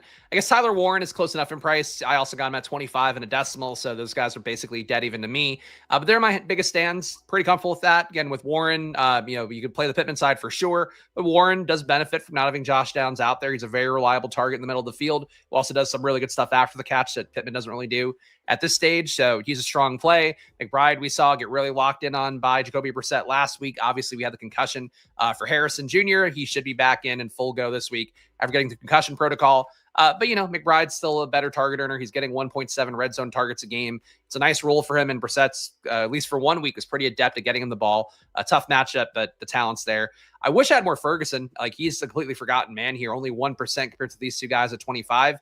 And I think Ferguson gives you leverage on a lot of that Dallas ownership. You could also play him with Lamb, get unique there, like we talked about playing Pickens with Lamb.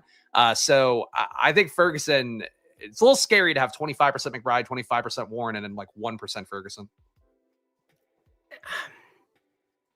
Yeah, the Ferguson thing, it's probably more of a prop-driven play. Do you know his receiving yards prop?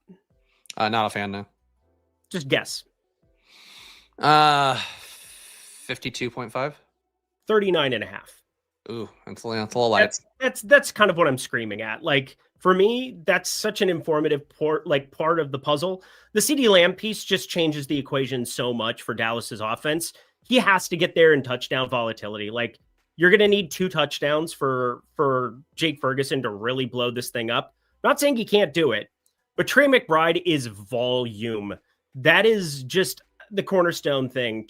Tyler Warren as well, in the absence of a Josh Downs, I think he's going to be a beneficiary. The Sims, obviously where our projections at north of 14 fantasy points, they just kind of blow this slate away. And if Wilson becomes a thing that's unlocked, I hate to keep bringing him up throughout this show because this could be a guy I have 0% of when it comes down to the wire. But with 6 minutes left, I would be remiss not to tell you what I'm doing. What I'm doing is just playing a ton of those 2 guys up top, just 4.5, 5.5, 6.5. We're seeing just a drastic difference in terms of like 6.5 receptions is Trey McBride's number today. That is just so hard to give up on a slate like this for me.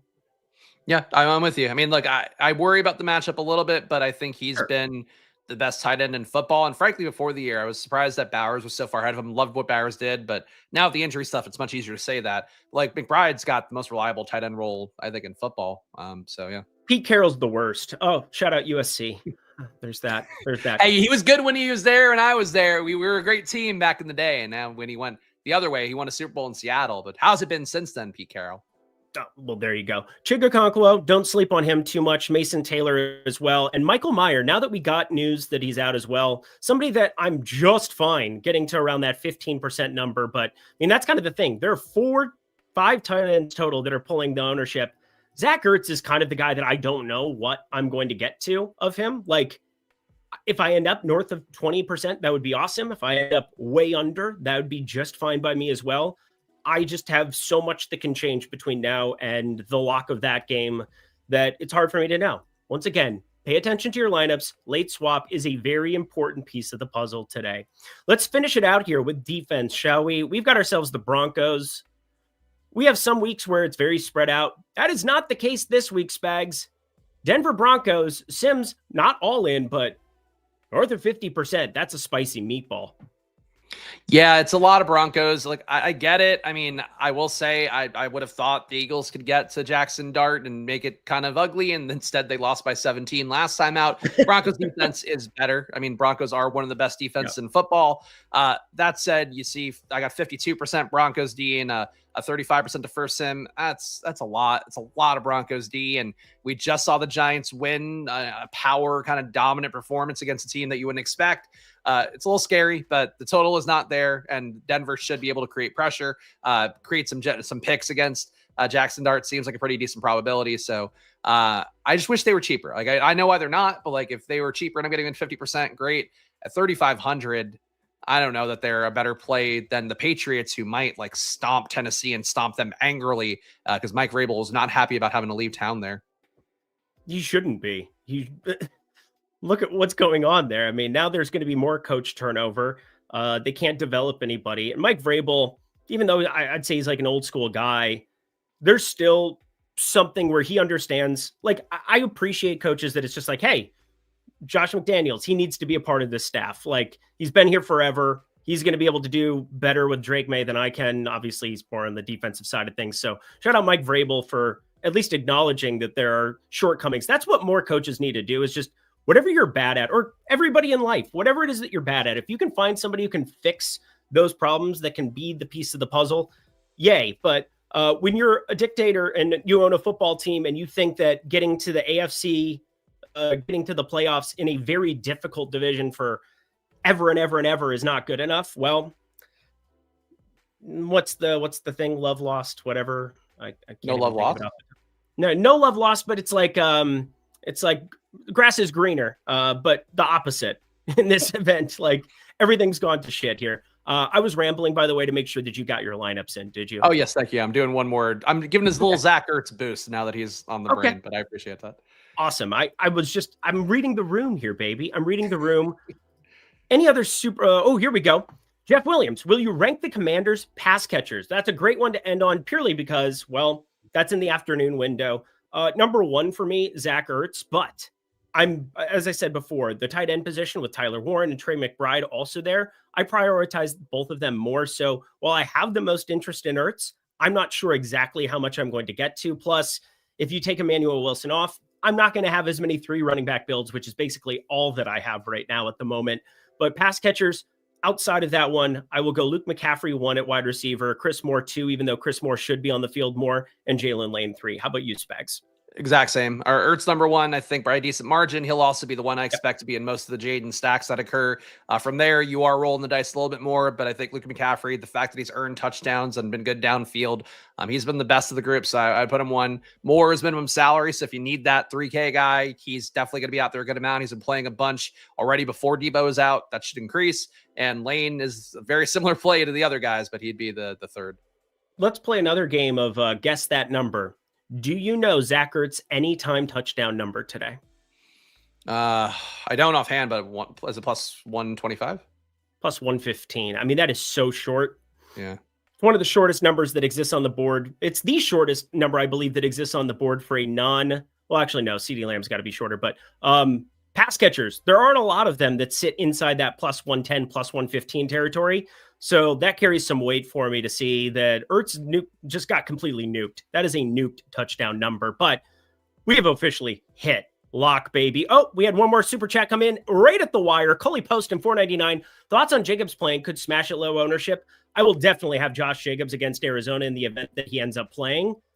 I just don't think he plays.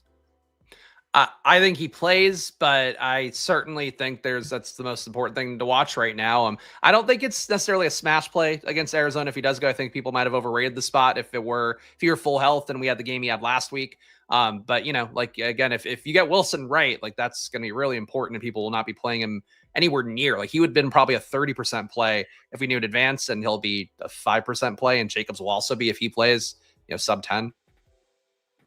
Yeah, that's fair. It's also fair. Us leaving so we can go watch foosball. Wretched game. We got Chris Spags. Go follow him at Chris Spags. He does amazing work. If you haven't checked out the Splash Play podcast, do us a favor. You don't have to hit the like button again. You've already done that, of course, but please go check out Splash Play and support my friend Chris Spags, who's going to be on a lot of NBA shows. Very excited to watch him. Very excited to be taking in his analysis, because I do think that is also where he shines. NFL, NBA. He is so good at both. Tell the people where else to find you. Yeah, check out my YouTube channel at Splash Play Pod. My NBA content will also be going on my at Splash Play Bets channel, which I just like to have them separate for the sake of YouTube. And I'll be doing some live before locks with Greg this week. So come hang out with me. You'll be seeing a lot more of me bleeding from the eyeballs with all the data we're gonna have to discuss as the seasons overlap here for the first couple of weeks. It's like the guy who's holding her eyes up. Oh, there he is. But in a good way. Not in like a forceful get out way. There's that. Shout out that movie. I still think it's pretty good. He's Chris Spags. I'm Eric Lindquist. You can follow me at Eric Lindquist. I'm just throwing up tons of bets over on Tails all the time. You can sign up for my VIP as well and come into the Discord, talk DFS, talk betting, talk everything with me there. That is tails.bet/Lindy. We got NFL Live Before Lock with E-Mac coming up this evening. Make sure that you're tuning in for that one. He's Spags. He's awesome. I'm Eric. We've gone 2 minutes over. He's got parenting to do. We're out of here. Later.